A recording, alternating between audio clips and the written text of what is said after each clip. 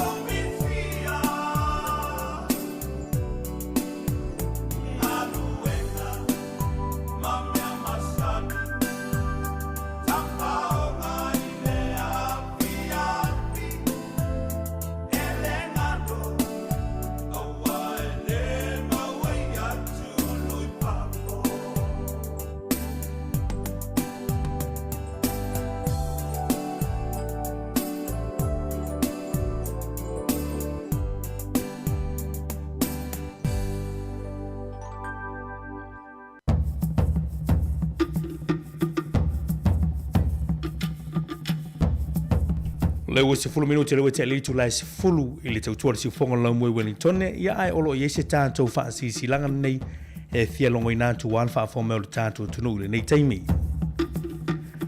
Wha si langa le nei o le athio anga whale tanga loa sa fune. O le ata oto ia le la au mona la iau pa ia sautua whawhafa Samoa mai le taisa masamo le tu manua se ia pa ia tai ula ula o nā whanua. I le se vame po se poto na te ngawhatia taulimaina o usama whai ngā a wawa to oto a o se ia mai vasa o maea o na tūlau pua.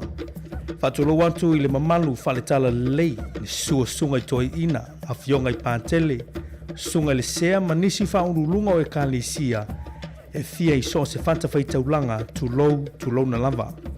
Aula nei whaasirisilanga e whaasimtonu i tama whanau ai maiseni o mātu polo tau tupu tau malo tau te mali mātou te malua i le nei nuu o whale tanga loa sa fune i le su o le tanga loa susu le li o le nuu ala la tai le toa fia tu la whale ma la to lua moana matuli atu ma le malu o whale tanga loa ma upu ya te oe sa fune o le nei wavala au mai le sunga i le wha awhiangainga e whakasa o le sui lava lea o si o tātu nuu ona o le whale o le ngā luenga ua fia whaafau.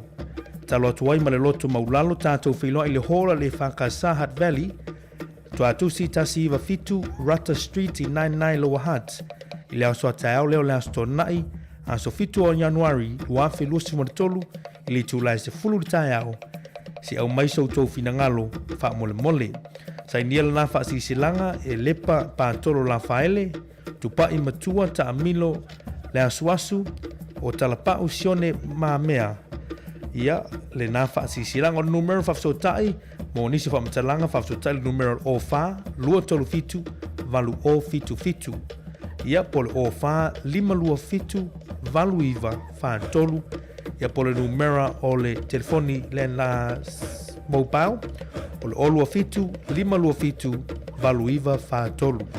O lua fitu, lima lua fitu, valu iwa, wha tolu. Ia, le whaasisilanga nā mo le fioanga whaletanga loa sa fune, ia o le tauwhanatanga lau suile le aso atai au i le tasi iwa fitu Rutter Street i 99 i le hola le whakasai Hutt Valley i le se fulu le tai au ia o lo mai le tau whaasirisilanga nā. Paulu nā o le whaasirisilanga leo tau nuu mai le nei teimi i le tātu ofisa wan fo i le whaas salawantu i le whaafo mai fo le tātu tunu i le nei fo i tai au. Mai moi pēr lau whaafo mai i le tātou tautua le latu natu niso musika sui whiwhilo i nei teimi o le tai au i le wa fo il fa fo me tanto tru sumar tonu minute le o tenili tu la se fulu.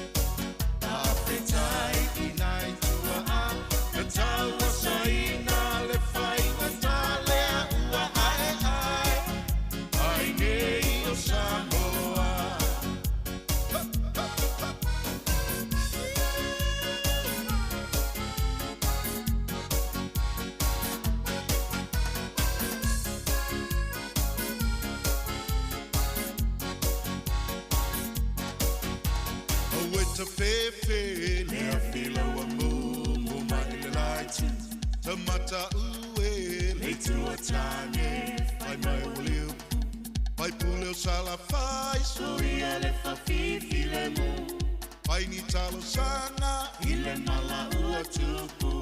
Ai aua lava le fatala tu. Naona e whanoa ile mala wai Samoa.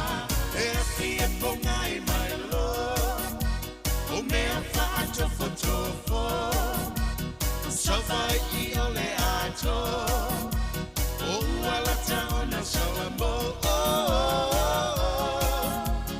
Samoa lo tumalo.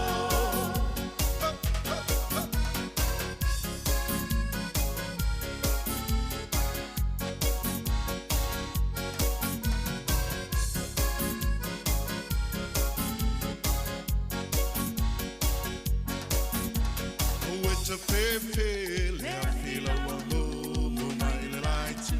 Tamata ue, le tuatane, fai mai ule upu. Fai pule sala fai, soia le fafifi le mu. Fai ni talo sana, ile mala ua tupu. Ai aua lava le fatala tu. Na o whanoa, ile mala wai Samoa. E api e ponga I mai lo. O mea whaatofo tofo. Sawai I ole ato. O ualata ona Samoa. Samoa lo tomalo.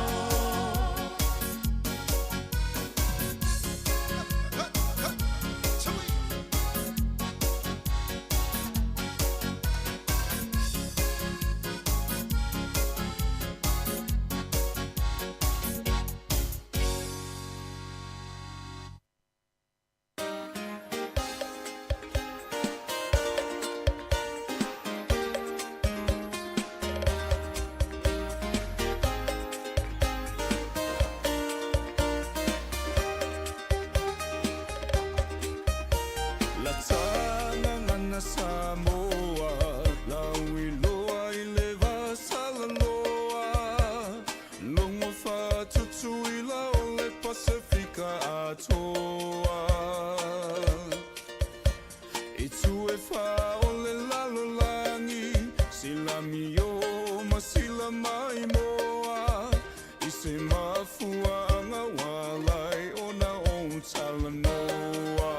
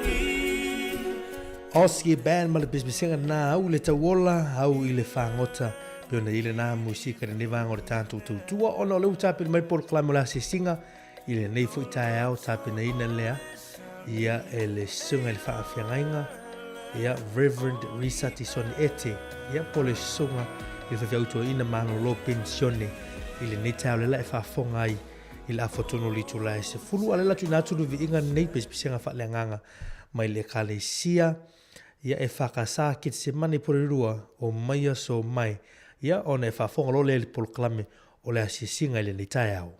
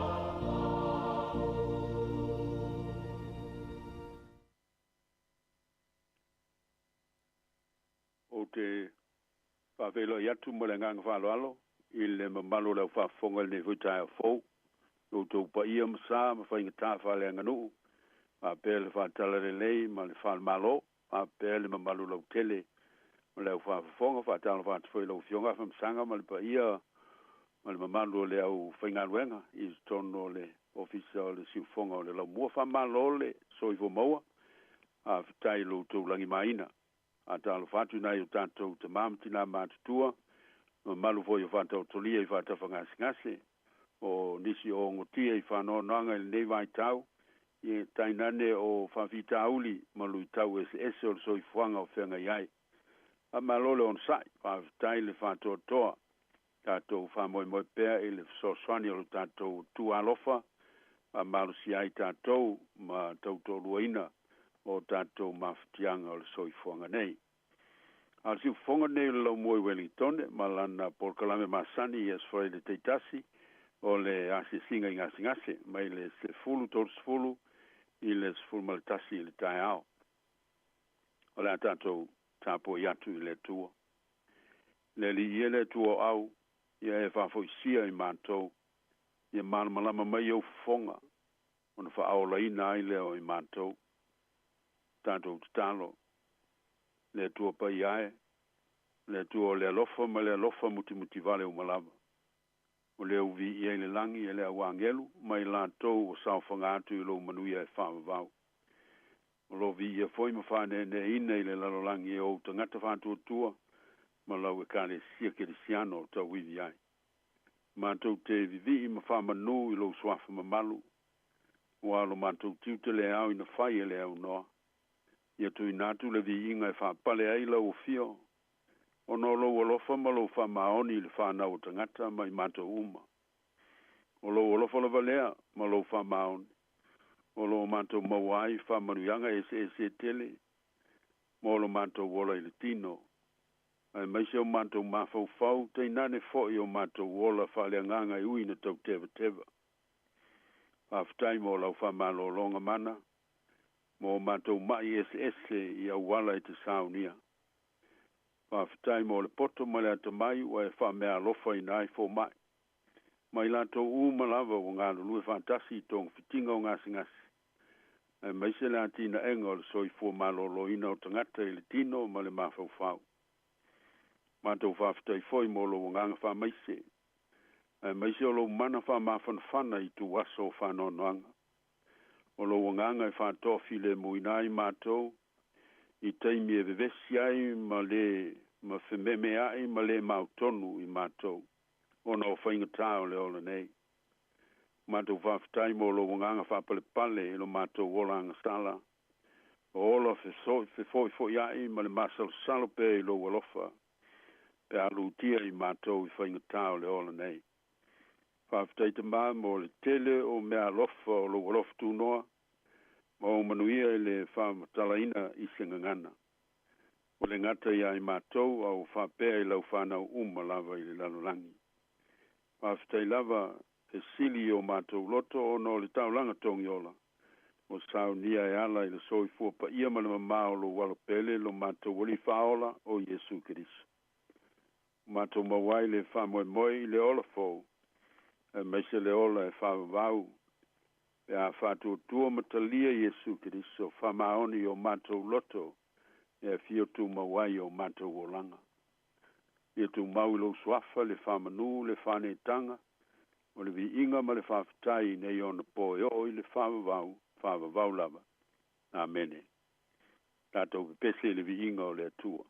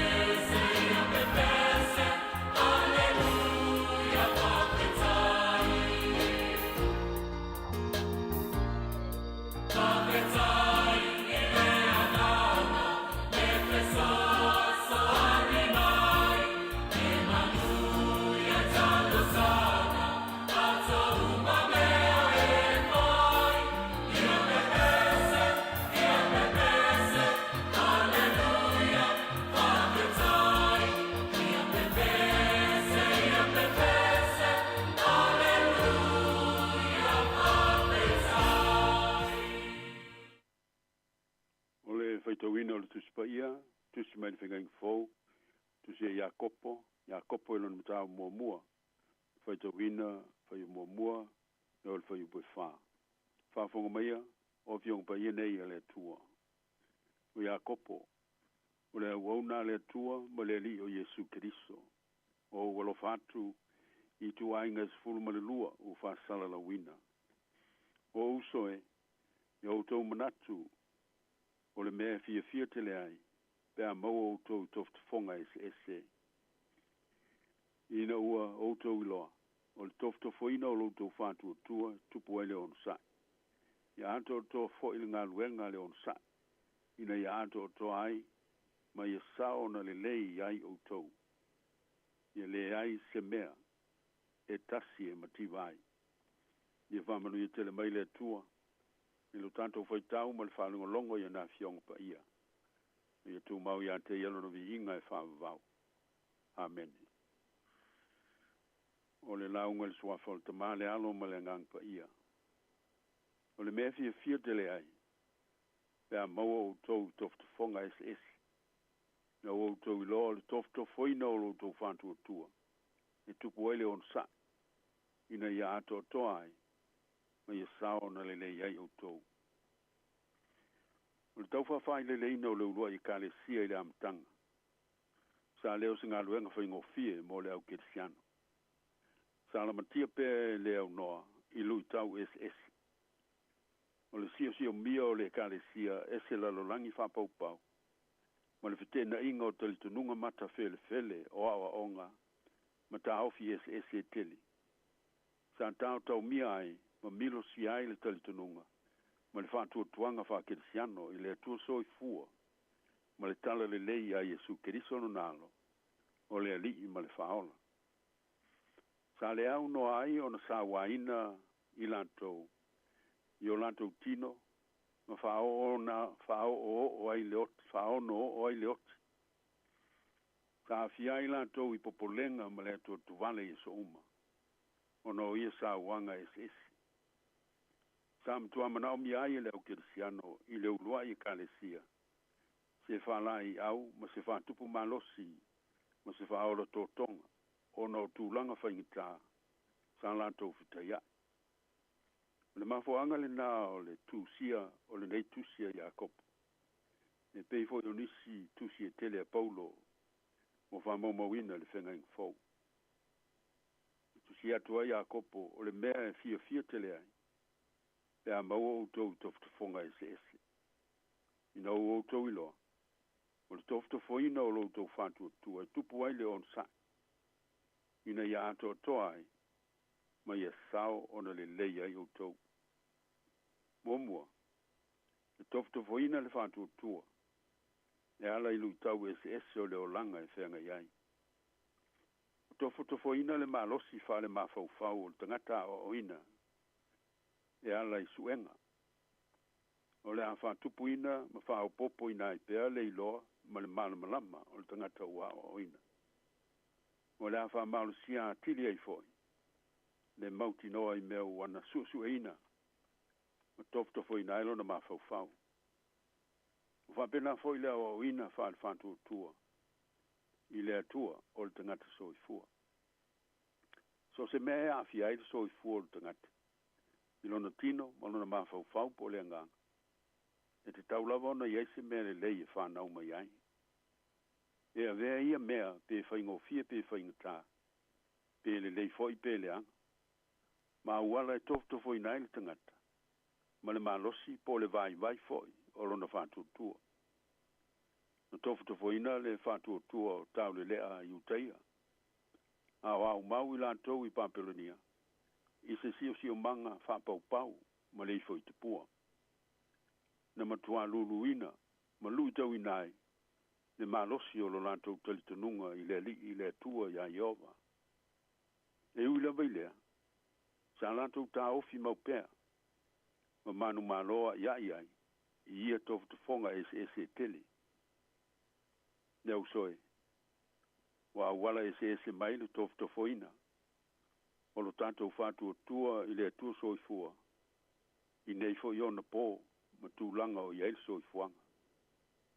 Le ongo tio o tātou tino i ngasi, ma le whāpapole i nai o le mawhauwhau. O le awhia i whāle velava se tupu whāwhause. E teinane o lui tau ese o le olanga whanei o na po. I se tono o mawhitanga i a inga. O te tono o whale whai ngā ruenga. O te tono o potu a onga. E o lava i lotu mai kare sia. Ma tātou ngā ruenga tau atia. O lo tofto i nai tātou i nei mea uma. I soi fuanga whanei o na po. O nei mea uma foi. E au na su e nai au. Pe su e nai foi oe. Ma tofto i nai lo tātou whātua tua i le tua po le ale malos. O le ale vai. O le ale whamaoni. Po wana ona taulangi upu lo tātou whātua tua. O suenga whale whātua tua. A tō manisi. E au na tofto i nai. O tātou whātua tua i leo noa. Lua. O tofto i na o le whātua tua. Tupu ele on sai. Ina ia toa. Ma ia sao na lile iai. A pasi manuia suenga. Ai meise pe atulanga lile o tamaka matongi o tau ua ausia. O le si tia foina na. O le level po le whastepu. O le olanga o ina whale mawhauwhau. Se iau na taulau le whamoimoe o le olanga o ina. E whapena tonu fo i o tātou wa o ina whale whantutua. Le a whana wina mai ai. Le ola ono sa. Le loto whantoa i le tangata whantutua. O le a whapopo ina i leisi malosi fou. I le ola whalangolango. Ma le ola talitonu i le alofa. Ma le whamaoni o le tua. Ua whawhangongo tangi ao. le tala ia i opu malona ona sai. I ona po ngā mafatu. Ona o whaalwe lawe ese na luti ailo na ola whatu tua i le tua. E uina whatu tua i le tua. Aile i alo ai whaalwe lawe matu ia. Na sue i nai, ma tofo i nai lo na ola whatu tua. Sa lei whawai vaia. Te lua ngia lo na tau fi mau pea i lo na tua. O lo so i fua, se ia o i le unga. Ai maila na tau tinonga lau i loa. A wawo i loa, o lo so i fua le na te tongi o laina. Wa ia whapea mai ai foi. A tofo ina, o te sawa tua i pe o le auro. Yo ele au soe. O le whamoe maulunga le nai le unga manu malo o fina unga. Ma tau i vinga whale whatu tua i le ola. Ina ia sao na le ai. Pe unu tau le mutua. E uina whainga tāma ti ngā le ala i le manu malo. E aone tau pati pea. I le loto tele ma le whatu tua. Tau iwi atili i le ono sai ma le whatu toa. Ai whalango lango uma i le alofa ma le wha maoni o le atu so i fua.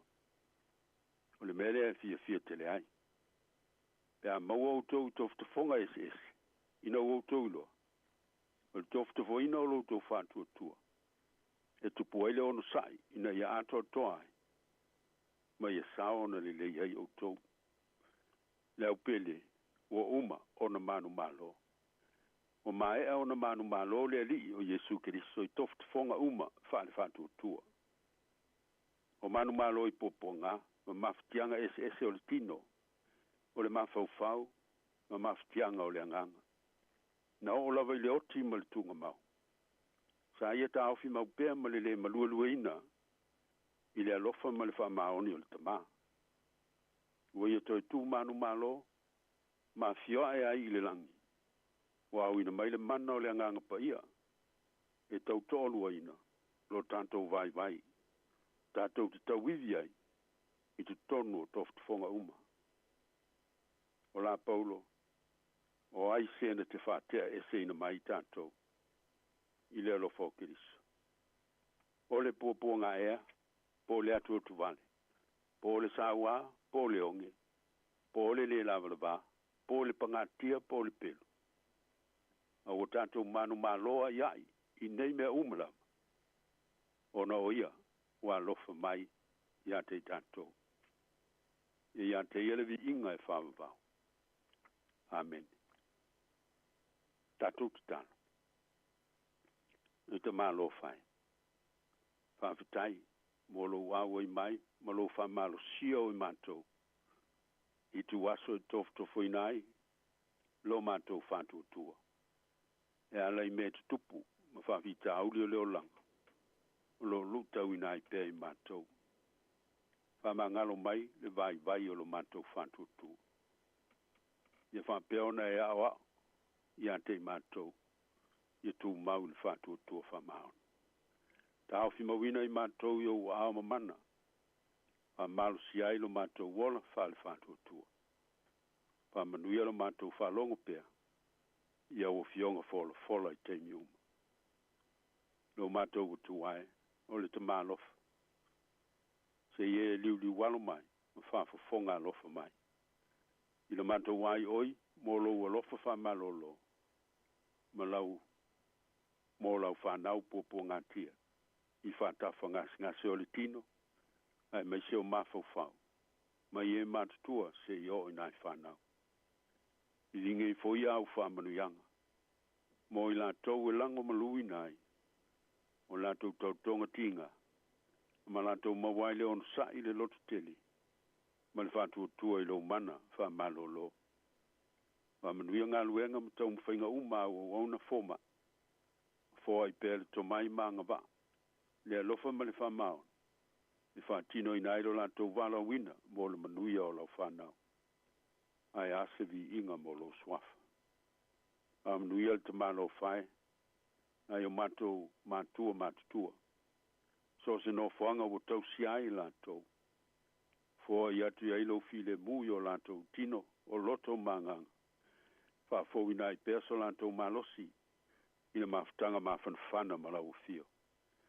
Whamanuia fo I lantou tausia o mātou te mamatina mātutua. Na ia whai e lea lofa ma le whamaon. Mātou tui nātu I o luma I lantou o mafutia I whanoa noanga. Ma le loi fufonga malingi I le nei vai taim. E sei e tō mātou ina o lantou loi mata o le whanoa noa. E lo nganga wha maise ma wha mafanfana. Wha tupu ina eise wha moe moe lantou. E ara le toi tū ma malu Jesu Keriso lo mātou wali whao. Mātou te talo mo I lantou umo sai se tie whali pui le te malo whae. Nei e whali liwina I lantou, wha tupu ina se salamo. O se ola toi fuata ina mo le manuia. Wha manuia o fisa matanga luenga ese o le malo. Ngā ua unanga o ngā ua lantou whaia. Wha manuia wha lampat putonga uma. Mo tautua ina tangata I so se awala. Wha manuia lotu mai ka le sia. Ma lantou o unanga le lei u whaia. Mo le manuia lau tele o tangata I le tino o le mawhau e maise le angang. Talo mo I lantou o iai mana onga whapitoa, o e ngungu, pipili, o longo noa, ma po le vai, le ali e. Manisi a fianga whapena, o mawhati ai lau whanau. Wha manuia ngā luenga le lei uma ua whaia mo I lantou. Mātou talo mo I lantou, ma fia perso I fua maola I le ava malosi, ma whala au ona, manisi mea whapena, o lo whatipu mala I so I fua o tangata leli I sei e fisosani. Ne mwhai ona la whai ma ino iai. Stalo mo le lalolangi popo ngā tia. O nau tau mwhiwai inga. Mala o le natura, o le swinga o le tau o lo iai. O whanawelawe tutupu whafosei. Manisi mafo anga o lo mafati ai lau whanau. O eo manunua ma mali liu. Meto tino whaleanga ina ma le siusio manga. O e fia ai ma mate la ina, o e ngā lala I le fia ina. Le aini mea no nofo ai. Ma le tō tele o e olo sulu fai pēr. Lele I e. I e sauni e pēr ala o lo alofa tu noa e ala I lau whanau le lalolangi mai mato uma. I e Mosef so swani mo e maftia. Ma manuia vai ngā malo le lei, I le lalolangi atoa. Mai se New Zealand nei, lo mato tunu I Samoa ma le Vasu Pasifika. Le tupu tele vai ngā malo le lei. Mo le manuia o tangata lau tele. A manuia lau I kale sia kinsiano I le lalolangi, malana ngā luenga wha misionari. A manuia lau wha fonga I le nei lavaso, ia lantou lau singa le lei uma. Tō manuina foi o mātou a inga o mātua mwhanau, ma mele lei o tau antiai o mātou a inga. Stalo pēr mo le siu fonga o le lau mua mana ngā luenga le li ie, lona tau ati nae malana au whai ngā luenga, ina ia iai lau wha manuianga. Mau ai se vi inga mo o elo mātou tua. Nisia o mātou talo, tātou malanga malau o fio le lumana, manui ai mea uma mātou te whai. O tui nātu uma I le loto whaafitai, ma le whātua tua, I le swafo Jesu Keriso lo walo, o lo mātou wali I ma le whaola. Amen. Tātou pese le vi inga o le atua.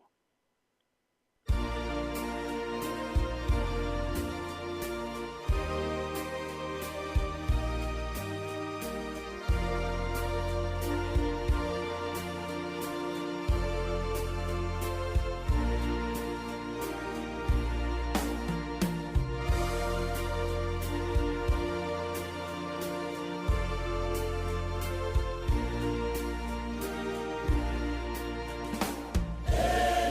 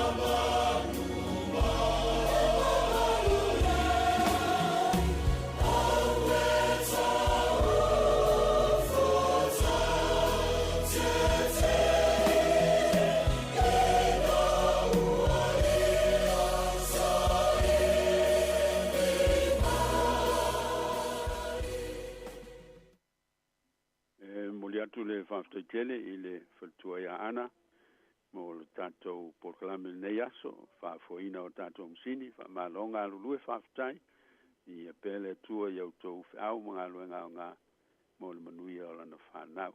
Whaftai i manuia le angai i lumanai, i le masina fau, i le lofo le tua. Whaftai, la tātou whaiuli tatalo, tu mauma i o mātou lunga, ma lunga o lau whanau ma la veili na rolangi.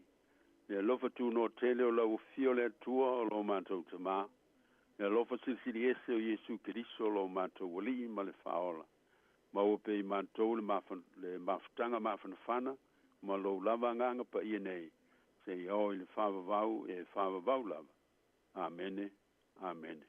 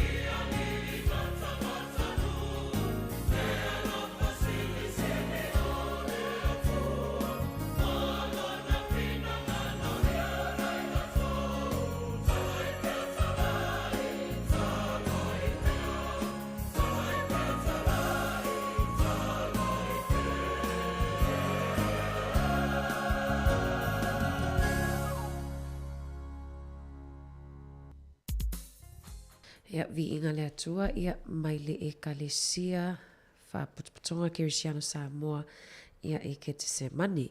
Ia toi wha malo atu lau whaafonga anga le nei vaenga o le tae au, le wa tasi minute te eris futmal tasi, ia i le tautua si fonga lau mua, le nei tae au le asfaraile, o le aso luna ono le lima asina Januari ni tausanga lua filua tolua tatu savalia ma lo la wale tau atai fa ma lo atu ia ilatou lo mafuta mai lungo tatu wala ata ia ai mese fo inei tatu tua asina sina o lo mafuta mai lungo tatu o le tatu frequency tasi o ono tesi mal tasi fa mo au ina atu tatu musika sui fefiloi le nei tai au ta le tulai sfululua o tatu fa poponga mo tatu talafou ma lo lava soi fu manuia ia fa ma lo atu ia ila to fa fonga mai tono fa fenga wenga fa ftai le mafuta mai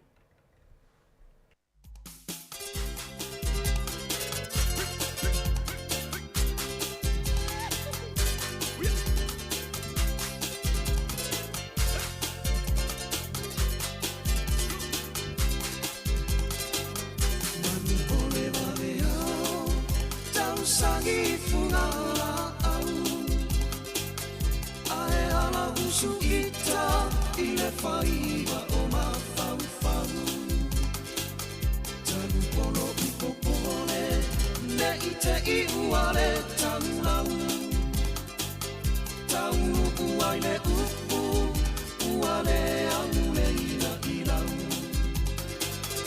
aue ae se I fai mai saupu Petua ini mala Petua imanu Saupu mala upele Kauma sina ikumai mahu Se inu ane ai Tama ole nuru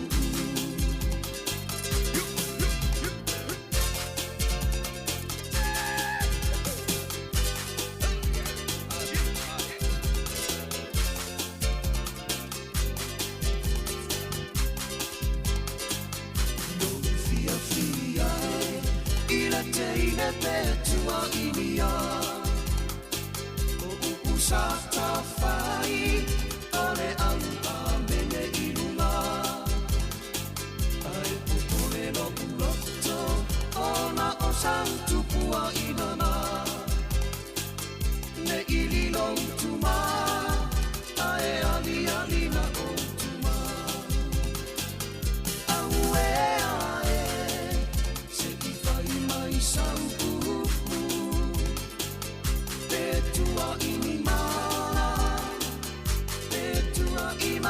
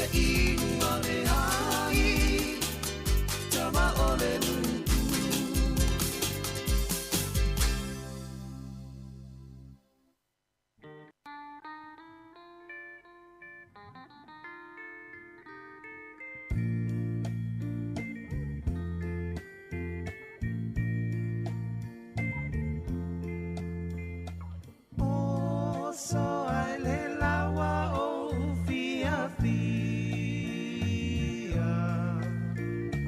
Mana tua le o tio te talia.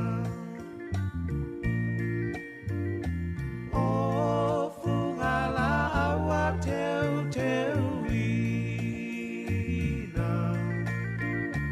Unia le vala au ya e talia ina. Ua le ai se tuina nau, matala le tunga mau. Lau ti ute ia longo mai, ia usa o atua. Apai ua o le lango, na taua, tuai ua o le alofa.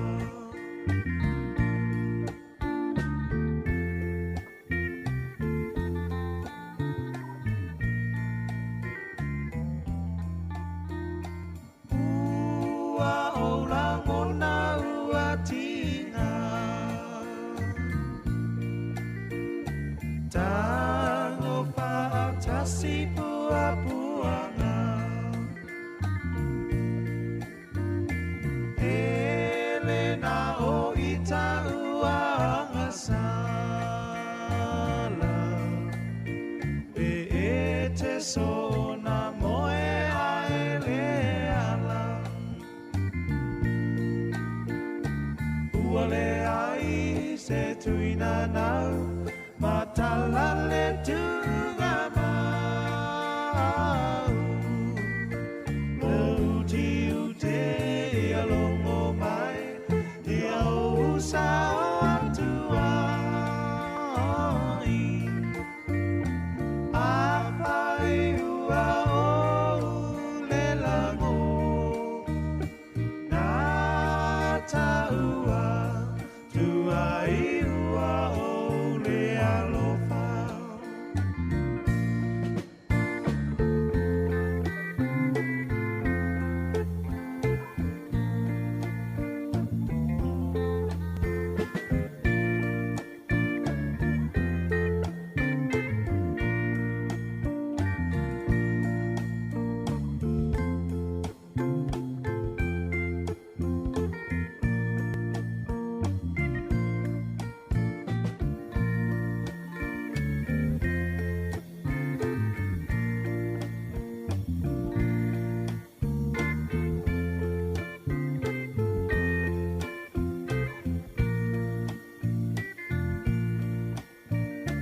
Ua le ai se tuina nau, matala le tunga mau.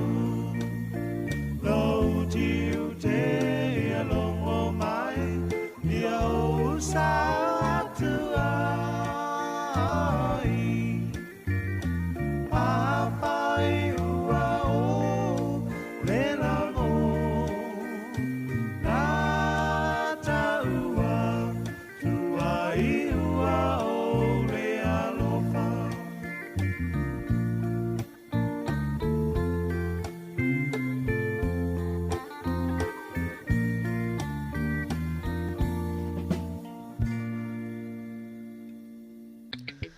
Whaafifianga matongo whina mai le 5 stars o soa e le la. Ia o le tautua lea siufonga la mua o loo whaatimu lava tātou i nei porurua. Ia peona valo ia fo i lau wa ai tau ia le lolo wafo i le tau i nina yaso le watuana i atu. Ia e le sau lea mai lunga i North Island. Ia o le saunga i lalo nei ia tātou. Ia e whaftai lali i le o a fia tātou i di lolo vaia. E le peilau fiti le wa tele ia awala fo ia wa tapunia ia ona wa o lolo vaia ia nisio awala i tutono fiti. Tele fo ia ala lau papa o tapunia i tutono ni o sina i o tatou soi fiti ia ona o le te tele ai fo i o ti munga ia ma o lo fautua ina fo ia na i o lato tangata ia tau mamao e sema i o tātou pe o tātou i Samoa e fia tele e oe ta ele i lolo vai a fo i e pe a o i taimi fo i e pe a timu a fia e ta ele timu i mo to ya fa vai ia pe lau fiti le wa matau na lo to i fo la to lo ia le lolo vai ia le wa a matau na fa sa ta tau na to e wa to e ui atu ia te i lava wa po le ala vale mawalunga fa apea o le vai po le lolo vai a foi se tu lo ia e ono malimo e lava ia alum fa nau ia au te lo tātou i New Zealand ta lo sia po fea lava le vaenga o New Zealand e maua mai fa sa launga si fonga lau mua ia fa malo atu ia te oe fa taile ma futa mai a fa apea foi o lo fa apea no lo wale tau i nal vaenga o lo ai ia tautua nā le saunga le mu tautua nā fo ia vai tau mafa fa pupuna vai tau mafa pe tau mafa fo ile vai fo ile a mele fale o loa ia e tau awali tau mawhaina le paipa ia te iwa idi a whaina fo ile ono le whaima lo wa mai le tau ia o te lo nisi nā wha manatu a whapea fo ile to te malanga mamao le aso ia tautua nā le saunga le mu lunga wala te le vave whapea fo ima tā whanga pea whapea siasi atu iai Whamalo ati e la tolo mafuta mai fafo ato New Zealand nei, whaftai lava le mafuta mai, tau tuasi fonga lau mua whamae alungo o le frequency le tu lai tasi, ai whaawau atu ai lava, o nei e whaamputatata tau tu ai le tu lai lima, i lungo le frequency, whaapea lungo le YouTube, ma le Facebook, ia al tatou Samoa Capital Radio app, ia e awina atu ai lava whaafifianga sui fifiloi, i le nei aso wharaile, vai aso foto e amatalia nisi le tele o nganuenga ia au te lo lewa na amata vai aso nei nisi ia whamalo lava nga lulue o le ato e amatalia fo nganuenga nei tau sanga o le ato e o fo i le whainganuenga a walwa tau ino le whalawa ma le susu ata maiti ia me se e tau singo a inga i nei atu nu e le whaingo fie alo whātu po kalami mo oto u malava whawhiwhianga ma le susunga ia waino se tasi o alum tam whanau po rua.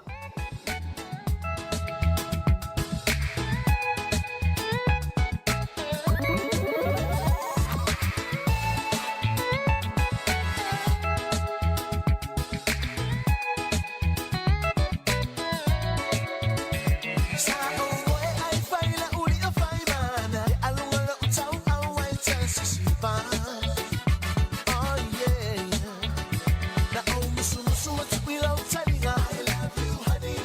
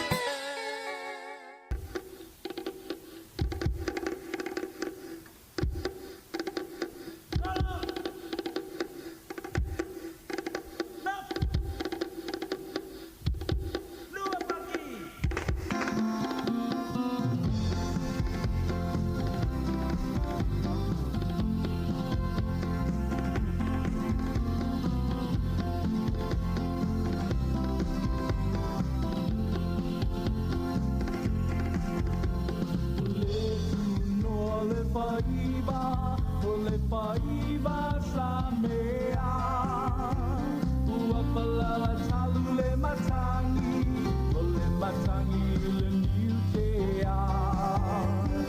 O le a upa amatala, o le mapua ana.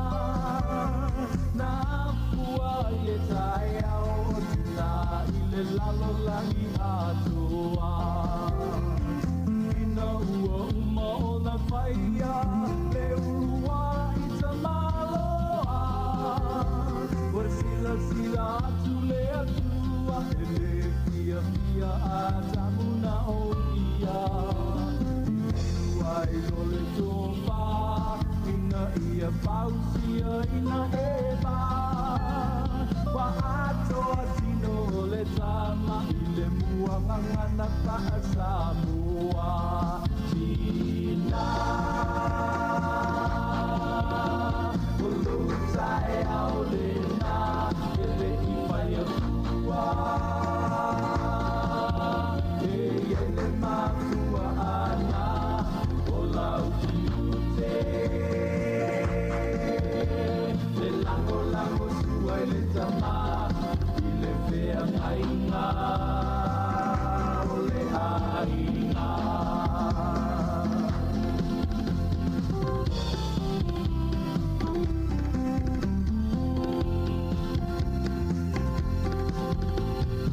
Ai tangi ai ma le whaanoa noa i le tele o lalapanga. Le vai ma lalo ma le sauai, na o tina i ainga. Lo o ta ua o ia o se ipu, e sili o na vai vai. Ia o se lango lango sua ai, le o se poronga i le ainga. Le ina i laua tina ua ta uta ua i Samoa. O lo o tusi o se tina le le, e silo na tau i penina. Ua le i ngalo le tama o ia o le ulu o le ainga.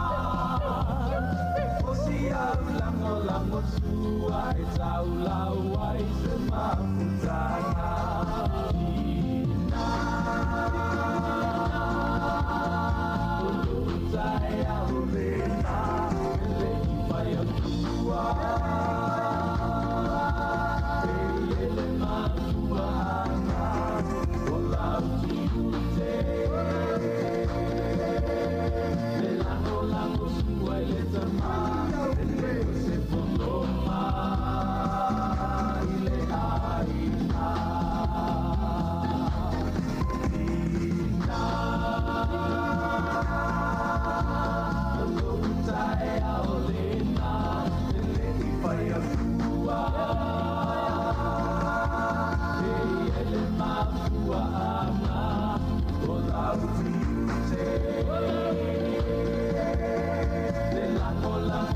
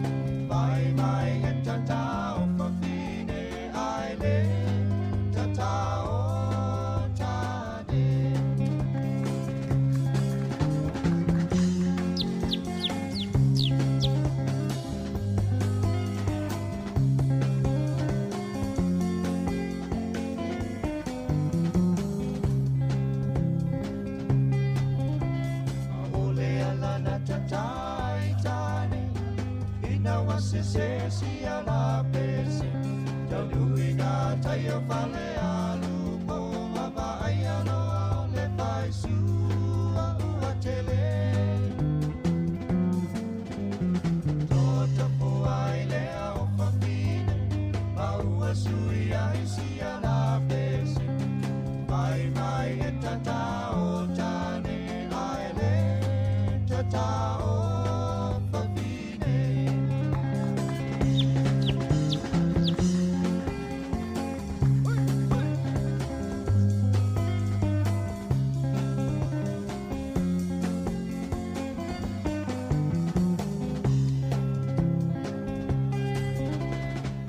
Sila e si tama ua taatia O le tufunga lea ua amatali Talo fa ua tangi au ewe Ua o te solo i le ata kulu tele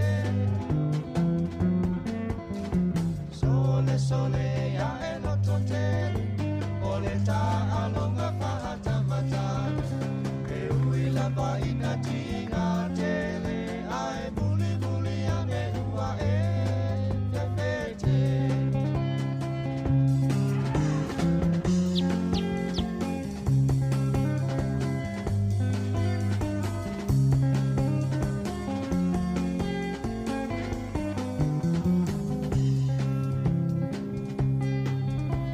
O atu nuhu uma le Pasifika E sili Samoa i le tau taua O se songa i miki wasa vali vali mai Ua whepuna pi mai o na wha ai la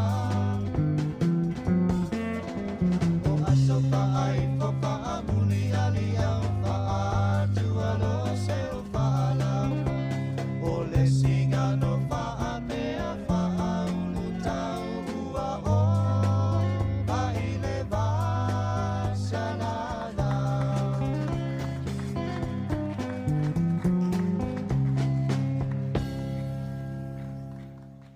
Whawhiwhianga ia ale o whaipisi se tasi whe o whaipisi tau ta ua foi isi o tato atunu o le Golden Ali's ia malpese na il tatau. Nisi o tala o le e le countdown lea countdown Morehouse ia i Kalai Estete. Leo wha lipotia mai le litio New Zealand wa tele whasea ia o tangata wa whasea i lea foi supermarketi. Ona o le lato whaatau atua leo o loa ia po o mea ai foi o whapeona te ale aso po ia po expire po te ale aso e te taona whaonga ai na ai. E ia ira le isi tangata lena ripotia ia le mea tamafa foi le o le whalawa po le garlic bread le ea fifi tutono o le foil ia o nisi o le mayonnaise ia o isi o manufasi. I la stasi o runga li le whapea sa whaatau le la garlic bread whapea ino e le ti le Christmasi. Ia ai e whawewela atu bit o i tala atu la whawewela i tutonu o le microwave. Ia ai peo lai wawa ai atu i vaenga fo le pini lenga ia po o le mold. Ia le alawa te le lava ia whasea e ui atu fo ile ia i le countdown le la loi Kalai Estete. Ia ona o te leo vaenga fo ia leo nā le whamai o lato e te leo mamao atu lava le ia. Ia te vai atu pi le lanu bū le mai pes whateta inga peo sa mani ia vai atu pi e tau lanu sama. Ia mana ia leo maua lea vaenga atonu fo ia le a ilo pe mata i tū fo i lea fo i supermarket i la loi Kalai Estete. Mana ia fo i o se whafangu fo i lea mō tātou ia pe a ot fo i tutono whale o loa ia wai le tasis whane o loa tupo i le vaenga. Ia e pena o le countdown lava lea i Kalai Estete le reportia mai ai. Ia ai mana ia siaki le ifo ia vaenga tā ua lea. Ia awai te le lava ia whawhita o li mwhaiona tutupu mai ai. Ia pea whapiona tau mawha ia vaenga le ai meise mō nai tātou mātua matutua. Wawa aim to ilo le ifo sa au le to ina fo ilea sa au le nai tātou mātua matutua e pe e whaatau so atu loa le mea tau sami po le take away me le whale o loa e whai mai lava to ina. Sili lava le mea ai e kuka ia e tātou i le whale. Pe e fia lava nai tātou mātua ia pe awa ai mai lava la e kuka lava le mea ai le whale. Se whele tupe ia sefe ma le taimi alo e fale o loa. Ia, ai lai mauti no lai le lei, ma saunga le mua tau mafa.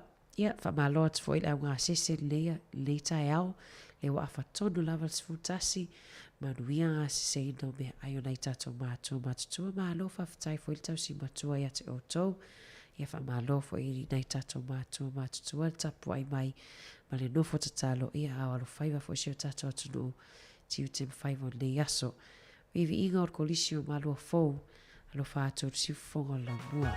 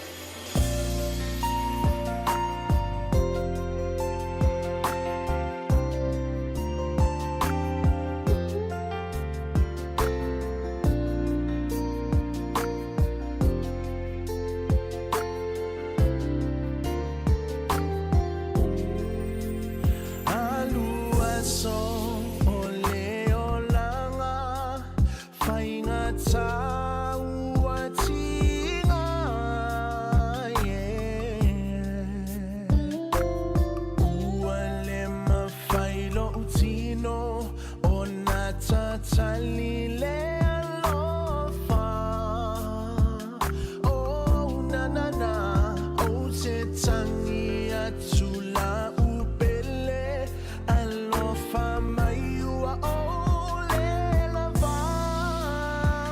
Yeah, yeah.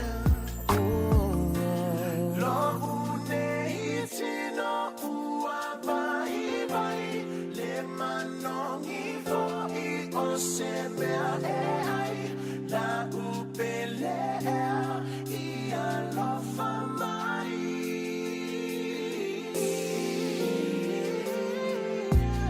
Lo une tino ua vai vai le manongi fo I o se mea e ai la upele I alofa mai. Alai ai ona tangi atu pele I so manatu te I taua mao atu o so manatu pele o I tanei wa fia alu atu.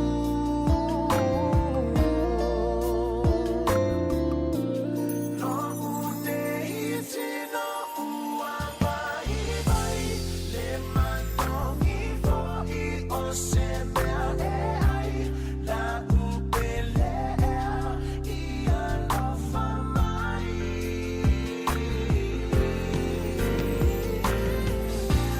Lo une tino ua vai vai le manongi fo I o se mea e ai la upele I alofa mai.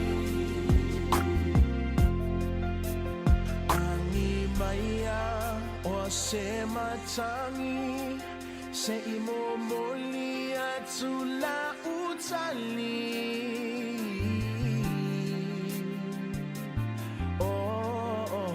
E amau ua tatauna whaatali tali. O te tatalo I le atua alofa mai mo taua.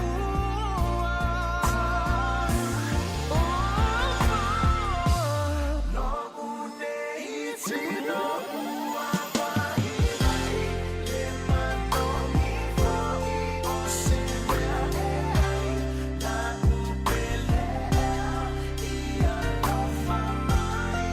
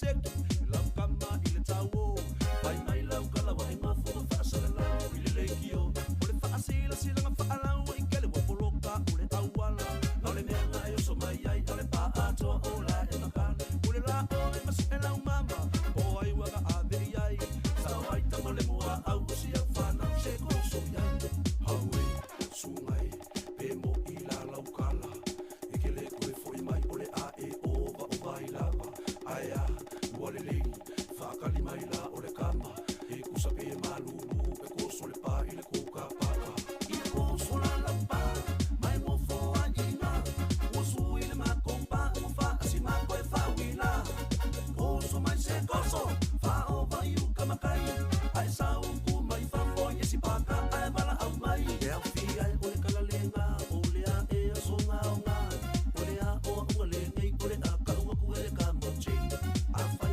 sau o se o le fai a ngā o le po ai wha amasani i le ao ngā maka e loa ai o le awala se waka fiu se ngā o umame fo i so so lai o fai mai fo i sa mili mai ele ai ma se miss call o ia i a koso la lampa mai mo fo a ina mo sui le makompa o fa asi mako e fa wila koso mai se koso fa o vai u kamakai ai sau pu mai fa fo i si paka ai wala au mai i a koso la lampa mai mo fo a ina mo sui le makompa o fa asi mako e fa wila koso mai se koso fa o vai u kamakai ai sau pu mai fa fo i si paka ai wala au mai i a koso la lampa mai mo fo a ina mo sui le makompa o fa asi mako e fa wila koso mai se koso fa o vai u kamakai ai sau pu mai fa fo i si paka ai wala au mai i a koso la lampa mai mo fo a ina mo sui le makompa o fa asi mako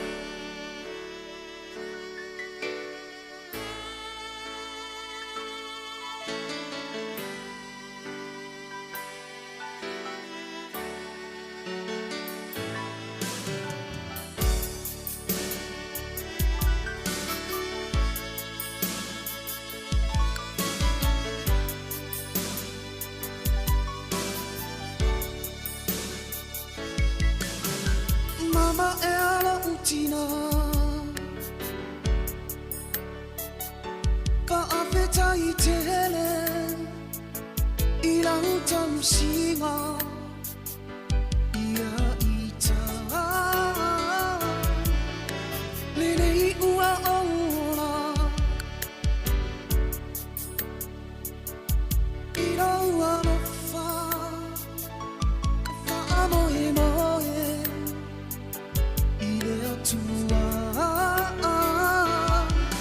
Mama ea lo utina Ola ua lofa Se uata uata Mama ea lo utina Ola ua lofa E mawhana wha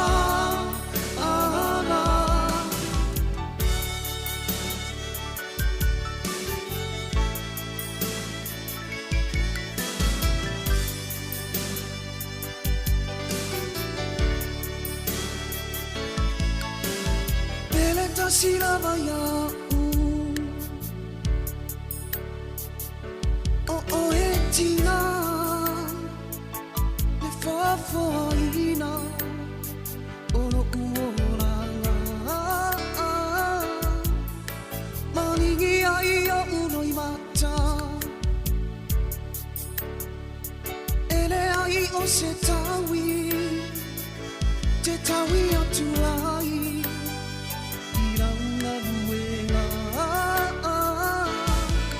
Mama ea lo utina Ola ua lofa Se uata uata Mama ea lo utina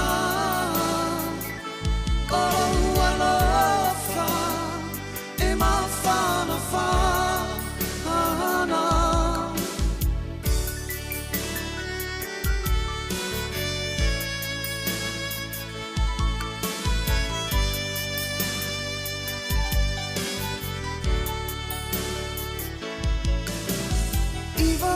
sino tau ave Tau ave ai au Ilo hau manava Siua mama fa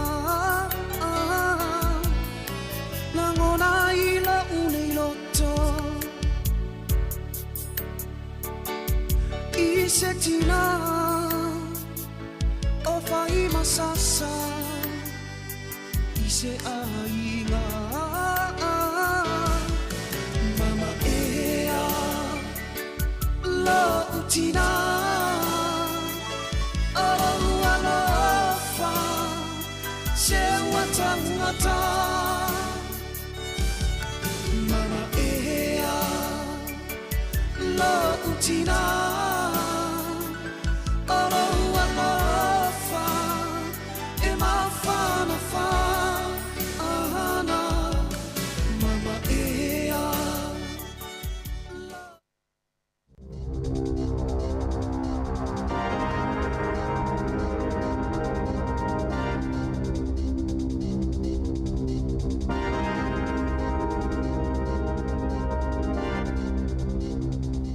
Toi whaatalo whātou le whaapoponga o talafong malisi o whonga le laumua mo le nei vaenga o le awauli. O lo so eina le au nanga tine mo mga alwenga lavia i mo whaalawlaw whaafosei le mafo anga na mua i se whale le Heart Valley le poana po. E whaani ta awale tine mo na o atu i Churden Crescent i taitai le te o le valu le poana po. E le nisi na whaina mai le whaalawlawe e na wa aia ia tai lunga o penga wsota inga le tele o vaenga o le whale ua whaale anga ina i le afi. O le toa tele lawa o tangata i porirua na fisilingia le One News, sao lato whaalia lo lato langlango ino le whautuanga le malo, e whaatapula aile numero whale ulo e whaatawisika leti el tise po vape shops, e lata ia onga mamalai o talonga, ina ia tau fia ia afianga i o itopulanga talavou. Na whaalia nisi, o se manatu le lei tele le fuafuanga le malo, ona o lea ua lava matatoe ia whale uloa ua iei le taiminei. Na taa ue se tasiti nai le One News, na te langolango ina.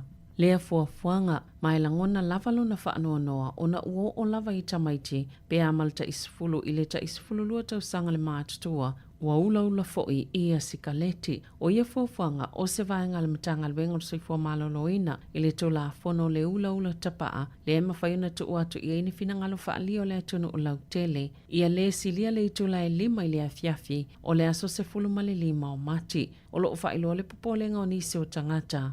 Ona o se whale o loe whaata waia sikaleti porirua e whaafisanga i masea o ngā tūlanga lua. E silia malelua se lau miliona tu atu se o e-maili na ngā uia mai se o swainga a i lātou e whaia ia ngā ioinga i whisoota inga whaate konolosi a le Twitter. Ma o lātou whaasala wina i lunga ni au nanga i whaeloi whaamaumaunga ua ngā uia e tu saima se whaalinga se vaenga su e mole puipuinga. I lunga whisoota inga whaate konolosi o le tūlanga e le iai. Ona o le atele atua i maisi whaamaumaunga e ngā uia pe o sofa ia mai lea whainga. Ma o se tase o ngā uinga pita sili o na tele o whaamaumaunga ia ua liki masauwhia i tua. Pe o na tā ua Elon Carl o se tase na whaavaina le company i Saraelo le Hudson Rock. E tuli mataina le puipuinga ma le saunga le mua fisota inga whaate konolosi. Ele i whaise whaamatalanga le Twitter. E winga i le reporti e saulua i whaasala la wina e Carl i lunga o fisota inga whaona po nei. I le asolua sulfao te sema. Mai le o tali fo i le Twitter i fesili. E winga i le o sfa inga talu mai le nā taimi. E le o manino po ani ngā yoinga. Ai pe o whaia fo isa fufuanga le Twitter. E su e ai le amata opo. O le ngātai whale o wairo rapa. O se tasi leo vaenga pito silio na vave maa ngoto i le atunu o ua whaaluaina le vave ona o afianga mai le suinga o le tau le ua vave i fo i ona si i le swa sami. E silia ma le 5 mm o lo maa ngoto ai tau sangata i tasi vaenga pito i lalo le moto i mātū. E lua ni vaenga titelo le talawhātai i le ito malo mastone i Castle Point ma Riversdale e pe ona ta ua i whaamaumaunga le New Zealand Sea Rise. Lea e tolu tesima le 5 mm i le tausanga o loo mangoto ai Castle Point, ai wha tesima le 5 mm mo Riversdale, na ta ue se professor le University of Victoria i Wellington. E ui e te tau i pule ngānu o na tu i te tonu o a lātou ripoti a wha maumaunga mo fuafuanga a o lātou i tō malo, peitai ele o iei se whaafanua mo au walau au ili ai whaamaumaunga mai le whainga malo tele po pule ngā nu e tau atu ai. Pe whaapewheo na puipuia whale ma mea tō tino po o le whaingoni taui. O le fisili tele a tangata o nono whai, pe o le awhaia ni tani ngalu, pe ave e sea fo i lātou a o ai fo i e whaatu peina. O le mafua angale ta wai tele ia whaamaumaunga o lo vava ai e company ensure whaapena fo i le malo. O lo whaasosolo peina pa ule tau whale le Hunt Valley. Ma o ni tupe te tele ia ua ngau mo nisi o tangata o fia whaatau ato la tau whale. I whaamaumaunga le ko logic mo te sema wa whailoa ia 5% na pa ue le tau whale le kale na whaale tau sanga. E pito silo na pa u tau whale le tu malo Wellingtone. E 0.5% na pa ue tau whale ile ai o Wellingtone. 2.2% I Upper Heart, 0.5% I Lower Heart, ma le 0.5% I Porirua. Na ta ua nei Goodall o le whaurulunga o le vaenga su e ale ko logic. O se swinga tele mai le 2.5% le ana si itia maulunga I le tau whale, I le lua awhelua tasi. O se pa upito sili fo I leo na tele, tanu mai le 1.5% I a iuni lua awhemale iwa, ina ua matua whaina company whaatau whale, Ile whaale e tonu o le tamau ainga o le lalangi. Ile o whaingo fie mō tangata o fie whaatau wato la tau whale le Hunt Valley, le pa ua tau e whaatau atu ai whale peo na lipotia. O le tau o le whale sa whaatau ina atu ia te sema, lua whelua tasi. E valu se lau 5 whetala, pe ta il taiminei, e 5 se lau wono 5 whetala. E silia male se 10 miliona tala le au whaingotu pe mau I pepa wha mea lofa po gift cards. E le o whaonga ina I tau sanga tasi e tu saima se wha maumaunga ale Consumer New Zealand. O se saililinga na whai ele wha la potonga na ilo ai, o le 2% o ia pepa wha mea lofa, e le o umon whaonga ina e tangata o umia ina, ma o isi mafua anga o na ua mai a leo ngā o le card po le pepa, pe ua tāpuni fo ile pisini se whaonga ia pepa wha mea lofa. Wala pata ina le Consumer New Zealand, tangata ua wha mea lofa I ni pepa wha pia I le neiva I tau, ina isiaki le aso e mai ai leo ngā, ma o le tele lava e na o le tasi le tau sanga e au ngā ai. Po o le ato fo I se tau sanga. Sa so ina le Consumer New Zealand, aso e umai leo ngā o le tele o ia pepa, ina ia ilo ai, po le ale umia mawhai e tangata o na wha o ngā, e ono tasi tu ai ngō gift cards. Sa ilo ina le wha potonga, ma sa mawai, e na o le se fulu wha e le aini aso e mai ai le au ngā. Ma sa ave le wha aftai la Consumer New Zealand, ia company e se fulu mal wha, ma o la latou lu I fo I le isi company, ina ia wha ataita ai ai. E le teleni pisinisi e ta ilima tau sanga le umea au ngā ia lātou pepa wha mea lofa. O le taimi pita puu e au ngā ia pepa na so ina le wha patonga o le se fululua masina a mai a le taimi ai le I wha o ngā ina. E tu oi lava le tupe le company po o le pisinisi le ana wha atau le pepa wha mea lofa. Wa tele tau sanga o whina o le consumer ina ia wha amuta whainga le tala whea ngai. I o lo o whaia I aso e mai ai le au ngā o ia pepa wha mea lofa. O lo mawalunga le ono a fio tupulanga talavou le wha o ngā le tatau o a lātou wai a tatau. I a lātou ngā luenga mua lawal nei tau mawhanwhana. E tu saima se wha alinga le First Union. Mo o lātou na ina I a tupulanga. I a su e ma I a iloa lātou wai a tatau. I a lātou ngā luenga. Na wha alia Monica Red o le First Union. O se tūlanga mā sani lava lea, o le la ititi o le iloa tupulanga talavou, I a lātou wai a tatau wha atangata whai ngā luenga, a o le I maua lātou ngā luenga. E iei taimi e le mawhaiona whaiani a lātou filfilinga, o na o lātou talia lava leo ni ngā luenga, e le o wa aia le iai I lātou, pe totongi fo I ini totongi tāla whea ngai, o le mana onga read, Ia teleni a o onga whai e tutono a onga e whaatatau ngā luenga, ma ia wawe a mata ia o onga ona o isi, e a matona whai ngā luenga mailita isful whātau sanga le mātutua. E mawhai e tupulanga talavou o na maua le lango i a lātou wa ia tatau whale whai ngā luenga, ma iuni maisi wha la patonga, o lo soani mata upu mō tupulanga talavou. Wa isela pata inga po sa fautuanga mo tangata ni usila ina ia tāpena pena pea mo sa teimi umi o lea whaale tonu ala tamau ainga. Ona o to tele o tangata saina ua afia le COVID-19 o se foi numero tau mate e whaapea. E la tele tolu se lau miliona tangata i saina ua afia le virusi. Talu ona tatala tuunga ile maasina talu wai. Ma ua afiele sapalai malenga o singa o oloa. O le tolu kuata o tangata whai ngā luenga inisi o whalenga o si oloa i saina, wa le mawhai o na ngā lulue, ma umatoa pa ua i lava le numera o oloa ngā osi.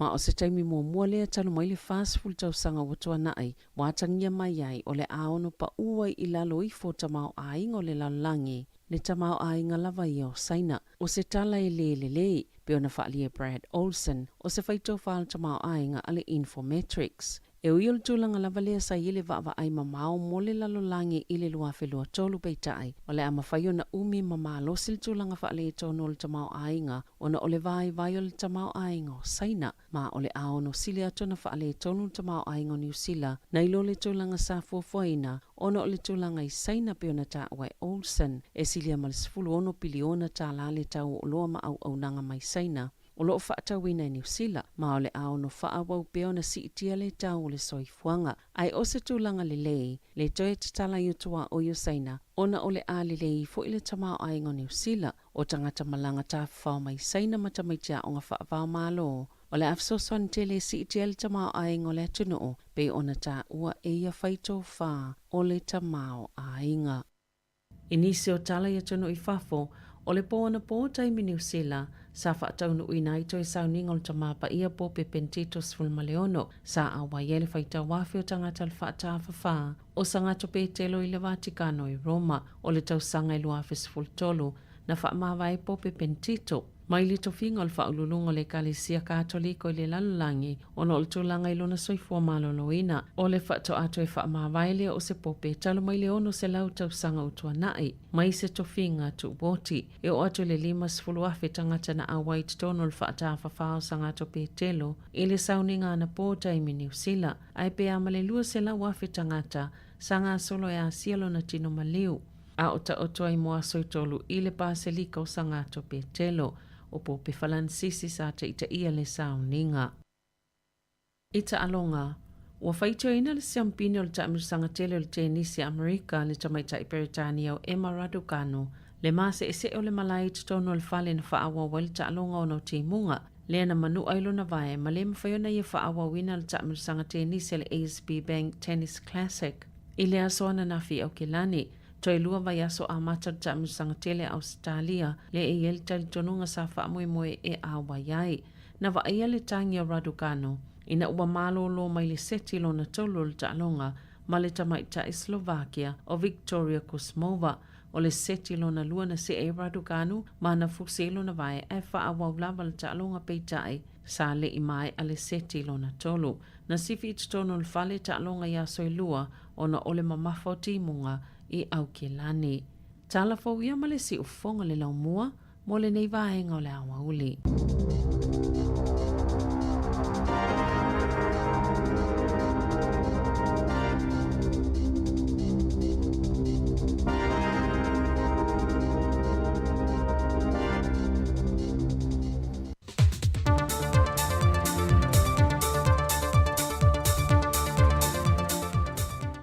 O te tue whātāna whātu sa isi whaopoponga le neo tātou telefon me Samoa mō le whaai unga o le neiva yaso. Ua whaamau nia au telefon le neiva yaso, e na o le maketi tele lei funga lei, lea o lo maua e ele si itanga o le tau le niu, na o ai le se furu tau tā la le tau le niu, au leo toe palasi le se furu tā la. Peitai o le maketi la itite a liki tau fusi, o lo mawai le malu le tunu le niu le tolu tā la ma le whātā la. O nisi o no pito sile no mo o mia le tunu i aso te itasi wa si itia fo ilo na tau mai fale o loa. Le sa ono tā la li masfu sene le tā sene fua mo e tasi, au le ua whaata wina le se folu tā la. O le pepa i tasi mo le fale le tā ua se itulou, sa lua tā la o le ua tolu tā la li ma se folu. O le pina tipata o le ua se fulu whaata la, mai le se fulu tā la lima se fulu sene sa iei mo mua. Ma le ani le sa sioki, wa se fululua tāla ianiani e tolu. Ai maise o tau mafa tu aisa, wa faisi mawa e tele olo na tau ngata. O lo tā lia le toia e mai o ngā luenga le mālo le vai e so fau, sa i toi fisiringi e le fitu na ingo tau i o loa, e lona tū langa tāla whea ngai, e nei e pāleni matangata wha tau. O lo i elita le tununga le tanga luenga o leo leo, e wili si tio le numero o tangata mā li liu mai wha lave lave, e le māsinan te nei, a ngai mai le wha whilo a ino le tausanga fau, ai wa file mu atu le nei tausanga i ngā ruenga wha atino a malu le malo, ai meise lava i lungo ala te tele, e na ua tāo fia le wha ngai no ava malo si ia sa fau si e se tasi o company, sa halia e mai ai le tele o wha lave lave, na wha ma wina le mtanga ruenga, mai e le tolu tausanga o mawhai. Ao luma na i ele kirisimasi wa tua nai, na o mai e se wha silanga, mai i le komiti wha atino e fuafuin te taun le ava malosi, ma wha sila tua i pisinesi umolo lato u mia lai seno le ava malosi, mali mamalo le atu nuu e wha amanatu ai, e iei le malusi anga o le pulenga wha atonu i lalo le tula fonu ava malosi lua afe lua se fulu, o lo wha atu mawina ai le tau fia peo le ngao sia ma le tuftu whaina, pe whaata watu i tuainga ava malosi le au fie le vauka, o lo ngao sia le i Samoa nei, le iai le Rover o le Sami ma le Boom, o le Rise, le King, le New Vauka, waina wa whao ngai nai le oli oli, a toa ma le ava malosi le i tuainga lava lea, o le waina le wa sui wa whao ngai na o le talofa plum, o le pia o le sili, ma le pia o le moni. O le sipili leo le ethanol len tau fia mai le fionga le Minstar, le fionga le sui pāre mia, tuala Iosefo Bonifacio, o na toi wha au whale mai le atunu, o na e leo wha atua tuaina le sui no iha ava malosi, le na wha amawina i wha amaunga leo le tausangan te nei, e matua pōngi sa aida mafo whau le tangata na te tangu fia, le sa adia e mai ele tele o wha lave. O le moli maufo e nisi o malu le malo sa tiute i pouta i tasi, po le poloka le siaki no le saunga le mua ave taavale ma taavale fe malanga i lunga le te tele i po, ua whaingo fie a lato ngā luenga e le neikirisimasi ma le tausanga fau. Ua lapata ia lo fisau tausi maa vaenga, e lanto umolo o iaia lato i anta tau a fia i estete po meto tino e ua maadiliu, e iei se tasio estete o lo o tūsia i le swafo au wina whepule ai, sa nofo lei vai te leuta la talata ia pia, o ia foi o se malu le malo le falpuipui, le na maliu le aso lua se fulmaltasi o ke topa lua afe lua se fulmale lua, ai walapata ia ai la to wano foia, e na ia o antu le aso lua se fulmaltasi o mati o le tausanga le nei, wa wane le ofisa ma whaamtalanga wili ili o la to waia anta tau, wa lapata ia i la to lo nofo ai tāna foi lungo ia estete, a mai ala solus formaltasio mante ele i o ane le mtanga ruenga, o le ama failo le official tausi maa vaenga Samoa, o na ia pulea ma whaasua soa ina ia a seta po me tō tino a e ua maa li liu, mai o le a amana ia na o tālo sanga tau nu atu, e le i o i le aso pe o na tā ua, wa tālo sanga nei foi tangata umolo o nofo ai tā lafuai, e na ia wha mao nia uma a lātou tālo sanga. O le ngā yo inga le official tausi maa vaenga o le a whaatino, e launo le vaenga le tū la fono tausi maa vaenga, a feiva se lau fitu se fulmale lima Samoa. O tupe whaalu o whao popo nei tala whaate tau whao popo mua le tupe lua fe lua se fulmale lua fe se fulmale tolu. Wa whaavai mai le lungo le au te lenga o tālu sanga whao popo le nei tala whaate tau whao popo mua le tupe, e tusa mal se fulmal tolu te si maliva miliona tā la, le na whaata tia le fionga le minsta o tupe, mo li pola ana rosa mo lio, lonau ili linga, e au fieli si tia leo le 5 miliona tā la tupe whaata tawina, mo tupe alu whaal tu la fono, e 2 miliona tā la mo la fongo i lungo o loa mau o nanga toe whaao lei nato, mau nei tupe whaao popo, o lo fuale i lungo tālo sanga ua tau nuu mai, mo li loi longa al mtanga luenga o tiu te matupe maua, ma porka la meo tupe alua mtanga luenga. O le au te lingo tālu sanga wha au popo mō porkala me wha atino ina, e matanga ruenga, e tusele ma le 8 miliona, lua se lau ono se fumaleono a fe, lua se lau fas fumale fata la. Lea e au fiele se lau ma le tolu a fe, 5 se lau fas fu 5 ta la. Watu inatu le matanga ruenga o pisi nisi ala manuia ma leipa. Ma o le vai ngā tupe, e wha tupe ina ia avano whai ngā ruenga fau. E au fie tangata wha au popo mo le vaenga o loo wa ia ngā ruenga wha vai teimi New Zealand. Wha pēr maa avano fau, mo le vaenga e wha fuina porkala me mō tangata whai ngā ruenga, i to tonu o le matanga ruenga. O leisi se lau wafe o le vaenga tupe, mo le matanga ruenga of so ta ingam wha amtalanga wha teknolosi. Ma o ia vaenga tupe wta ua le fionga le minsta. Mo nisi o ana fōn tanga o loo fōfuina mo le awina atu o le fionga le minsta ama le puresili. I le whaai unga o le tāu sanga wha le tupe.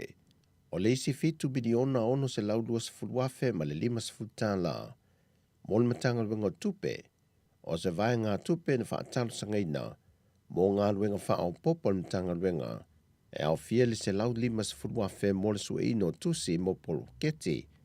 O le nei ngā ruenga wha atino o se tasi leo sawa le malo ia ngā tinae, le na amata wha ngā solo ma le tausangan te nei, mo nisi o ana polo keti wa maea.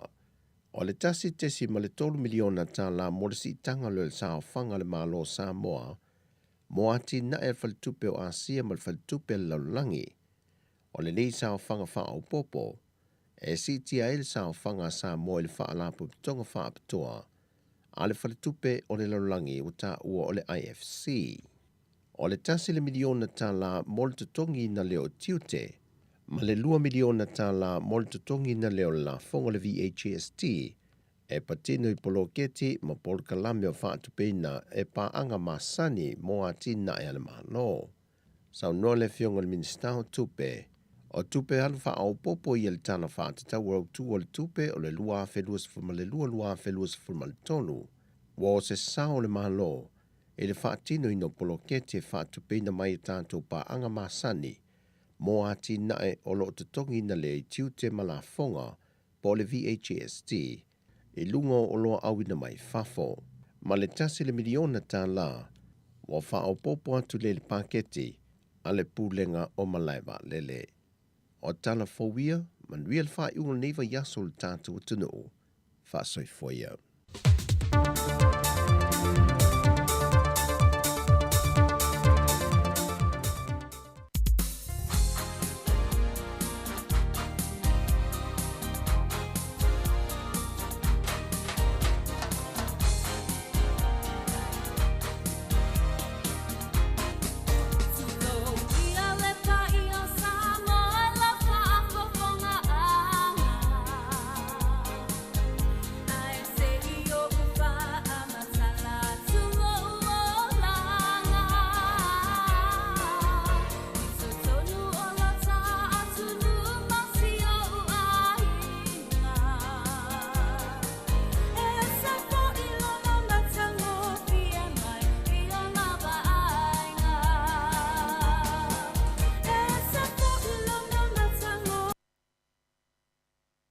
Ia wha maruru atu lava tatou whawhiwhianga na e umon toi wha awa atu la ia.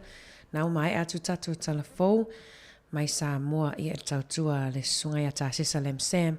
Ia wha pe fwit whapopongo tatou talafou ia i New Zealand nei tapena ina lea le soia Savelina Kasiano. Ai o se tasi neo whasisilanga mana ia e toi awina atu le taimi nei. Whasisilanga le nei o le awhio anga whaletanga loa sa fune. O le ata otoia le la au maona la i opa ia sautua whawhawha Samoa, mai le tai samasama o le tui manua se ia pa ia tai ula ula o na whanua.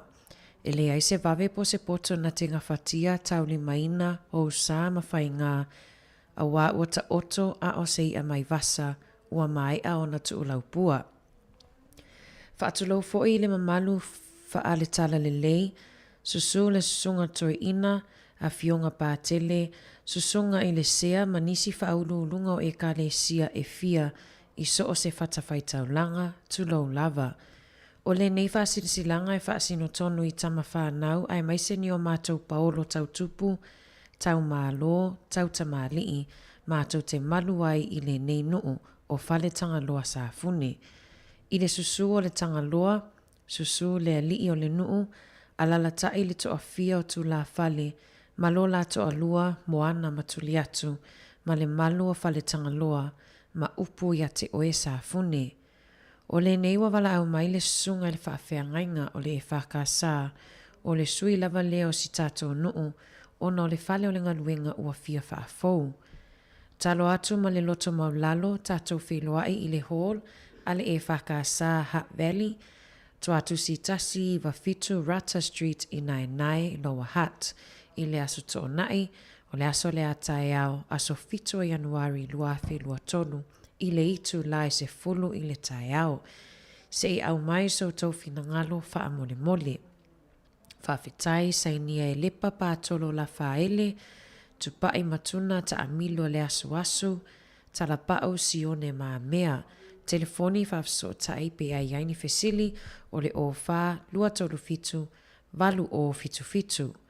Po o le o wha lima lua fitu valu, iwa wha tolu, po le telefoni whaavea ai o le o lua fitu, lima lua fitu valu, iwa wha tolu. Wha manui atu le kirisimasi ma le tau sanga fau wha whatai. Nisina o wha asisilanga nisi fo eo a fiu anga, ia mo na yo lato wha moe moe le aso le atai au. Ia wha malo tau tua si fonga lau moe Wellingtone ilon ofisa, wha asana lau i pori rua nei, malo lava le. On sai malo fo i whianga i fo i matiu tem whaiva le nei aso, wha ai uina fo i le nei vai aso whai ngadwenga. Ia, tato alo atu fo i le whai ungon vai aso, i wala stona i le aso atai au. A matalia tato savalinga nei tau sanga luafe lua tonu. Au ina atu musika sui fefiloi, lea ua 25 minute te ai leitu lai se fulu ma le lua, tau tuati fonga lau mua.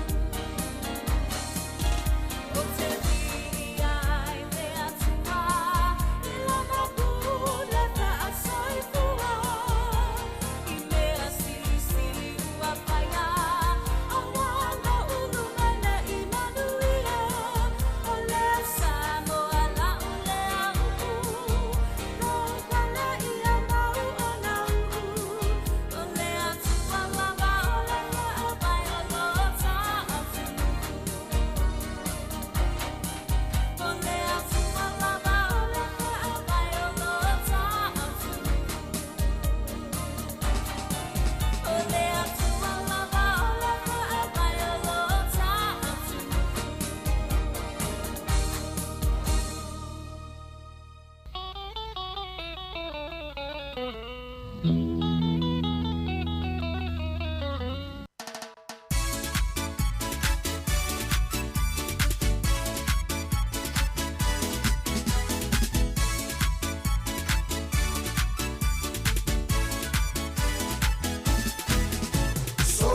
sumai, se o me tato wo, tato te le Pacific love, if I my on board, le apatuna, ele lolo, it's a le mai for yai, ever yen for I know bye bye, yati, ties, tia, seka, visa, music like to be high. Sau ma mai lau panga, wha amanga ia i lau e manga. E uma ole polua koe foi e ko fisi oe wha ama whangawhanga. Yeah, a le ai foi ole ngā, ko i sau kasi ma whangawhanga. Wha seki ai au fika ole a ua kui mai ole musika. Put your hands in the air, yeah, yeah. Hey, move your body side to side, yeah, yeah. Put your feet on the ground, shake me on the round. Move your body, shake your body, jump up and down.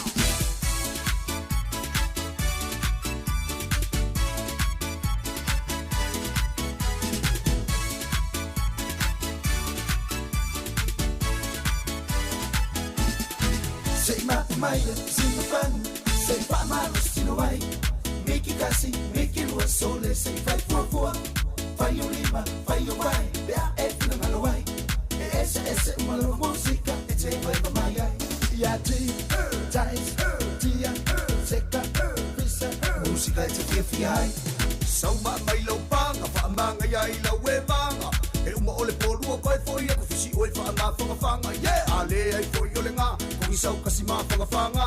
Wha seki ai au fika ole a ua kui mai ole musika. Put your hands in the air, yeah, yeah. Hey, move your body side to side, yeah, yeah. Put your feet on the ground, shake me on the round. Move your body, shake your body, jump up and down.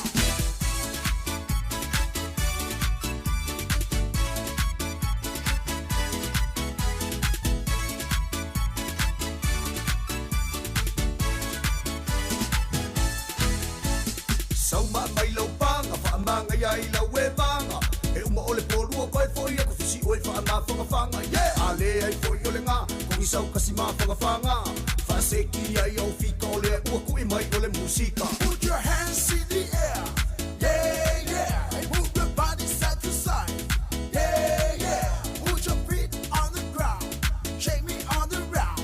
Move your body, shake your body, jump up and down.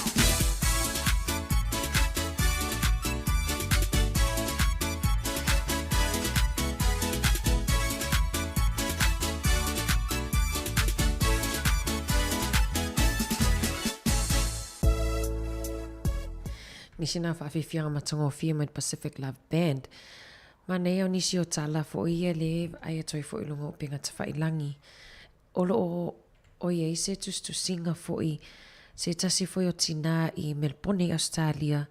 Olo o ia mai i se whautuanga mo tātou mātua. Ia le ngata i mātua o Australia. Mātua fo i New Zealand ma so o se vaenga lalulangi. E eisi ona alo se fulu masina le asawa peona la vevea ta avale i se whaalawlawe tau ta avale le lua tau sanga taluai. E lua i tau sanga nei. Masama whai ona whaasawina i ar soifua o si ona alo lea a o se fulu masina. I ona o le sao o le tuu foile o le car seat po o le sao o le whaingor car tuu o le car seat tutono ta avale. Les e whaasanga nga itua ia peo le vaenga le masang na wantal no mai le matanga luenga o leo. Ia whapeo fwere whaputuputonga la vaenga ia le blanket nurse. Ia le lawa mai ana whaapea e whaasanga i luma ia le kasi ta lona alo. Ia e loa ai longa e whaasao ina lon soifua. Ai o loo whaamamafa mai lava mai lana whautuanga. Tā hua o le sa o le whaingor car seat ia po no fua tamaiti fo i no fua pepe le wha mawanga i ta avale ta ua te le vaenga le e whaasau ina mai ai pe ono whaasau ina mai ai ia o lona i alum whanau pe atu tupuni whalawlawe fo i le whafua sei po whalawlawe tau ta avale wha mai la e mai lava lai titi o tamaititi pepe se ia o lava pe atoa le lua tausanga pe fua lava fo ile umi ma le mamafa o kilo ia pauna o le tamaititi. Mana ia fo o te loa tele fo o tele vaenga i tātou New Zealand, tele vaenga mwhaiona a whapea e tele o mauti noa le lei po o sa o le whainga o le kasi talo walo tono le kata avale. E mawhaiona alu na ewa noa ia vaenga lea o pela o plankeke. Ia ia vaenga i whaasolo solo ia onga e o atua i lātou mai pulenga nuu a leo se ni vaenga pulenga nuu whataita ingo puru o tātou i puni lua. E iai ia matang ia whalapatspotonga le tutonu o le pulenga nuu. E whaasolo solo ia onga fo ilea a onga a mata ia po kindergartens. E ola e wawa ai masiaki po o sao le tuunga o no fōta meiti tono ta avali.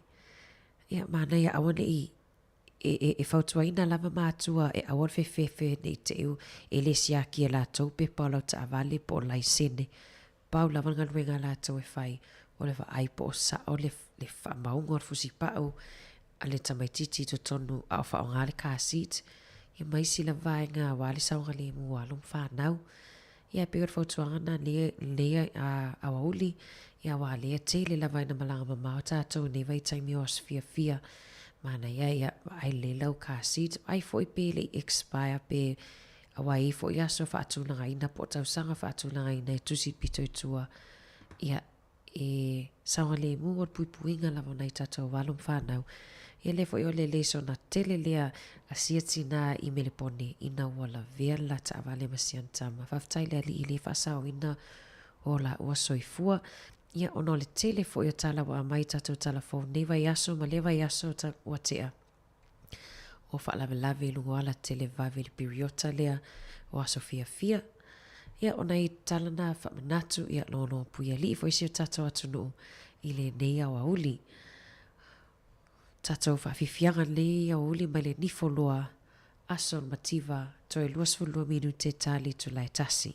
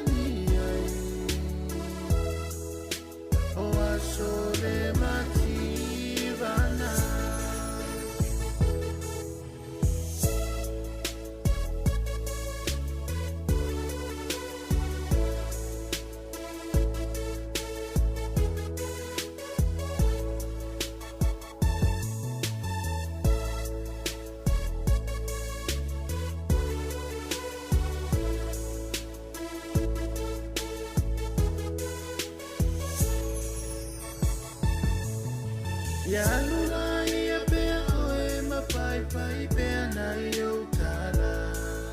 Ai o kuaru o i matatalo ya e manuia. Tusa pei ui pea o te inu pei nei mea tinga. Ai le liwa i lava le alofa. Ai ua ngalo ia te oele a matanga. No walu atu e oe suru i le tingitanga.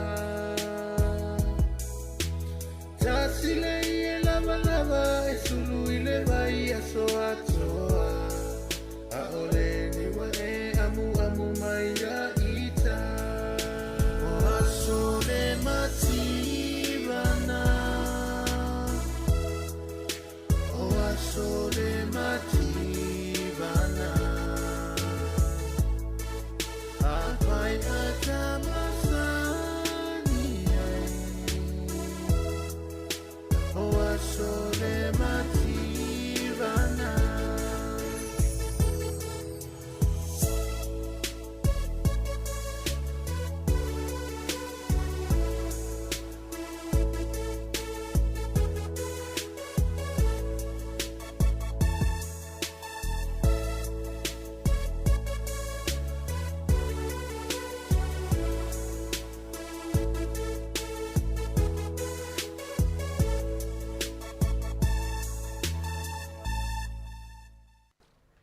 Toi whaamalo atu nei wahengo lea wauli.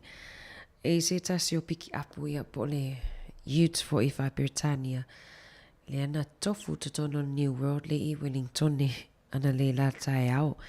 New World le i le awala le o Wakefield. Ia, tala fia le o awhai nai sesi. Ai mana ia se e vatua la vata tolo whaanga le mai awina mai lungo tato apio fōlinga. Ia po le ala ata o le Facebook. O lo ala lofa mai ia le sunga ia tole a tone. Ma mina tau ma oe o lo o mai moa mai i Melbourne Australia. Ia o la ua e o mai Wellington ia ai mai moa mai lava i tatou Porkalame. Ia pio tau tua si fonga la mua i aso uma. Whawhitai lava Pauli Manuao. Whawhitai lava fo ia lo fatele atu mo na ia la ua ia lo fatu foi ia la tau uma lava lo mai moa mai sina mai moa mai Australia alo fatu alo sina ia ma Nathan Levy po Levy fa malulu atu pe ale sa alfa leo ina lo swafa leo lo mai moa mai Sydney Australia fa fitai lava Australia mo tau ma futsa ma tau lango mai foi ile tau tua si fonga la mua ia le ngatai leo so se vaenga o le nei langi o lo e maua mai tatou whasalaunga ia ma tatou Porkalame. Ia ailinga tai lea ili whaangaloina lawana i tatou tamama tina matutua lea o lo mafuta mai lungo le tatou frequency tasi ono tesi mal tasi whaamo lea ai mātou te le whaangaloina o tou a tonu ele o tō lau atua ia tau swafa ia ai le mawhaiona ngaloa o tou lea tau te taputapua ai mātou no fo te talo ia lea lai ono manuia ia ngaluenga foi ale si fongo lau mua ale ngatai leo tapua inga malu ai ala ufenga wenga pa ia le atua fa awa watu pea tato fa afifianga sui fifiloi ia ile nei awa uli lea ua to is full family teo talo le tulai tasi ile awa uli ia mātou i niusina nei ia ai alo fatu Porkalame so se vaenga so se tafa langi o lo maua mei tato fasa launga alo fatu mana tua tato lungo le frequency fatu afa mai a tato tau tua ile tulai 5 ile afiafi ana nei.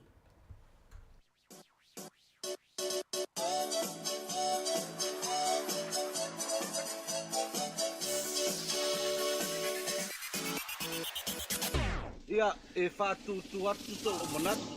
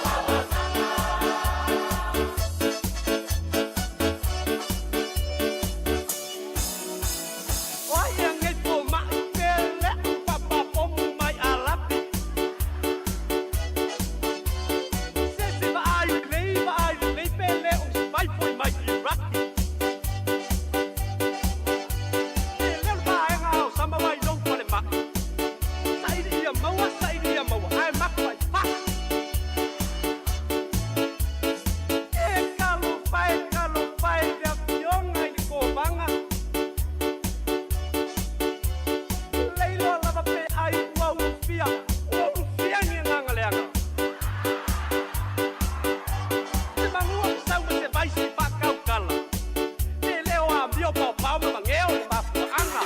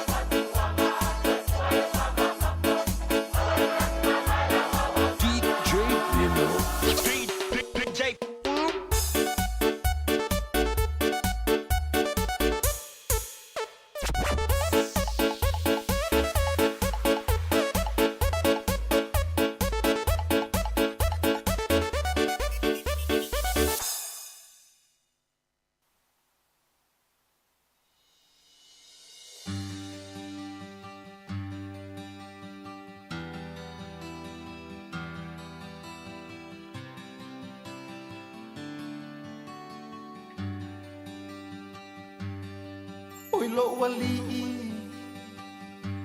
wa o sane wa o falongo ilo lele o ele fomai le tua fai va venga wana o e Yesu e o lai ta fi popula ai leva ai ta fi savali ai le mafai ta fi fa alongo ai le langona hoi lo wali Yesu halo famai ua o iloa o ele tua he malolo ai tawaso he savavali ai pipili hoi lo ali say hello for mine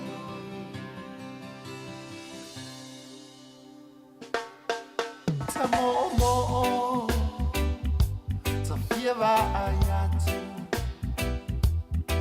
le lalo langi, mameo tu muai, Safia o atu, ifia fianga, hai pangale ua o le mafangi. Toto manatu Sasilia Peana o Lefana umai Aiwi ilea Wa o Martinoa Wana o oe Yesu e olai o iloa o ele tua he malolo ai tawaso he savavali ai pipili hoi lo ali say hello for mine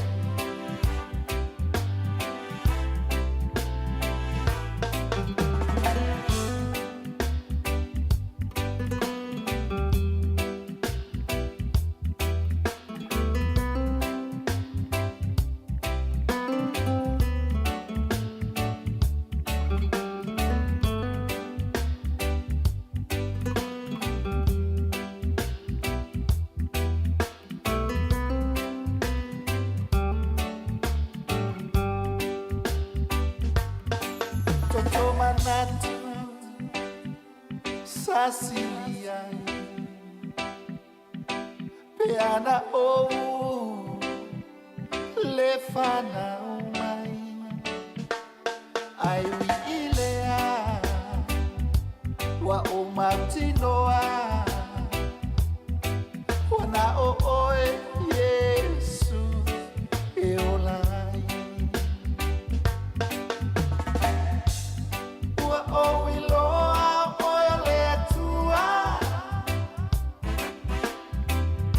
He malolo ai tawaso He savavali ai pipili Hoi lo ali Say hello for mai Ua o iloa oe le atua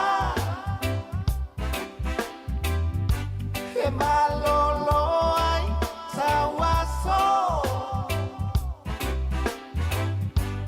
He savavali ai pipili Hoi lo ali Say hello for mai Hoi lo ali Say hello for mai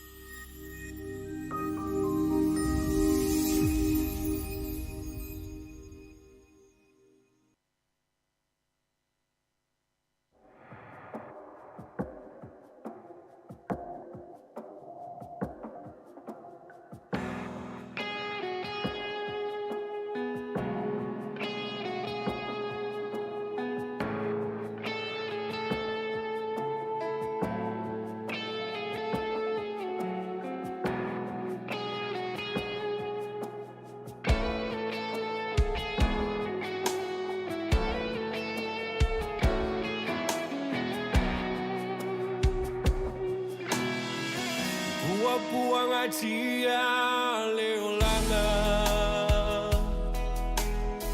E mana o mio se fautuanga O mou mali atu ne fia fianga Se watu tu he malama lama E ai le inga pele malefana Safa moe moe Eu na fava bau E tangi ke ai talinga landa toke vala au Se daddy to sau Fa mole mole Lo ali Fai go fie Oh my little tea What do I to say only Esili ai ona to for ili ai namoni Oh my little to a puao now Le ai so Sao le fama vau Ai tangi pe ai talinga lana tohe vala au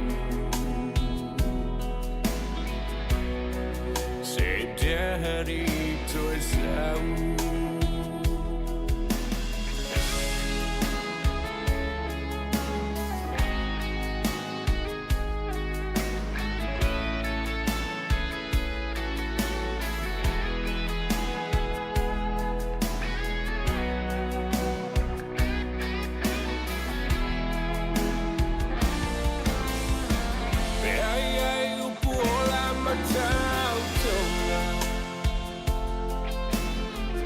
Watu oile li yo maola Nende woa isoli au fula fulana Ai amu ia oe mama Yesu ele matai ole maina sinaba noa moita Fiaba aya baba masia na fanau Ile ola e fava vam Fa mole mole Lo ali Ua o ilo ane Ele fai no fie Ao mai le oti O tua tu se early E sili ai ona Tu e foi Le ai amoni O mo mali e tu pua o tina nau Le ai so fia fia E sao le fava va A tangi pea i ta linga lana tu e wala au Se daddy to e sau A tangi pea i ta linga lana tu e wala au Se daddy to e sau A tangi pea i ta linga lana tu e wala au Se daddy to e sau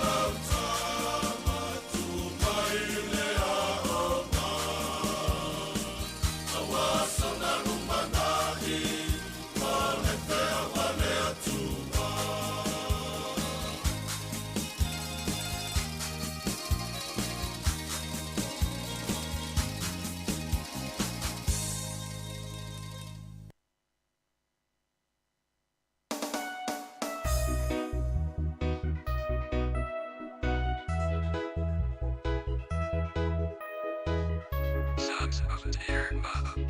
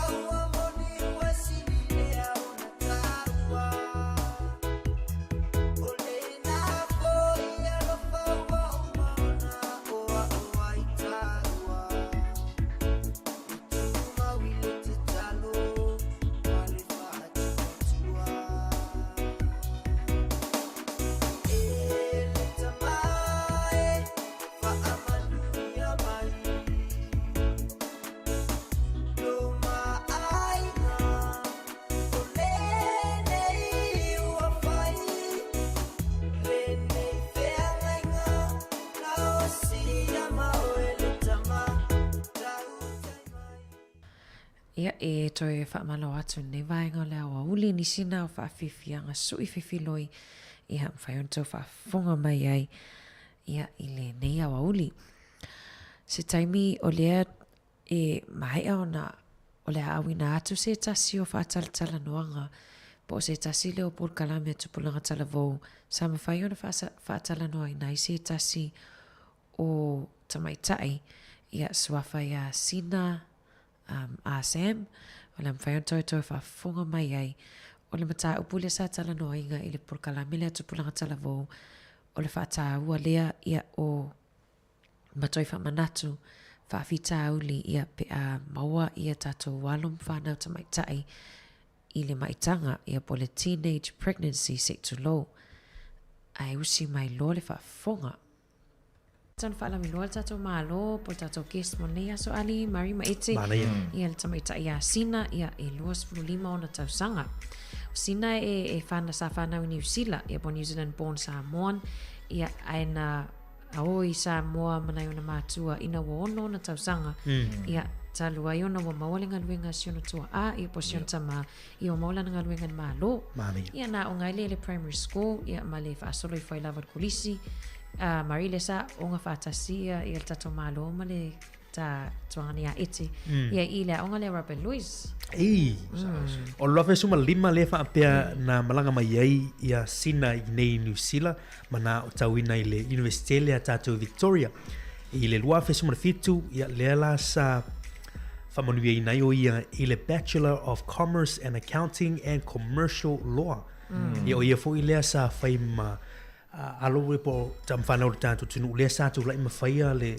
tautalanga the graduation speech ia i tatu te loi fai unga tausanga e ale le tamai le tangata fu le yana onga o ia na te whaia launga whapitole e le ngata e whamatala lona fo ia sao ma le olanga a o ina ia au whamalosi fo i moalo whana o tātou tunu ulea o tau ina i universite e fo lisi whamunianga na New Zealand Aid Scholarship for Pacific Countries ia o le mawhine le ia sina she received that award o ia o sina fu isa avean president o tatu associate le lalo Victoria o le PSC po le Pacific Students Council o le committee le po la tau le lau te vaia uma ia mea tau Pasifika tamaiti student bodies e awhia la tonga associate Samoa associate Tonga associate Tokelau tu val po lava associate Pasifika e vai la lalo le vainga le PSC PSC following studies na toi fo ila sina Samoa awa le nanga i le tatou malo awa fo yo tamaiti mai scholarship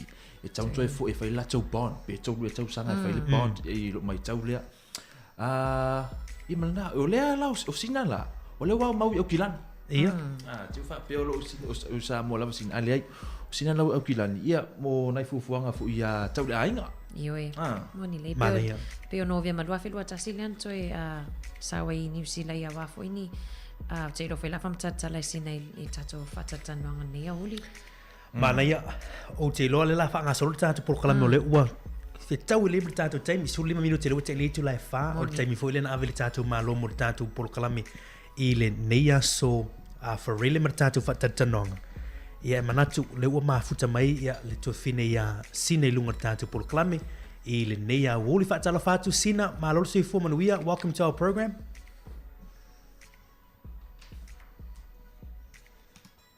Sina, is your mic on? Whamole mole lava.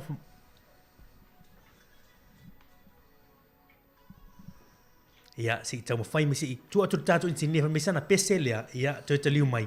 Ona te wha wauler tātou whatatona wha malulu atu ai sina just stand by from mole wha taia mo lewa noa.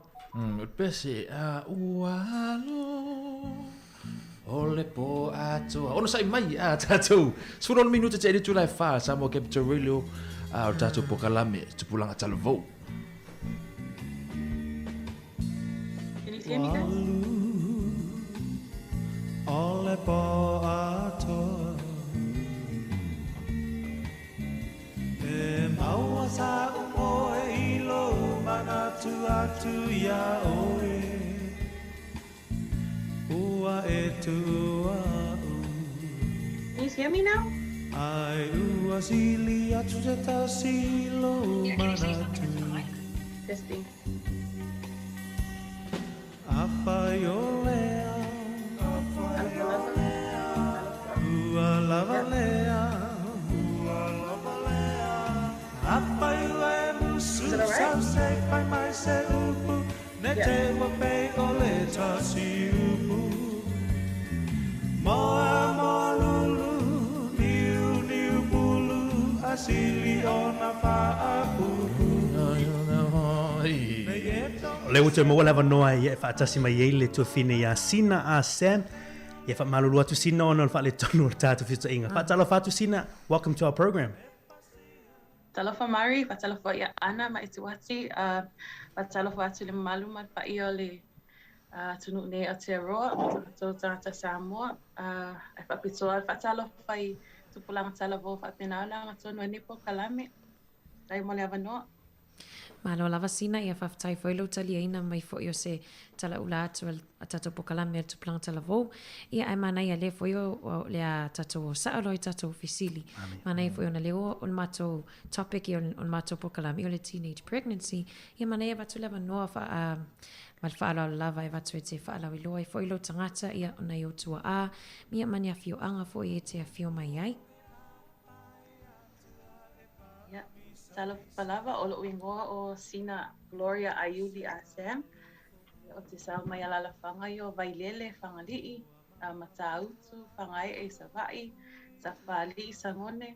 I tele anu o sio matu a inga I o lo tama o yeli e mauta anoa ta anga ta kwa I tsoi malo a Samu a Sam. My mom is Leo Pepetina a Sam. A New Zealand born, pena ta ua e ana no whanau nei. Wala awina fo le tamai nisi o ngaluenga ma tiu tele malu. I sa whapena ana toi o atu i Samoa ma tautua ia leo watu fo I mai a nei ma sio tama. So my daughter Michaela ia awa fo isa ilinga tung fiti mo ia I nei New Zealand. Ai ia te fatalo fatui I le pa ia male mamalu ia. So slava no ia ana mo ni sio fisilio. Tal no ina mta ko sai male nei po kalame. Faafetaisina ia mane foi vatu leva noa ia e mawhai foi ona e talatala noa mai ai ma whaamatala ia ona lena maua atu ia lewa le te lua I masio walo ia Michaela mana ia lau whaamatala I tupulanga talavou ia whapele atunu o lo whapeon whaafongafonga mai tato po kalame ia lau experience ia pole a foi lau talk about your experience and your journey au e le taimi whatoa e I loa ai ma e silafia ai ua e maitanga ia Michaela ai pole a foi le tausanga au e a onga ala foi le matua lo soifua au e na mawai oe I le maitanga mo le taimi mua wha mole mole a sina Ai man whaafesili ia I peana tā ua ina wa toe watun mato ai ngai Samoa ia sa o tau ina I le primary school o le Robert Louis Stevenson Primary School ia sa ka pena fo ona si tia tuia ia o onga I le tu a mawalunga Robert Louis Stevenson ia sa fa pena fa wa lava le a onga I lo I tau fai ui ula lo tau sanga sfulu male lua ia sa fa pena ona o o lo ai wa manuia pe sa fa fai mo fi ile nei tu la that was when I found out that I was pregnant. It's important to note, understand the context for the environments. Malisi mangan o life wai. Mon. Ele ngasa no walu lia onga sa fa pena no o life se ainga e tautu lotu. Tautu e kalesia. Ia ele ngata leo o tono sa o life tono lu. Vai ese lava tato e ese vai ngolo o fanu fatao ese but I grew up in the village and right in the middle of the village Ivailele. So that sets a different context from my upbringing. Le mena o life wai ele ngata le kalesia o le nuu ia fa pia foi tono si o mato ai nga pia no ta o ta mai e tele ona nuu e tele ona swafa matai o io se o le sa o nei mato ai nga ia le ngata ilea o te o life o se o langa o soifua pia nei o mato like my grandparents, my great grandmother. So I just want to acknowledge the fact that I had a great upbringing. Or life why my experience, they gave the best that they could for me. I had the best education and every our own elea se matua ele na naui inele uma piona ta ua no that is their investment into our lives na ia manuia. In saying that ele faapea ai e lava taimi e sasi ai ele o taimi uma fo'i e mawhaina wa ai e matua I neo lo faila so far now. And I acknowledge that my parents did a great job and that in the mele it came down to me.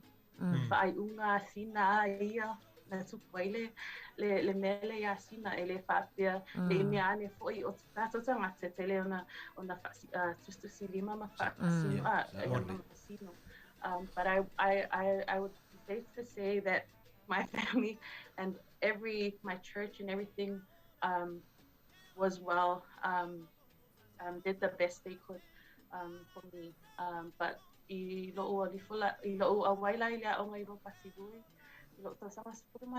was only 16 years old. I me foi na ia fai asi o la vale o le sina le na ia le na tai le o si tai ma le faalu e ui le tele o nei tangata ma e tu fai ma asoa mai ia fatuanga ma popo inga le lei ma tau ia ai e moni lava ta lava le fili ele tele ignoina na fact and so in year 12 towards the end of my year 12 it was all for no tau and I have to say in that environment no iai mo wala foi Samoa. Ole uputu sa na saying matua yo fefe lava. I was scared. I was going through a mental phase where to sa atua e te me e so mai ai, you know, falamono let's feel iai like suicidal thoughts. And I'm open to talk about this because of if you're mata upuya pita tele tala noai. But I want to say that mata upuya tele tala noai, it doesn't mean that those things will not happen. Like for example, teenage pregnancy. And I will relate this back in the context Samoa, that there is a lack of education on sex education to low level. But ignoring these topics is not going to silence it coming about later on in the years. They are topics that we need to unpack and discuss openly and our communities. So when that happens to me, you know, the first thing in my mind, or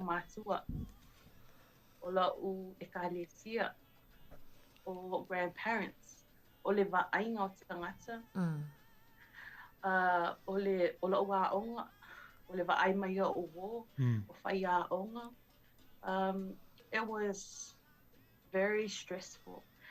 O teimina ia'o, peo te nofo mani avenga mamafa lava ia te a. Ona la, o mataa whapeni, wo o leilo po e tala noa iai, wo o leilo fo e pola lo whai ungai whai. And I had, you know, thoughts that this was the end for me.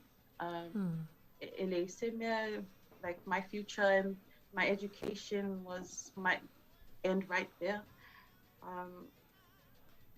So going into year 13, I knew that was later stages of my pregnancy. But when my family found out, and what I was going through and how heavy the burden was on me, and the environment I was in. And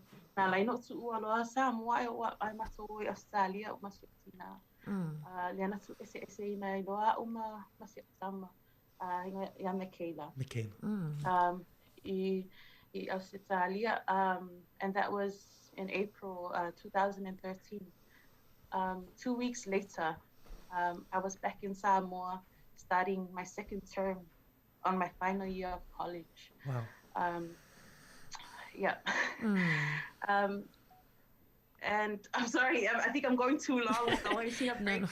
Lai mana ia ai whaftai a whaisau malo longa a sina mana ia leua wholasia le tātou tunu la matanga o tātou pol kalame leua a matona whaaso mai. First of all, want to say thank you, Sina. Wa ngalo te la matanga ai whaftai mo le toa ro loto ma your courage just to come on our program.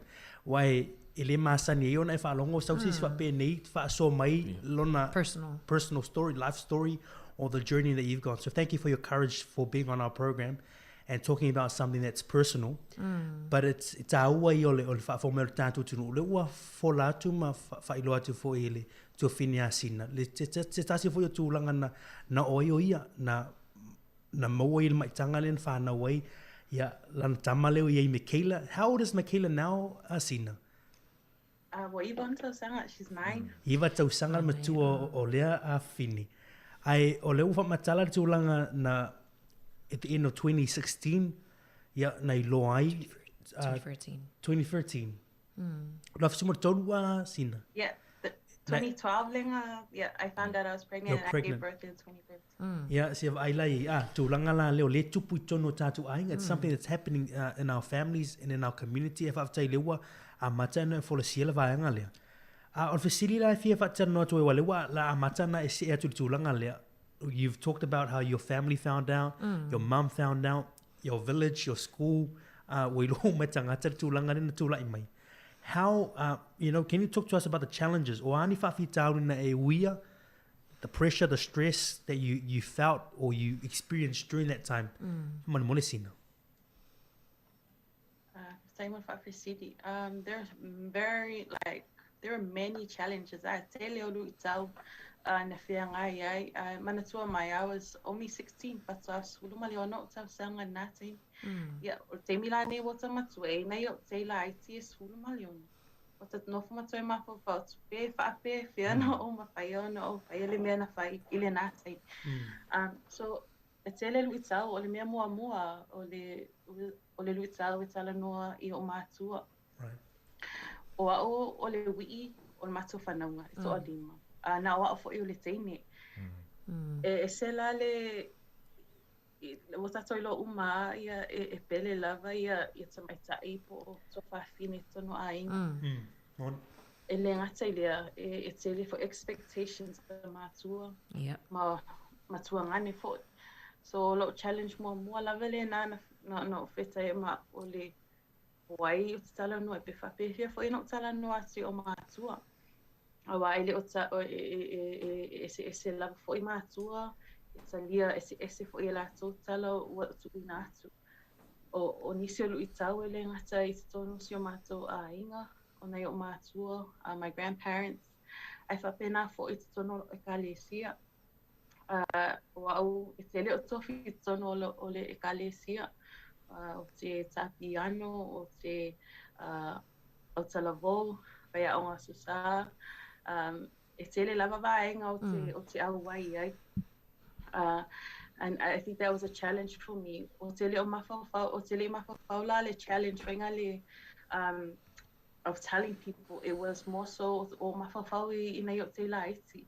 How are they looking up to me as a role model? That was challenging me.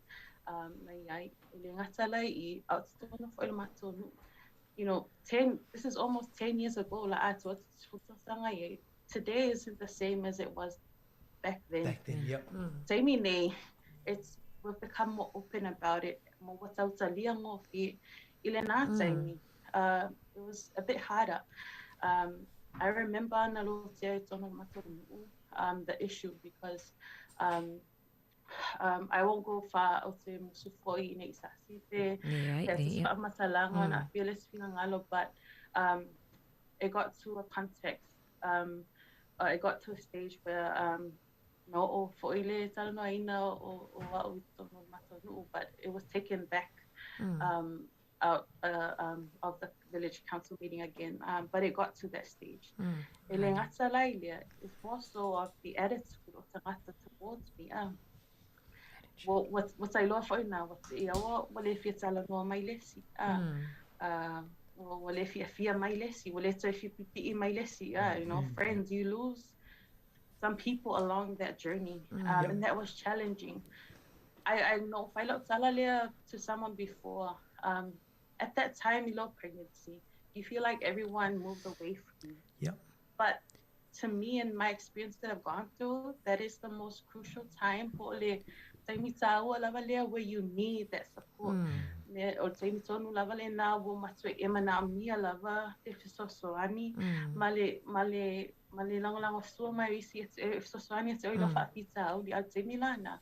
I think one of my main challenges was that isolation phase where people were just you know, kind of moving on away.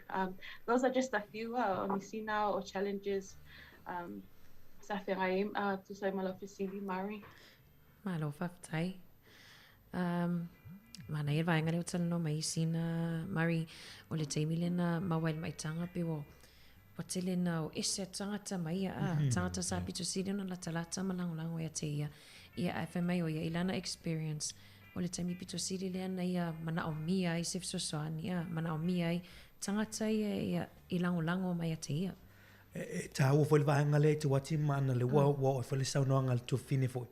On ai o nei temi na sai nei lo atu wai wingo tangata wa matana sui wingo tangata wale fia tala no atu ya sina wa wale wana wona yewa wa matana na nga isi ai tau yo vaenga ne o nisi ne o tau o nisi ne o fafi tau na fia ngai mal tufine that she's openly talking about it out to langa le na mun mau ya sina wa ese mai temi nei temi ni wa matana fa so tangata li ngo fia foi tangata le mata puni au te loa ia fa fo mer tatu tu ngai ole mori mau al tu fine nei aso ia e tata noa tu e fu tato tunu a me sialon whanau lo mafuta mai ia i tūlanga o me e ono mo a fia i lātou ma o i lātou lea fu i tūlanga ai mani e tuati pe sau fasili o se fasili Sili lona whā, te wati.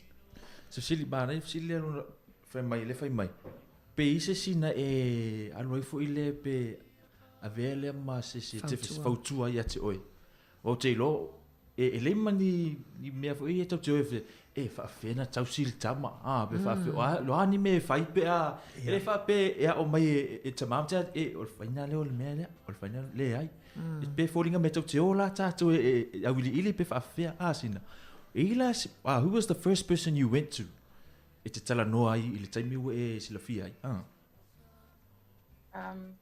Yeah. The first person that was on one of my friends, her name is Tanya Leelviti. Na matua on fatasi. Mind you, it was very hard in my on no class leader, my upper class captain, my like so there was a high expectation for you. So at that time, or tell it comfortable for you, tell no or tell it if for you. For other reasons. But Tanya, she was the only friend not I'm I be honest, it wasn't Tanya on a I was trying to find out how, the motherhood stage. I think that would have been too far at that point. It was just a matter of getting day by day, getting week by week, trying to accept. How you know what to I didn't try to learn about motherhood until I actually gave birth. Before that, it was a matter of battling it was still trying social to get pressure, through the acceptance, and the social pressures of so Sina, there was no one that talked to you about using protection, for example, or say to low talking about avoiding pregnancy even at school in Samoa, Sina? I'm Sili Murray. When have your parents talked to you about Never. Openly? Sure. Never. And I think these issues are very, they're like taboo. But it's not taboo because we don't want to. We're trying to be mama or it comes back to our culture.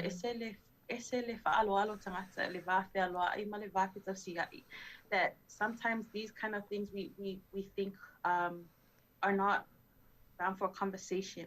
They're things that are under the carpet kind of sometimes. I was for not talking about these issues, not educating us on these issues, and for example, to low sex education, ways to prevent pregnancy, unintended pregnancy, won't mean that it won't happen.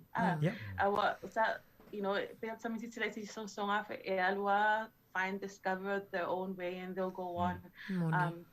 But we need more of that education. Malo whaftai Sina. Talk to us about how life is now. Ole whamtala, ole atu langa po la sanga. Le alisi la sanga wa le nangata mai le mato introducing o i le taimile wa toi fo I mai luafi luatasi le lawa e au maune au kilani masio walo. Ole alisi la sanga mo o il taimile nei. I le taimile nei o le wo we've just resettled in New Zealand. Olo focus le ai ole I'm a full-time carer o si otama o Michaela e ona mana o ngapitoa. She has disability, she has cerebral palsy. So wala no mato my New Zealand I tele resources that are helpful for her and her condition. So that is my main priority to say mile nei ole tausieno si otama and making sure she gets all the help that she needs out in New Zealand. I lo fa pena fo na fa ngani tsenya o ine se fa la telele le ola o tawina ia masu esu elava ni sia va no e fa tele ina I te ia le so mai manga va manu mo fo ine va no ile ne atu no. I've got a question off the cuff. Hey, what kept you pushing?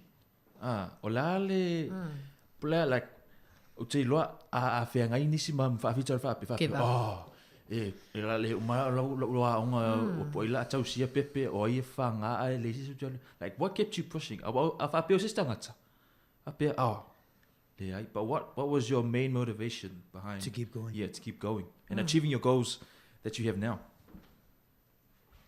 I'll go back and say that the first person I talked to was Tanya. Yeah. And I think olo and I worried about my parents that I delayed the talk to them. Yeah.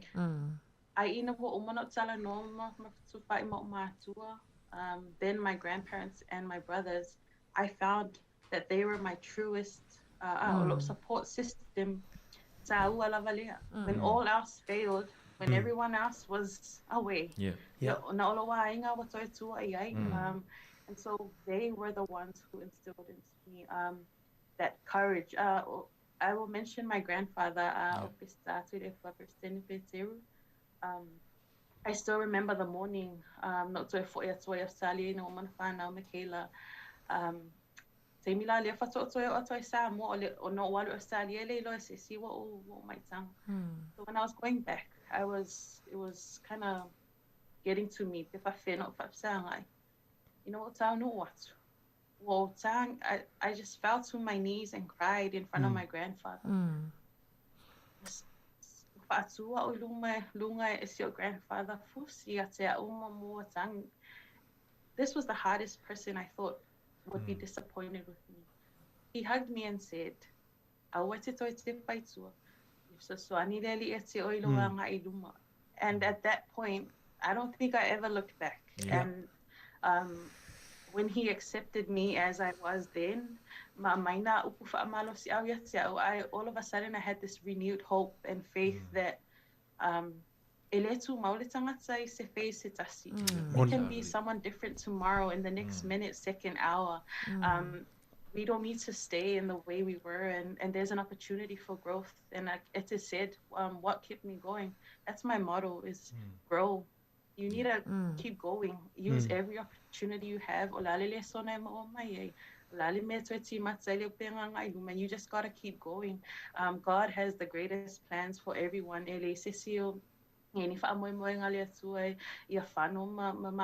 But there's great things ahead. I think it's just finding that support system that push you in that direction.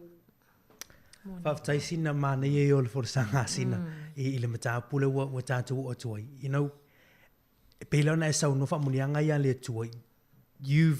This is a great story for ile wa le na fa matala tu matanga. If I love la tu tulanga ye o tama fainga fo ya o that's a reflection of Miana yai fu ile tulanga o fuanga. Ya le wo me tulanga le fa muniina. She's got a Bachelor of Commerce and Accounting and Commercial Law. You're also studying for a Master's in Public Policy. Tatu te ai tulanga o singa le avela men tupu ile tu nai. Ma mena tau fieri to finia sina ya ngai pe luma. No winga o se fe au fu na mo fa nau a wale avea ni fa fi tau le ui te mini ma me tau fi ai pe tau to me pe na sa no listi tanga te give up wa tongi solo ma wa fa pe fu le wa but yele le motivation ya ngai pe luma ma tau fa pe la na ye fa tai fo I matua ma ainga. That's a powerful story of your grandpa. One of someone we look up to. It happens in all our families. What is he going to say? What are they going to think? I ola nganga matue ele ma faina tu esea so ai fo inisho matu te mino fa fonga mai o encounter le mata pulea ma tulanga pea ele ole lofa o pe ole auna le moli me te minim ole lofa. You can't do things happen for a reason. Ata tu te le mai lo le mafu ango me tu ai lai pe ona ai ya fi au ye fiso so ni mai. And ele tu esel mata le vaanga le Michaela is a blessing to Sina and her family. So that is another thing we don't ofa nau ni ofa munianga mai le tu. Mana ia fa tai fo I Sina ile finangalo malama fo yona yo tu awa ile ese umala va inga tono Samoa awa tau fa pe ua lava na rulisi tamaitai pule soifua se tulo e una alu fai le abortion pe whapau le pepe se tulo. Ai mana ia le wa folasia mai sina mana ia te lele story sina mari e au ngā mo tātou, au ngā mo tupulanga talavo, ai au ngā foi tu lalo ai mona ia tātou mātua foi olo whafonga mai.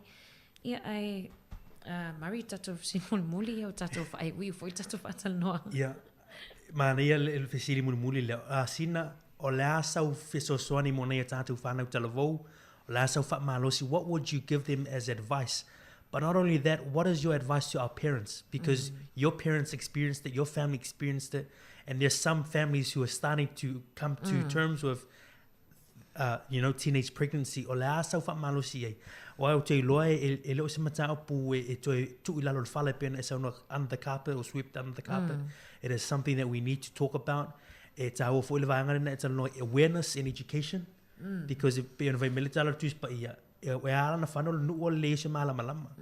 People perish for a lack of knowledge. So if we understand and be aware, then we'll be able to treat it up. But it's not something to be treated, but something to be more, understanding about it, and open mind.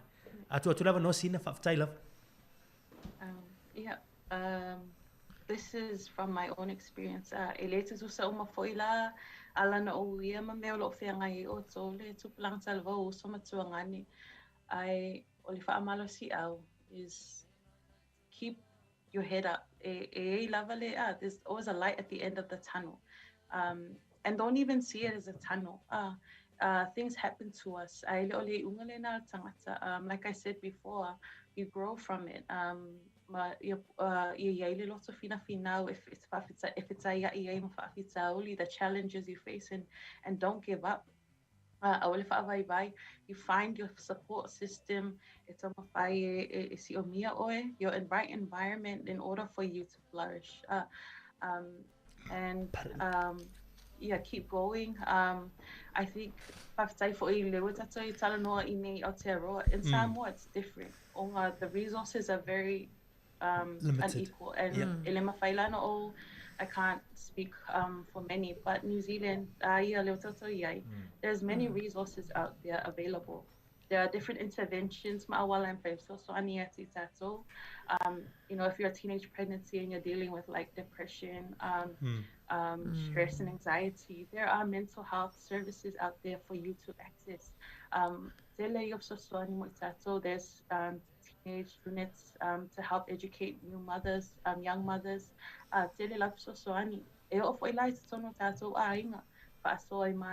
Be open and speak about these issues. There is an opportunity for growth there too. In our cultural ways, mamana tu talo sanga tatu whanau awa ole upumoni lava ia le asesi ato le patua o man tatu whamana tuina le maliuma tu mai le tatu paola ole ato anga lava ia mea uma. So no one is perfect. And then not my advice, or who am I to advise our parents? You're good. Tualalo. To advise our parents. But I first of all would like to thank our parents.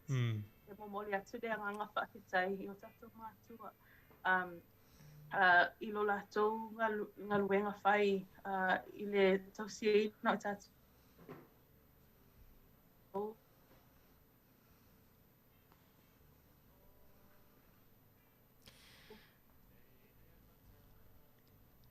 Whamarulu watu pia wa motu siel tato connection Mari.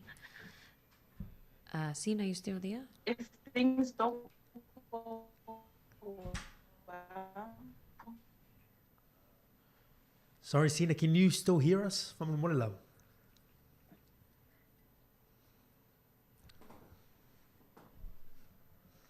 Ia, le whare tonu le te mine tātou so te inga mana tō whine ia Sina. Ai, mane si tu tong whai atu.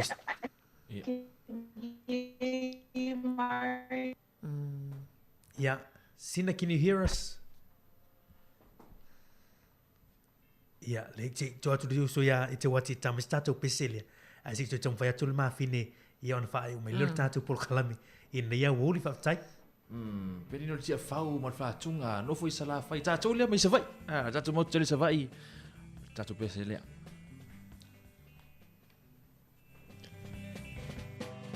Ina foi sala fai no bot. Te pari la tua sibio polu feo Yeah, leu te mo mai lava no le o le tua fine fa tai lava sina. Thank you for coming back on. Te tua lava no fa au mai lava. No worries. Tai lava.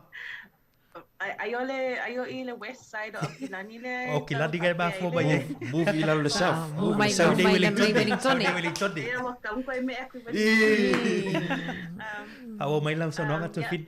Ya e pena ta ua ya ole nga tai lava i te tomato. Oro tama pai pia ina ia manuia i tātou, ia mau tātou whānau. A ole, my piece of my sharing and my experience. There are times where it's not always right. We won't always get it right as parents. And we need to learn how to accept it, be more accepting of the situation.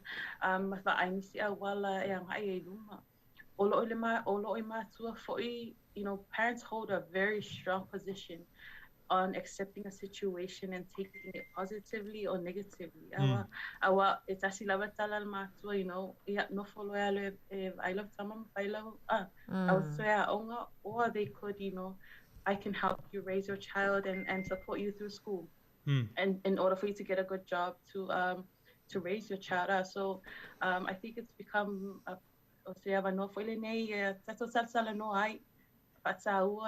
discussions and so if I wa fiafi and if I saw I ma now po fo in fa pizza o le fia ngai mai la so wa fo ni awala en so ni ma so mo le nga iluma but yeah, I don't have a lot of advice to give to our parents, but just an acknowledgement of their contribution.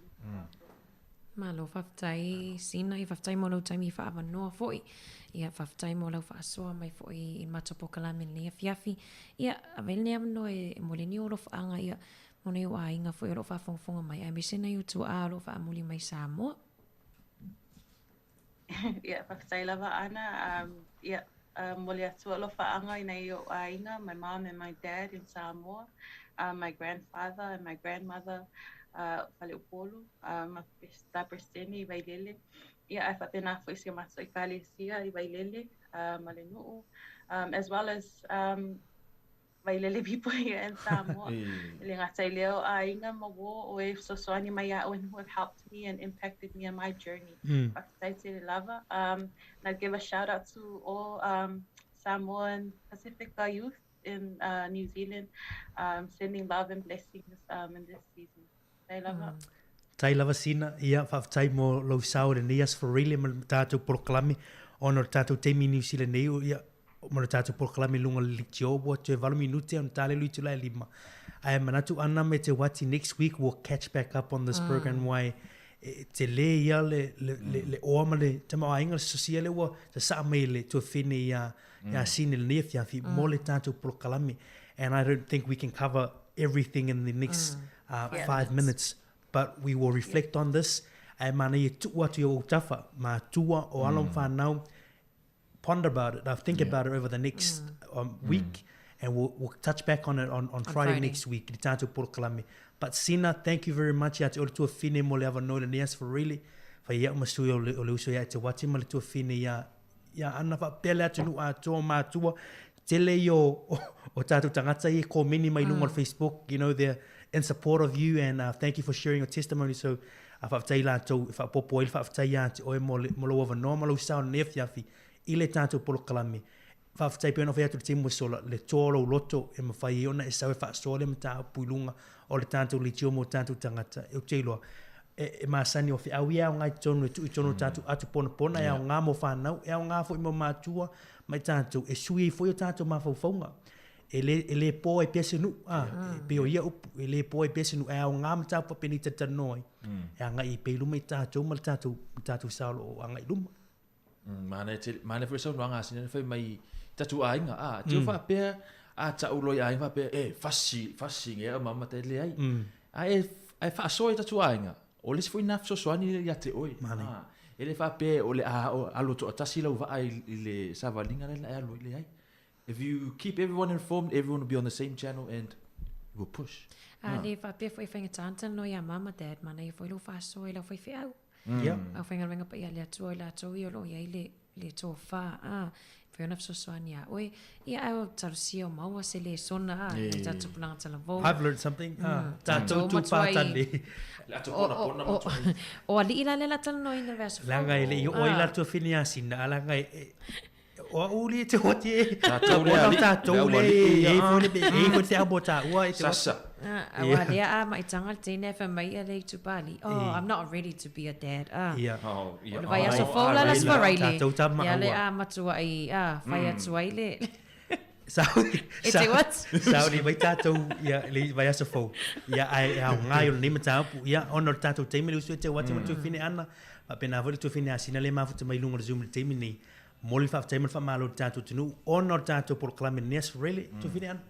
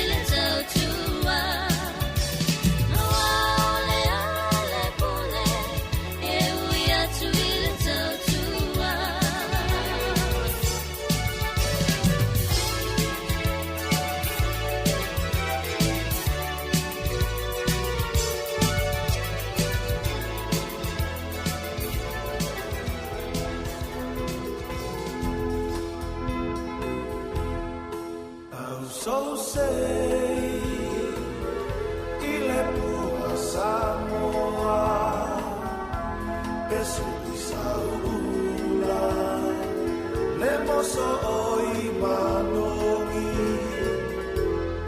Fatu sau pese Ini pese na malie Fia fia gana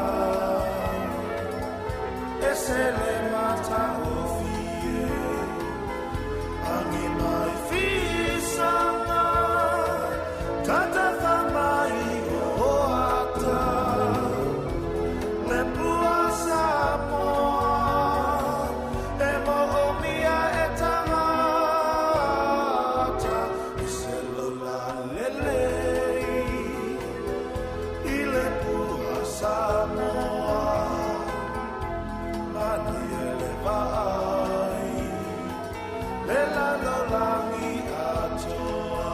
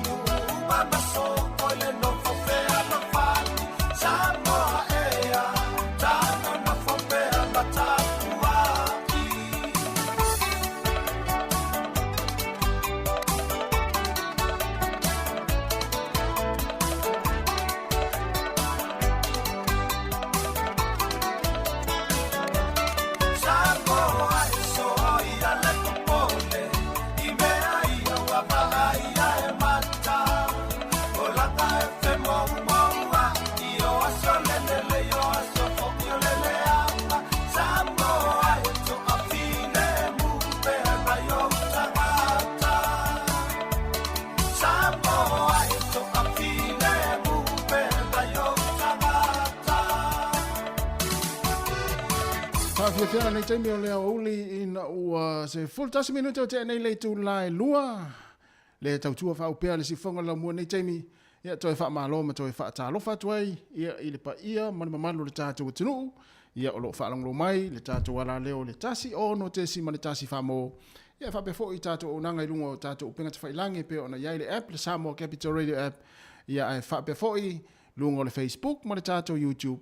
Ia olo mai mo mai ai ia le to te le tato o fa fong ma au tato o mai mo e me se foi o tato o tinu nei taimi to fa malo atu malo foi le ngalo lue ma tawa ta ifi au manga lue ngole ne yaso ila to lo mafuta mai tono fa le fai ngalo luenga ia o le tau lo mo ne Wellington ia o fa la foi fa ti mutimu le taimi nei ia me se nei vai ngolo ia tato o fisa fa sala lau i polirua numero 5 sfuma tasi man Kevin i polirua fai la va si fa ti mutimu ia na ona whaamanatu pea, ma tu alalo atu ia le sawa i lunga le awala, ia tau sia pea i tātou, ia whaamua pea le tātou saonga le mu, ia mai se foi, ia le anga ia tua i ngā luenga, i la tōlo whengai mga luenga i lunga o tāwale afi, tono tāwale afi, ia ma lola foi le taimi, ia whai pea ma whautauta le whewa i lunga le awala, ia awa lava foi le whengai i au mga luenga o le nei foi aso, ia ole vai aso muli o le aso muli foi le nei o ngā luenga le tōtele, ia mai se foi tātou tau tua nei, le si ufonga le lau mua i Wellington,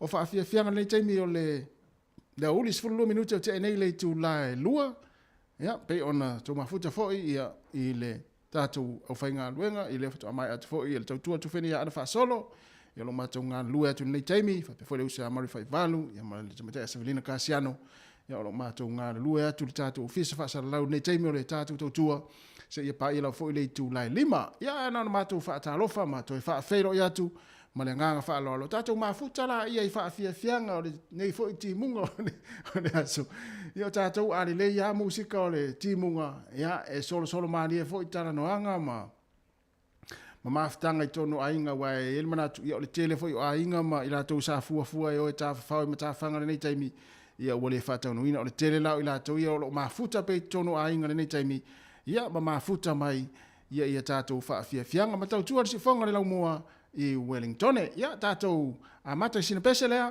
ia talai fo i tātou whaafia fianga o le nei a oli Tiwa malima vai mai whai e tau sanga uma e le whalapo tonga le nei o le City Mission o le tau whtana la o Krisi Masi le nei tau sanga na whai e nei le whalefau o whaingoina o le home ground i le awala o le Hobson Street ma e le ngata i le tau whetanga ai o se taimi fia fo i mō rātou uma sa awai o nā sa mawai hoi.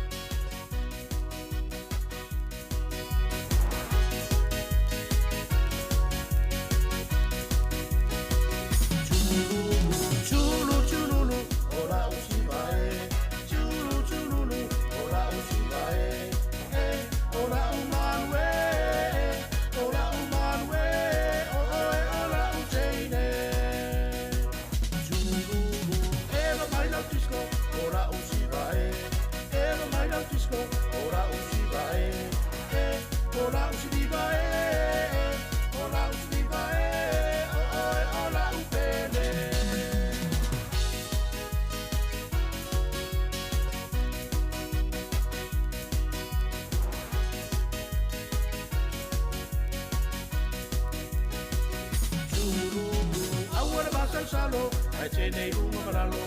Awara masal salo, ai te nei runga maralo. Fai mani e, fai mani e, o oe ola uteine. Lulu, mai miti fatau pati, galoa re tamai tai. Mai miti fatau pati, galoa re tamai tai. Oso, oe inunga, oso, oe inunga, mana ia lau pea.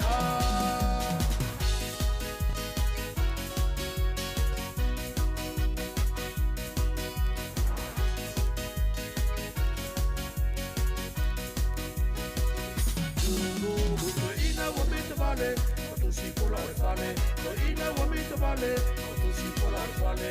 Ae, le pou peixe vale, ae, le pou peixe vale, a voi kota a vale vale. Brrrr.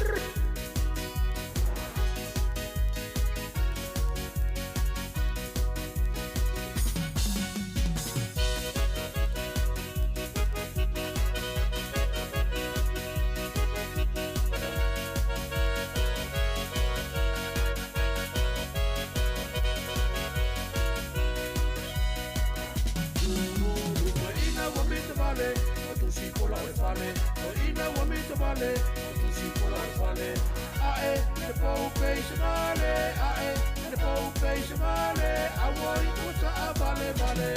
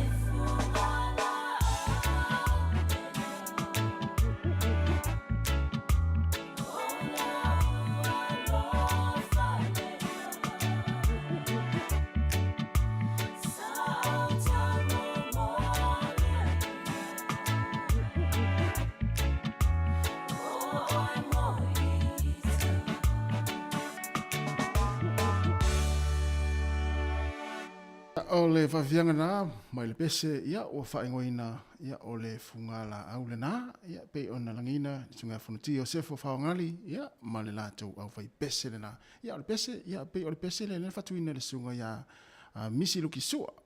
Ia e mane fo ina fo ua sui fo ima whaatino ina mai le na fo ia fo pese ia fou le pe ono to sila mai ai i ata ia upo le pese ia le pese langina le sunga ia misi lukisua le fu ngala au le na ia o pese ai ngai le so timu matai mi fa pe nei o malo longa mata fo o le to ia e ngaluenga ia e mana ia fo ia le fai matu atu nei pese fa pe na ia te to ia tu o le no fo vo le ia ma fo ai ia lunga o le nei tau sanga wa le fa to ata to ia le va so mua o le nei fo tau sanga ma le nei masina ia to inga pese lana e mana ia fa so yo ma fo nga po a fo anga le anga ia te le nei ainga ia i nei ma te mo ini am fa pe na ma fo me ma fo i po pese wa luas fo minuto te nei le tu lai lua ia o la to fo la sa uni to malanga i va nga fo yo o pitonu ma o lo o ma wai o a fo ia mai ai o ta faonga ma lo longa i ainga i la to fo i sai Wellington le a to malanga tu au kilani manuia lava fai nga malanga le afengai ma outou e fo le manatu sa manuia fo i ma fa fie na outou i maftanga ma outou ainga i nei Wellington ia anala to taliu fo i ia ino fanga o lo ma wai au kilani ia to a mata fo ile i nga luenga o le nei fo i tausanga ia mai se fo i la to tangata Wellington sa nga ia tu au kilani ma so se vaenga o le nei atunu le o to taliu mai o nai lunga le awala nisi ia na matou tu ala lo atu ma fa manatu atu tau tu na le saunga le mulu le awala o le fa timu e fo manatu le tele vai ngoni usila nei taimi o lo to ulo iti munga ma se le awala ia manatua ia aua te tau sisia lo sa o mai tau wina pea ia le misi se aso ia malave vea ta avale se tu lo lava le fa fonga mai le tunu ulunga le awala i ni usila nei ia e tele lama mafu anga mafu ai ona lave vea ta avale taimi fa pe nei ia ai o fa manatu lava ia ma tu alalo le tatu tautua ia tautua na le tatu saunga le mu ia fai malia le tavale o fo ile fai ma fa tala no le tavale pe fa pe oni malanga umi ia ma fai ma afe fai se malo longa to fa wa wa ile al temi nei o le ti munga ma se fo la wala ia na fa manatu pe ia fa mo le tatu saunga le mu lunga la wala ia me se lava o na lo e fa fo hina le tavale ia ai leo le a tatu wa pe nei fa fianga ia manatu fo yo le tele lava proclamer si fonga la mua e leo le o le malo lo le temi nei yo ia o le la fa nga le temi e va to inicio proclamer wa uma ona to fa salawina ia wa fo ia le si le fiel tatu o tunu ia nga foi proclamer foi to tu inatu ia to e mo inicia o nga manisi me nga ia a tatu wa ia to i savalinga o le ni tau sanga lua fe lua se fulu mane tolu lua se fa minuto te nei le tu lai lua fa to amai al tatu tu le tu lai lima ile fia na nei si fonga la mo mana fa fianga ma lo lava le fa fonga mai ia il nei taimi o le tatu tua fa timu lava foi ia i mato i pori lua le taimi nei ia tama ia si fa fonga ne pe nga ia tatu pese le so sta ma tau na nga il pese le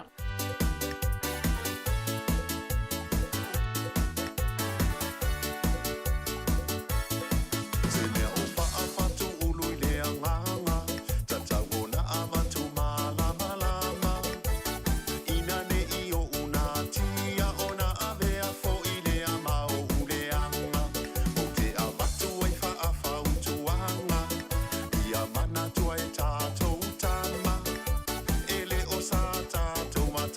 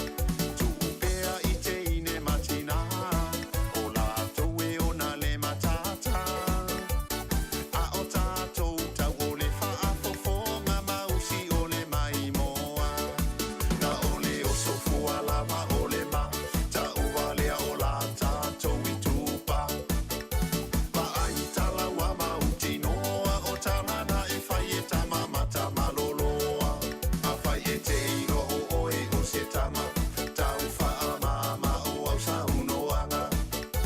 Ai ale ole na whai loa sau papa ai se le mama lau ala.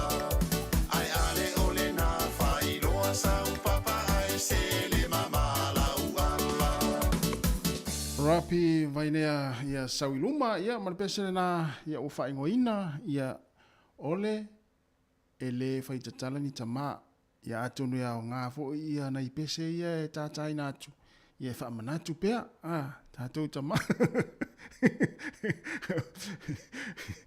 ia a wha pea sa tupu le tūlanga lea i le tausangan tēnei lua whelua sifuruma le lua ia i le taulaun to e tupu le lua whelua tolu ia o le tūlanga lea o le ia pia upo le pese le whaitatala ni tama ia sao le ia se asa tele loa te upo wa ai se tama whaitatala pole leo se asa wa se tama whaitatala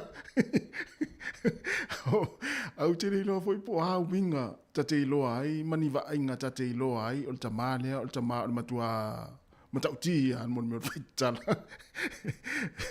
tele loa po ani winga a whai te loa ni winga ni winga po ni wa ainga foi le te longo fia o a misal tonga foi le tate le iloa tele po ani la ni ainga foi le mani winga tangata le tate iloa ai a wote fa la tangata na tasi o matua sifi fa tala fatu ya fale li popoli ka moe mafuta mai au kilani fa fetai tele lava le mafuta mai tatu tu fa pe foi pauli manuo tu au ia lo mafuta mai ina i mele pone Australia le finga tole a fotone ia mamina tauma oe ia o vaenga ia si vaenga le ia o malanga tine Wellington ia o lo fa o pele ta faonga foi ia ai uma na ia le o melpone manuia foi ia ta faonga ma malolonga ia natu le nai tu o Australia fa talo fa ia lave na nai fa taite le lava ia le mafuta mai ia e fa le manatu ia o SSA ia langono tangata le ni aso e le manatu ia ia fu tangata lo fia e tangata lo fa no fo le ni taimi ia fa pe na pau alto nga vanga vo le mfai ona na vo le te fa lo tutele i tangata fa no na o vanga vo le tupu ia inga po ai se si vo le wa o to e se no le malanga malimu le oti ia ona i ainga na i e tau oi le fa ma fa ma le fa lo tele tato o le tangata vo le fa no ona ua o me tupu tono ainga ia ti no le tau na to tupu na me tu lo la fo fa fonga mai le tinu ia i tangata e ma fo na fa no na ua o le stupe si ia o le pele stupe o le ale me e mo i lungo lau ai le taimi le nei ma le aso nei fa tai le tu o na fo e tupe mo o fa la fi ia fa tai le tu ia au mai le tu ia le tama ima mo yo sil tau langa ile aso ma le aso si o le fia tama yo le o ta simanta yo ya tato mo le o la fia au fo i le fa polene tato me tupu nei o langa yo ya wai o me tupu ya fa ina ile tato so i fu ma loloina fa fia le tangata ia o ia malona ainga o se ainga fia na ainga o se ainga fo le so i fu ma loloina o te loa o so se ainga fo le fia ia sa uma te loa o se ainga ele ngata ile felo fani ia e fa pe fo ona so i fu ma loloina wala na fia ile se me pole ia o fa pe fo pole ona tu langa fo le so i fuanga o lo so i fua ni taimi le tele o pili tutongi mai fa pena sia wala mana ia wala nau e mana ma fo tele ia vai fa pena ia wa ya fia ile tato so i fua ma loloina ia ma mai mai o tino fa fia lava le loto ia male ma fo fa se tu lo ia le si me pito silinta o le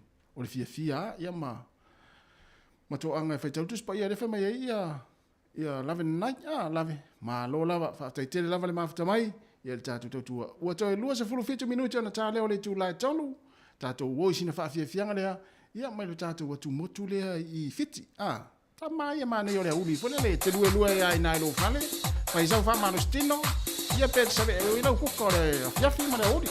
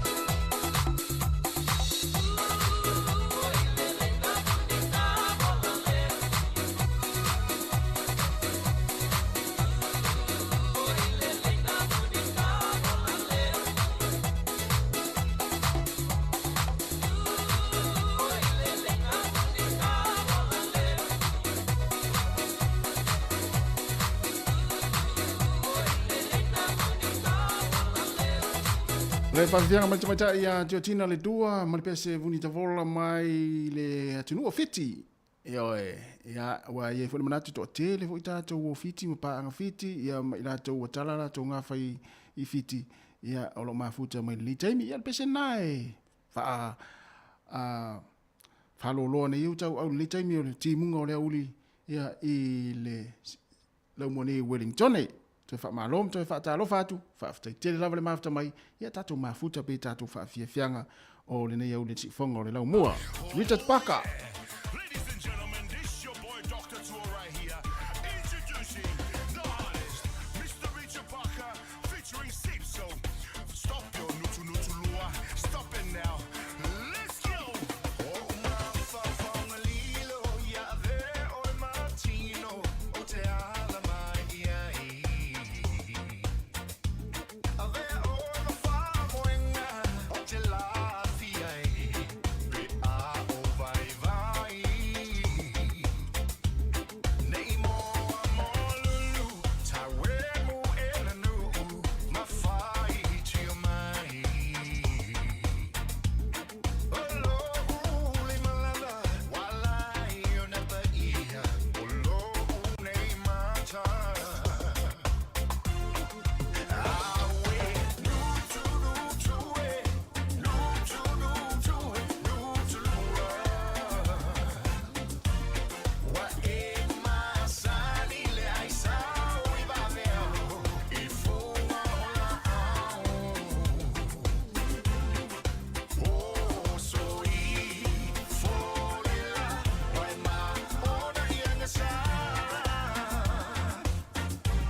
Se sul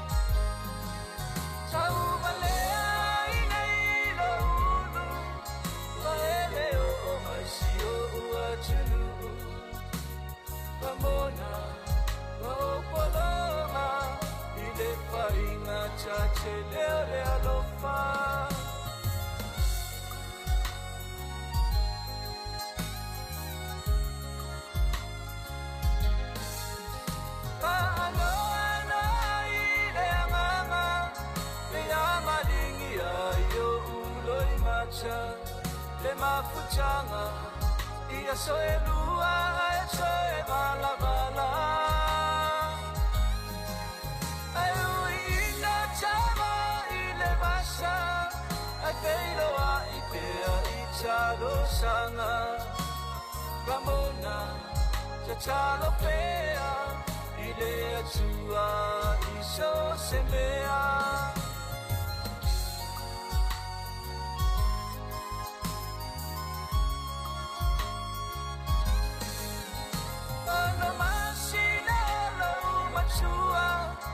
Ila feo inga mua mua wa feo o se te inele aini machua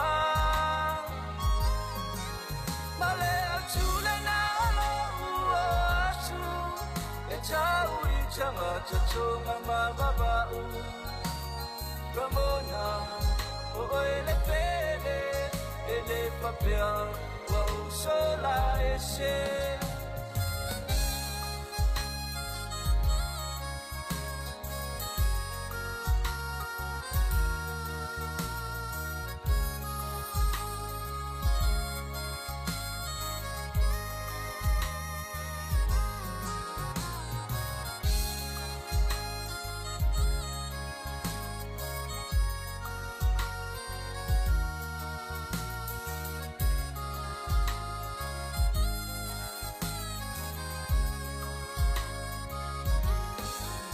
Sanga chela sa oya New Zealand Tarasi cheche we chole maukilani ai pechai ile chuma ura ura choi se chasi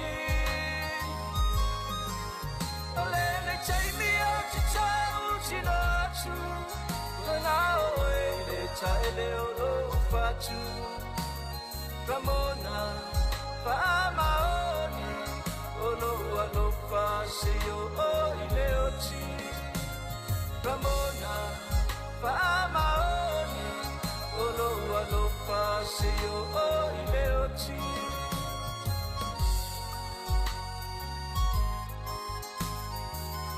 Se fong manena sunga ya ni wali i tuli au popu ya mo pese Ramona pese faula ya manatu nisi fo ya fai pese faula lea wala to to swin pese lea ya pe ona ile sunga ni wali tuli au popu ya tamo le faula wato es full minuto na tale o le tu la tolu ya i New Zealand i le sferaile o le so no masino January lua fe lua se fulu ma le tolu ya ai toi fa malo atu ni Jamie ya pe afa pe na foi la ta pena foi ya nga luengo le fiafi o ila foi la ngai nga luengo le fiafi ya manuia nga luengo le afenga i mo to ma lo le ona sai yo pe fa tu nga tale am tai no nga luenga ya o ni tau sanga le totele ya ila to foi o leva na nga lue mai ai i malo lo mai ya i le taimi os fia pe la tu la na pe o pulu afila lu taimi pe o tamala na o to fi we tau va vo le e malo lo manga nga o le fia malo lo ya ele u mi fo ya ona tuli la kapia le aso o mai ya le tau sanga ai ta tu tau nu lo fo il fa ngo le tau sanga ya te sema tu lo fa fo mai le tu i wa le la amata ona fa nga solo mai ta longa o le aso duas fu matasi po ma le aso duas fu ma le lua le te to fitu le ala fa ia i Waikato o le masina nei ya i fo na to le tu mu fo i ta tu nu ya afa pe ona le i ti ina la fu a fo le sa fa nga i ta po inga ta tu to Samoa i New Zealand nei ai me se o to le la i Waikato i Hamilton ya mana ya to e fa ma fo la le tamalna ya to fa angia i o le stadium le a Waikato le a fa ia le te to fitu ya alisi va te to fitu lo langi ya in masina nei mana ya ai to tele la tu le ta tu Samoa le mai i Waikato ma Hamilton ya mi se foi auto ya kilani wale la talata ni auto ma na ia la matua fa sa o se kiwa ta vale vole le mai au kilani tau mai i Hamilton ne e wai de umi ana sa o tau no mai Hamilton ne to foi la ia pe a uma ia le te to fitu ai ma na ia si tau fa nga ai tatu fu ia na fo le na lui tatu tu pe fa nga ai na i le tapu inga le tātou tō Samoa. Ia wai, o ka se taunga tāo fua le taimile nā le na whaatawina. Ia nona mai atu al taito fitu le nā, so o atu lo fo i male, ia male vai aso atu le le vai aso so oi. Ia le foi la to se ia le taito fitu i Australia, i le si vai Australia. Ia bole aso o le vai aso na, o le si vai aso so ai Australia. Ia na ata pena mai lo fo i mata mai o le supalakapi. Ia uma le lei al tausanga. Ia o stato mata i la kapi mai stalonga. Ia mena ia ua le anu tele whapea wa isi fo i le leo wha atu te minei. Pe ato e mawhau le tulinga le la atuli e ia te sema. Ua le whaitau ma, ua te nofo whaitau ma sina. Wha le ano ai ai ai. Halu ala wenga lue. Te to e ane ai lunga wo o ia uni. Watalwatu sunga e pola ulu. Malola. Malola wale mafuta mai. Ioe. Ia ai. Whaongata tō fua. Ioe. Ia e roa i pete ua wangia ngia e fui mala ufu ai o i Hamilton e le te tō fituna. E le hiloa ia alo vai. Pe ua otu ia iwa uwelele ua wangia ngia e fui ale ia ufu ale le fale tolu le ufu. La e te ule le ia. Ia awa pe te ua ualu o te tō fitiru te mata i le masina le. Ia o le la ualu ma ufu ana e tolu. Ua to e 10 minuta na tā leo le tu la e tolu. Le si fonga le laumua, ia mana whaafia fianga le nei taimi, ai ma lo lava le mafuta mai, ia i le tātou tautua, ia ma tātou whaafia fianga. O le pese le nei, ia e uro whātou le tātou pōkalame, mo i la tau o loo mana o mia lava ni pese fo ile le whaanofu fi le mu le nei taimi, pia whaapea ua, tele le mawhau i mea o le nei tausanga ma fuafuanga fo ile ainga. Ia, whaate ala ia vahenga na, ia ai ma fulele mafuta mo le tatou pese lea. Ia ulo fatu le tatou kalame mo tou. Ia ua tou sila lai. Tou mama i lai. Ia, ta mana e popo i lea uli. Tu ane rola le koko Samoa. Whare i pani keke. Ia ua uma le tau ia le whaatimu timu.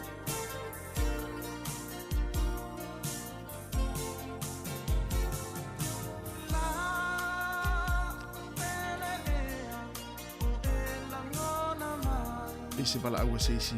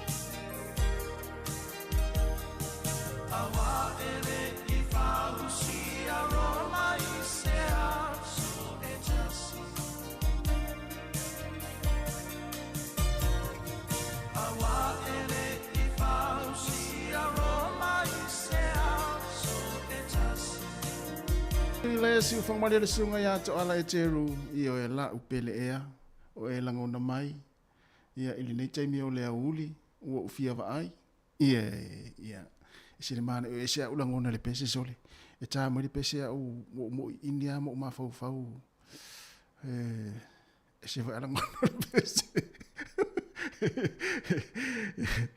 o mo india mo ma fau fau ai upo le pese a me se ale upu le a le na u fa longa tu ile na nen ta u mele pese wa e tau le pua malafo mai oka se te fa longa tu yo I lo tino mo to tonga se tu lo pe e se ala fa longa I u pese wa e tau pe falling of my folele wa tu ina oi ina u I lo wa se me u fa mai le mana yo u pese wa e tau le pua ma e lafo mai ina ua ele faiva ua sua tu ile tai pe o puna pese e se fo ile mamao le o le manatu mana ngona o le fatu pese ya o le soifuanga ma le olanga o lo tatu ia vaenga o le soifuanga ai a faia ina ile tangata ya ona le so no le lo le alunga o le soifuanga ai tatu manu malo I me fa pe si li manu malo ni me fa pe na manu malo ia pe lo tele o ia wa atasi le vaenga wa tele ina ta pe maftanga ai mai se ia wa le ma fai nisi ona tatali ia ma o atu ila vai nisi tu langa fo ile se tu lo wa fa fo mai le tu wa pongi sa lo ma le lalo langi wole se la ve ai wole se tala no ia wole se mo mai se so ani ia ona uia lola ia o tūlanga fo ile le tātou te le fie whaalongo iai. Ia nau tō si le fie le wingo tala. Ai mafua mai ona ua volele ua ia pe whaupu e ua tae whatu. E sa au. A tala whatu po la siu. Ma lola ma fita mai lo sunga li au. Ia tali tonu mai le tau inai Asperton. Pea Asperton ia o whao mātou inei porurua o matua wha timu lama fo nei taimi. Ia manea fo ia le aikia e pola ulu. Po pu lama la koko leisa le taimi nei wale wha timu. That's for ready. Ia o olo nā nei. Ia nāne me e nā nei. Ia nā fo mane. O le tau ti iai tā whaonga marolonga o le nei taimi. Ia ele I tele nā e ngā ruenga. Ia mo o nai te mafuta mai ngā ruenga nei taimi o le tātou tautua. Ia tātou mafuta pea I whaafia fianga ale si fonga lau mua Ia lea le a wai atu le Jamie. Ia wala fo ilo mafuta mai. Ia I le Jamie o le aso. Kwa tā tonu lava le tula tolu. Ia ai fai mailo ma le awali ia. Tama leo au mua ne ria. Ia fai mailo ma tama lea. Ia.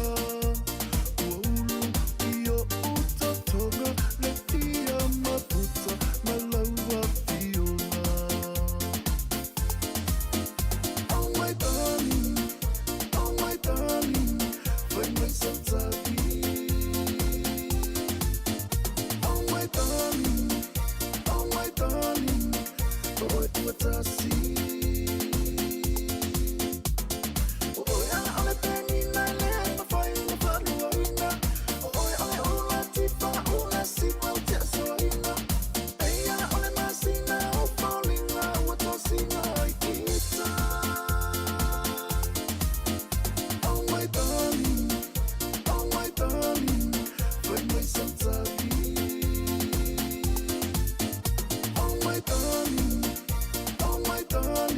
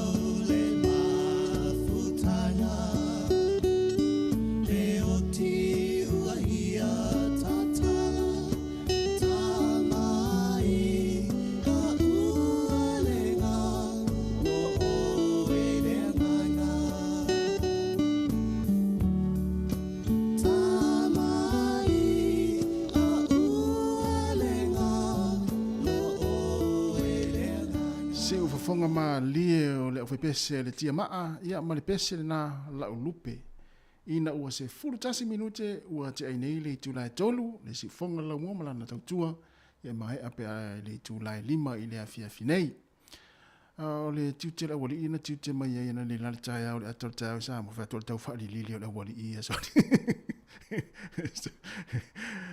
tol tau whaali lili o le wali ia malatou koko esi ma ia tu ia le sunga ta se sa o le e au mawai sa ma le wali to lua ia le to lua me le lale atol tai au fa tol tau whaali lili ala ma tu tuo tangata fa tol tau whaali lili so le le mea le tala no a whawhito ai mai la niu malu lu sole. A whawhito le matutua tangata sole. Ai pi vere. Pi ana whaariri tamai tivo i le ana le ilai i mane nei vai aso i le tiu tera wali ia mai sa mo le atal tai au. Pe ia, fai ia la le whawhito ai niu le. To anga la whawhito ai mai lua niu na. Awa toi foi mai lo nei le tatou visa ia toi foi ala e tatou man me le ipu vai vela me fa pe o mata tu ai le nei vai aso tatou po kala me atal tao o le ma nei ia o se swinga foi le ia e tatou na foi te si le fia ia le tatou tau mai sa mo atal tao le nei foi vai aso e ma nei te foi mane le swinga le wo ia e fai ma tu mai Samoa a mata mai Samoa tatou pokala me nisi aso ai fai ala utala le wali i matutua ia leana to tolu mai mata se san le na so le fai atu so le mo lai so le pole matutua fa tau fa lili so le ia to anga la fa tau fa lili na e maua o lua le so le le matou o leo mo matou masania matou ia ine tatou visa ia i o le toast ia ma le avoka ia a tatou la ia i Samoa le wali ia tau whaalilili mai ana leila ia se i whai ala le whaafeto ai niu le nana wa atu whaafeto ai mailua niu le taa se fulu tolu minute mo te nei le tula tolu le sifonga la mua fa talo fa tfo ile dina ya sina leo ya masiona tua a o lo mafuta mai le chamber tato proclame wale tau tua ya mai mo mai fo ilunga tato Facebook ma lo fa talo fa tu oi talo fa lo no winga la fo e vela o le motu isaute ya fitau la fo ya sa o le le ya wa fo le leo o le tulanga le ile tau wa vevela timu ya isi taimi o malu mo le savili ia tulanga na lo yai ia timu fo ia lewa ba sante nei lena munga la fo ia nei Wellington ia ole ba sola nei lena amata mai na nafi ia lena va ia wa amata nto ulti munga ia ole sa ole le tulanga ile tau ia fo tai ao ia ole a fa manu fo i mati munga tai ao alu atu ai male sa ia to fo i mai le so ngafua pe ole ole a to va ia le la le so ngafua ia tulanga na le ole le ole yai ia le tulanga le ile tau mo tatou i le ngata i Wellington nei ia fa pena fo ia New Zealand to sa le ia le sunga por asiu po ai ni tangata fo ile le ole alo lo fani le wali i niu ia talo si o ave ini tupe ai fa pe o tinga me fo ile le tangata maniwa ia fa ftai tele lava ai fa pe o le fa tau fa ftai ia ili se tula me o la utonga tane niu wa le tau le niu to sila atu fa fonga atu tau le niu la mo wisa mo se fulu lua tana le niu tonga tane tele ia fa ila ni a singa na ia inga vole le lai watu le wali ia le na tiu te mai tai au ia fa pe o lai watu ina ia inga mai atu niu o yasi ai o le tali le tali ia fa stai te la vale fa lo ia fa fena mo tu pe tau si e o lai tanga tele atu mani talo vati avi inga ia le masino faftai tele lava faftai le mafuta mai ia manuia fo ia le au mawai au kilani faftai fo le mafuta mai ia le tautua si fonga laumua ia mana faafia fianga le taimi ia tona no toi failo atu o le tele lava tatou proclame o lo malo le taimi nei lo no vingo tele lava fo ina vatu faafia fianga so ifiloi ia e faafaingo fia ima taito lo ina fo ia lo to faafonga mai mai tono mauta malawa ia faape fo i la tau lo fainga wenga le taimi Ya, tātou atu pese lea, 10 minuto o te enele tula tolu, mai le sunga tau fifa o Sofia. Ole ata wha anoa noa.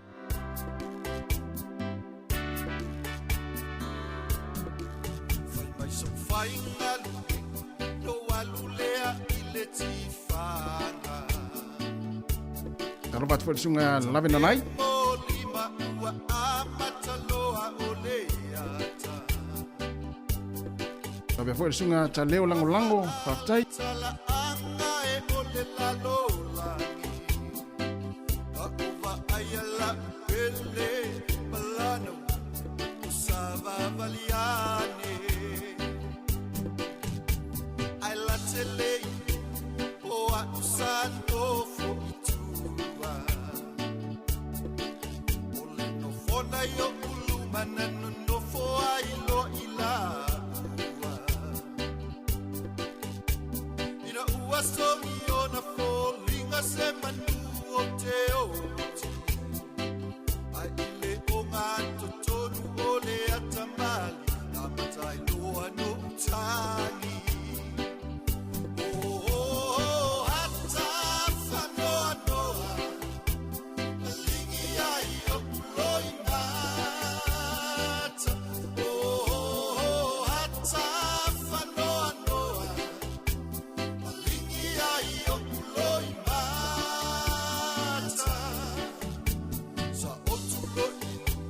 Savalia ka ile fale.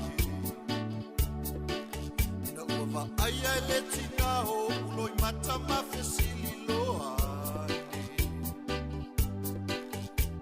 Ai ina ua usune yo ta ua tuia yo sepepelo. Ai utalia tuata fanoa noa.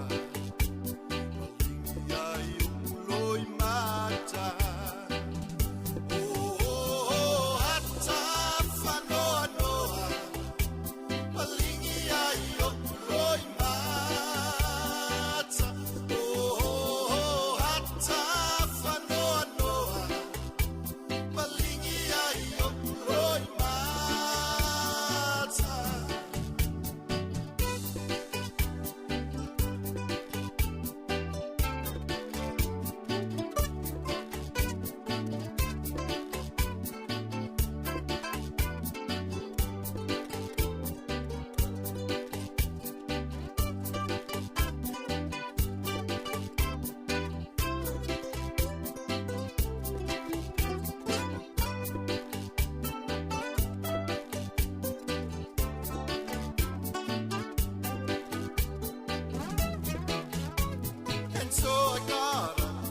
Slowly walked on home.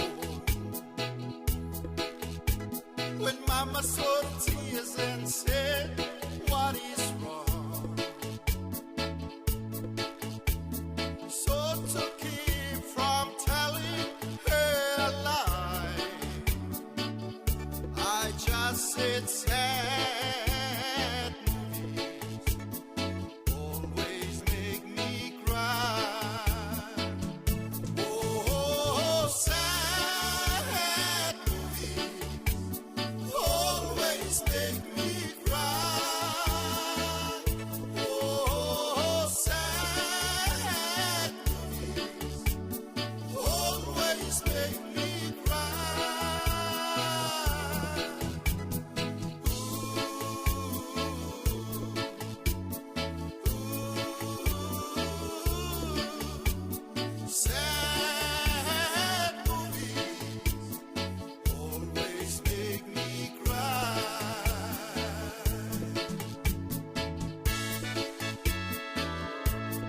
Seu whangania le sunga ya tau fifa Sofia mo le pese ata whaano noa po le sad movie. Ina ua 20 minuto o te enele tu lai tolu wha fia fianga le taimi mori atu e ala le tau tua di whonga le lau mua. I lono ofisa wha asala lau 5 manatasi man Kevin i Polidua i Wellingtone. Ia le nei taimi o lea uli, ia o lea uli nei o lea sfaraile, lea sona, le masina o Januari lua afe lua sifuru manatolu. Patalofa fo ia i la tau, ia i la tau e tapena fo e toi malanga atu isi atinu o lalolangi e pe Australia.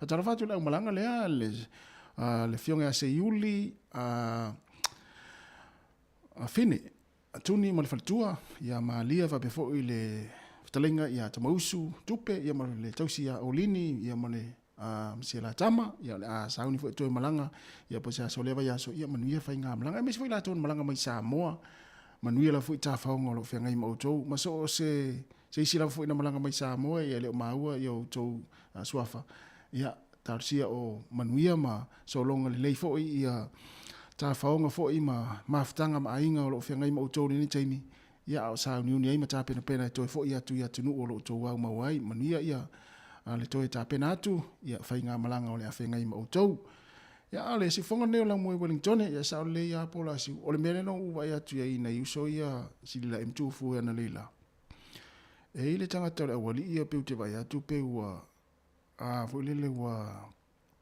ngase tu lo wa fa fonga mai le tu fa pe e ile tanga to le wali ia ta si mate mai po ai va fa pe le na sila na leila ia le tatu poklame le atol taia o le asa wa inga le suinga o na uso oi se la uso ia le tu te lo le pe wa sui la wa ai o tu fue masili la ia le afu le mafuanga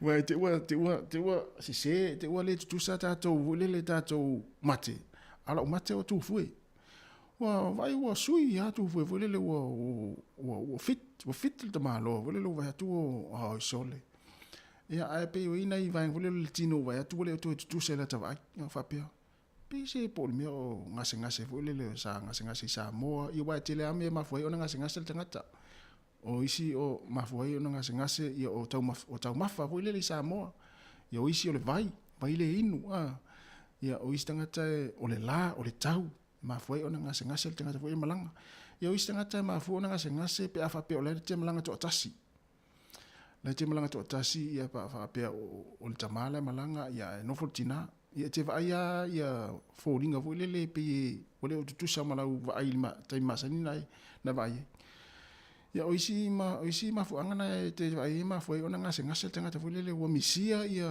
ainga vo le por to lu le nei mal fa na ala vai la ia le sa tu po vai po isi swinga vo le va pe lu le tolu va so le na malanga sa mo a fa pe o le manatu po le manatu mai le tina ma fana io ti do le se me la ma i fu so tu tau fa so solta tau fa so sunga ya o ya po la siuri malo ya ole wa luas fu family o te ai nei le tu la tonu si fanga la mua ya tato me i lo tamale le Mr. Kiaupoe dama o Sam Tukun ia lana pese le lewa uto vai wa si siva fa solo ato ai tanga tol tatu o tulu nei temi pese fo le sa o tamo Mr. Kiaupoe o Sam Tukun ia pese la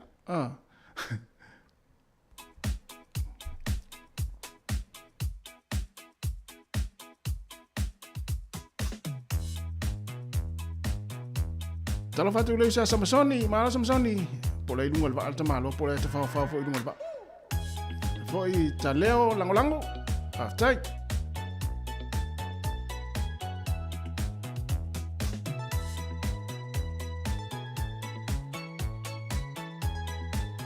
ya ulo fatu mo to le uso lungo el va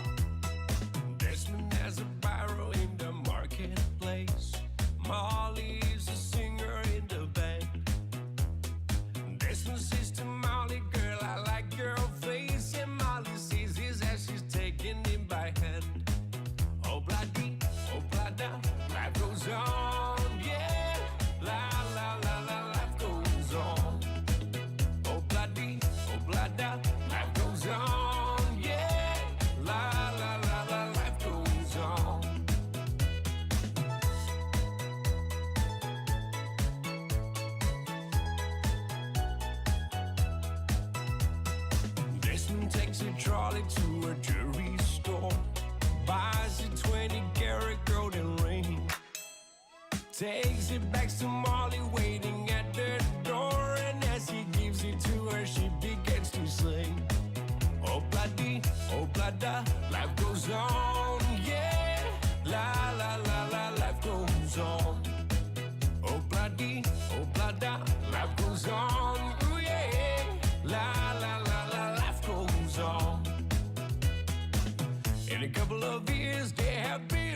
home, sweet home. With a couple of kids running in the yard of Desmond and Molly Jones. Happy ever after in the marketplace. Desmond lets the children lend a hand. Molly stays at home and does her pretty face, and in the evening she's still singing with the band. Oh bloody, oh blada, life goes on, yeah. La la la la, life goes on. Oh bloody, oh blada, life goes on, ooh yeah. La la la la, life goes on.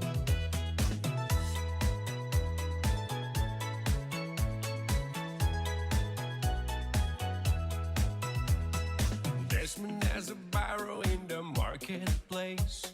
Molly is a singer in the band. Desmond says to Molly, girl, I like your face. And Molly sees his as she's taking him by hand. Oh, bloody, oh, blada, life goes on, yeah. La, la, la, la, life goes on. Oh, bloody, oh, blada, life goes on, yeah. La, la, la, la, life goes on. La, la, la, la, life goes on. La, la, la, la, life goes on. Le si fo male sunga ya tu kuni o le pese na o bladi o blada ya na Imagine what would happen if every person fa fo male te mer tatu to fa fia fianga so filoi ya o mo mo ya tu ya wa fo il fa fo mai le tu no fa talo fa fo ya le an Julie afualo so le fa tu le tutu wa fio tamai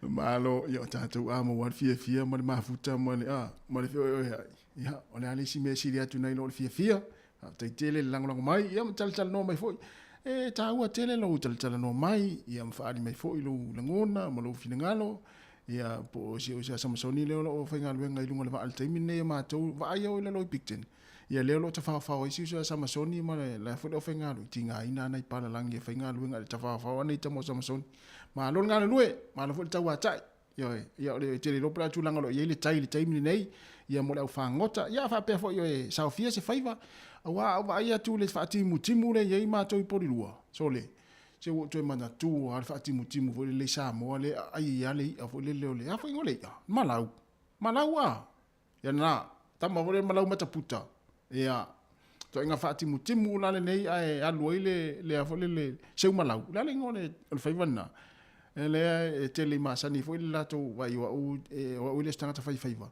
o le tanga ta fa to anga ti va pe so le va i o Samoa ai le mala mai fa yo sala ule ma mai fa langa le o stanga ta fo le fa ngota o le tanga ta fa to anga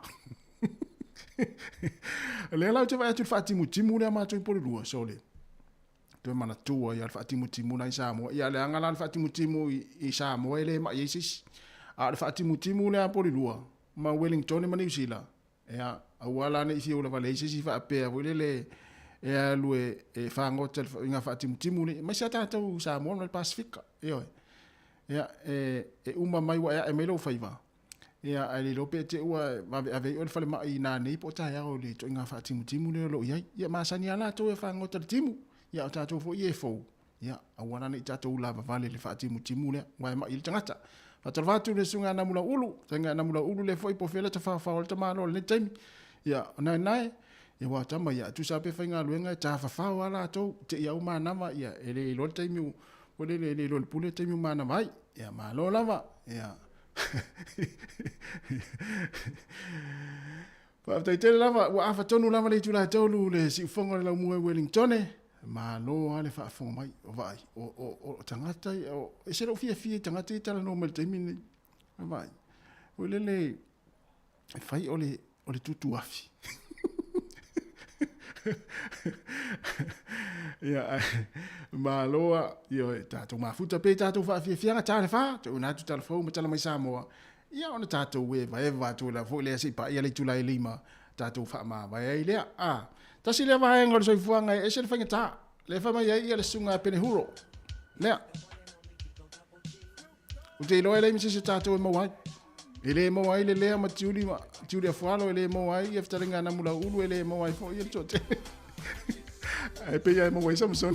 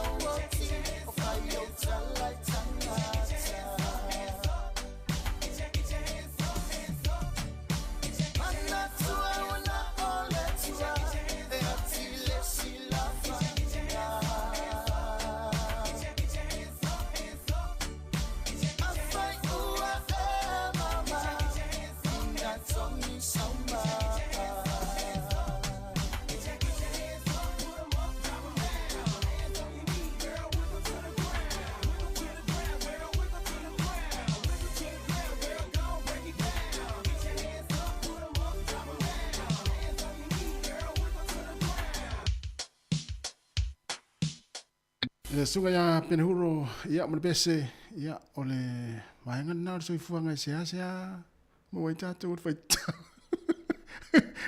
So lua se furu minute ona talo le tu la fata fa pongo telefon ma tala mai Samoa ya ona tato we vai valo fo le pokala muli al fo fatina di fongo la mua ma lo la ma fata mai fata fo tlinga ya ma ya valia ai fer mele te fa ma lo la ma te la ma fa mai ya ma lo fo ma fata mai tato pokala me nei te mi ole uli ya ole nei fo I vai tau sala ya tava ai atu le tele o sao fa I Samoa le nei vai taimi ma le nei vai aso tele o nu mafio anga ma ainga fo le o lai fa sao fa fa fo tupu ya inga ma fo le to tele yo ma to nu vai to na nafi alla mo sao fa fo yo lai fa mai ai yo to tele fo ila to le to vai to le na malanga tu ya tinu nei yo wa fo ia fo ia fa fo tupu ia po sa fa ia inga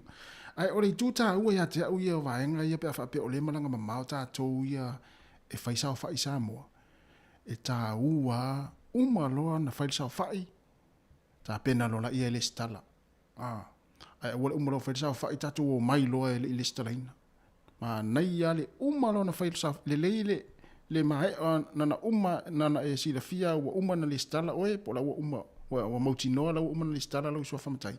Fato e malanga mai lo le nei New Zealand. Fato e fo na fa manatu mo ita to fo ia le malanga i Samoa ma fai sa fai. Ai me se la to fo le mafu angale na le na malanga i Samoa ona o sa fai ma fa fo tupu. Ia ainga. I sua fo ainga.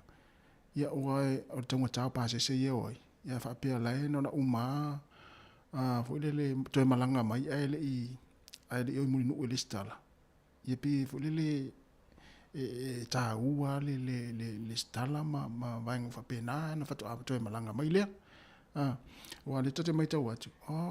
Ka le to tele o sa fa. Ia matu un na fi o isi nu un tava atu ia le version te nei mo le amatanga fo i nei fo i vai aso. Ala le tele o sa fa. Ai atu i sa fa ia na fa ia nu ma fi o anga. E le ila lo i fo se lau tanga ta sa fa i sa fa. Ia ia fa pena fo matu nu mai tau atu ia nafi. Ia i fa fo tup fo i ma sa fa i sa fa ia. Ia fa pena fo isi nu e le ila lo i fo se lau ia ila tau sa fa i o la tau no fo na nafi. Ia male nei foi vai aso male ia male nei masina male vai tei mi for Christmas tele sa fa ia wa pe o le vai tau nei o tele na fai ai ia sa fa ia ainga manu ma fio anga tulanga le ia o tu le e pa wana o le fa mana tu foi le ia le ale lo si la fia le wa na le stala lo ngomatai ia imunu ia ona to malanga mai lo le na sa wala ia whaonga i nei atunu nei wa tele fo ia vaenga fo le e whenga i me tātou nei atunu. O le ua toi luas fo 2 minuti na tā leo le tu lai wha, si whonga le lau mua, wha fia fianga, ia o nei teimi o le awa uli,io e wha timu lava fo ia mātou i Wellington nei.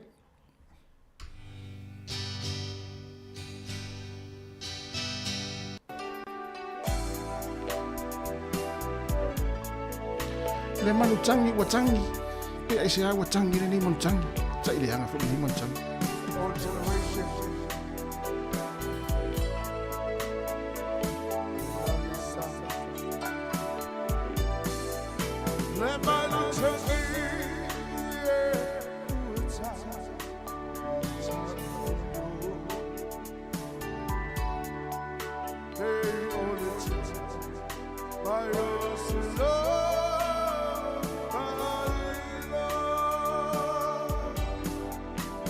Hearts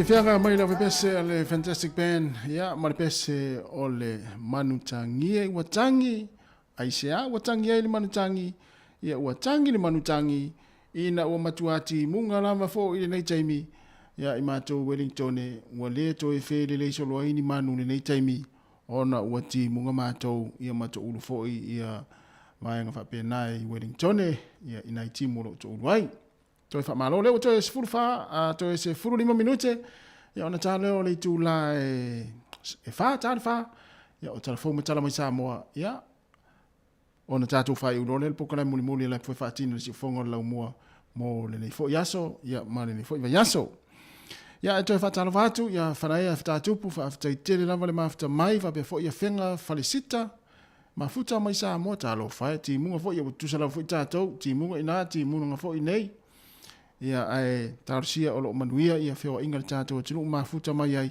ia iso se vai ngal langi lungo tato pinga te failangi fa pe foi nai matua mai la to lo mafuta mai le tato wala leo le tasi o ono tesi ma le tasi fa mo le si fonga la mo Wellington e fa pe foi lungo tato e lua se fulu fai tu la ia o lo mafuta fa fonga mai ai nisi ia fa pe ona uti munga ia o le ala le si me fail te min nei pe fa pe o le ise me alu ai ia o le matua ki ia ilungo le value mo lau Facebook, mo lau YouTube. Ia ai siva mai tatou pese e fatalo fatu le sunga. Ma fatalo fatu le sunga le whawhengainga ia yese tu ia tua, ta lofa lava i lau sunga le whawhengainga, ia e fwere manatu o lo manuia fo i lau sunga le whaletua mano whalo, ia i lau mawai ia i au kilani, whapea fo i le e kalesia, te tere lava le mafta mai. Ia, wato e 5 minute, tari tu lai wha. Ya, wale se mete aro ele timu, tato woi tato pese ia, ia onai tamana e, whawhiawhia ia nei taimi, ia o tapena i fwoi kuka o lea uri.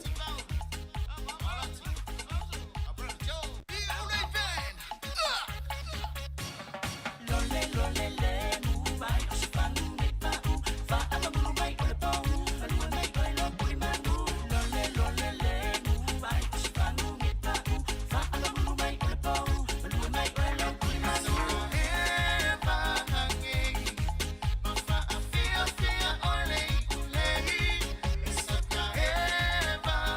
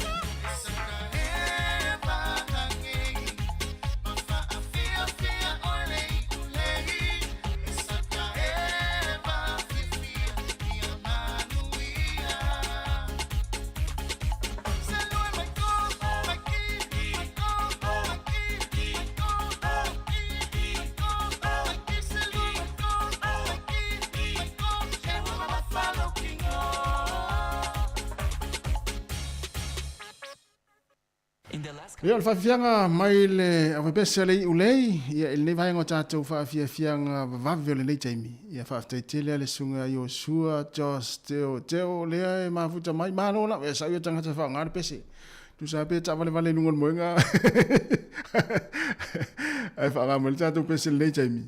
Ia, awa fo i le whafonga, ia, male mai mo mai le tātou tau tua le nei.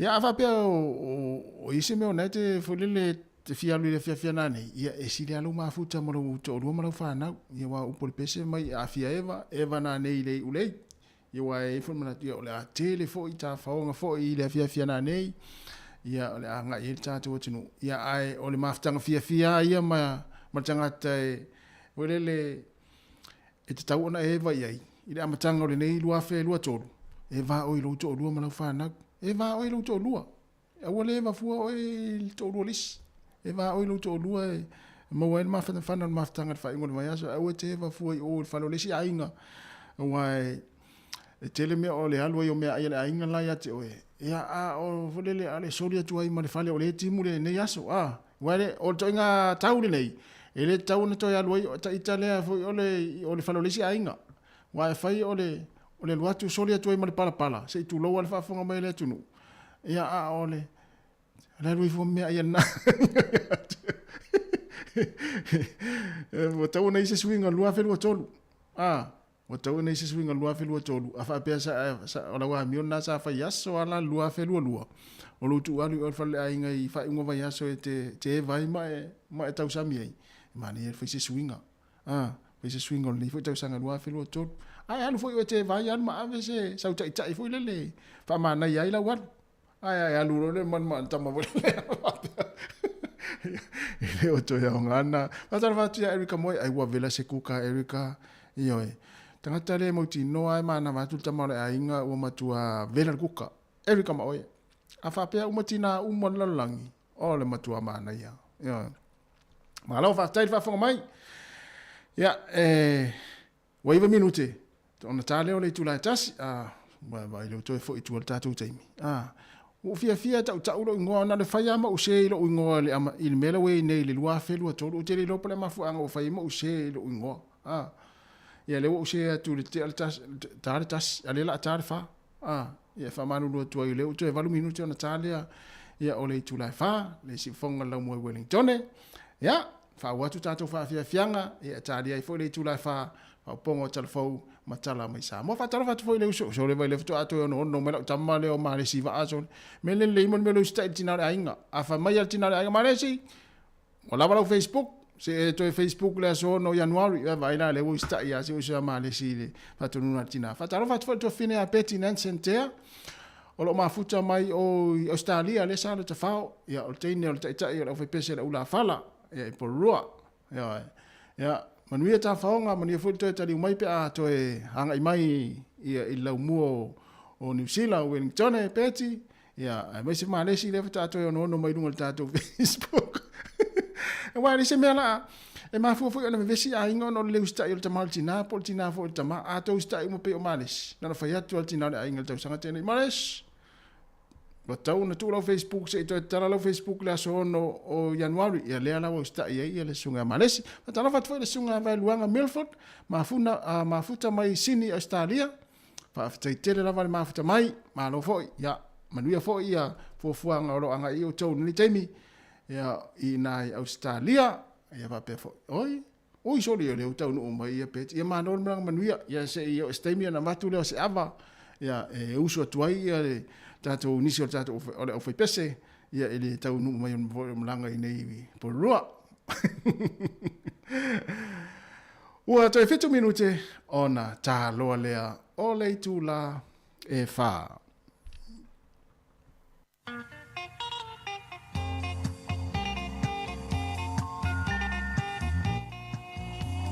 le punia lava a mana na fa alupe ele na umati au to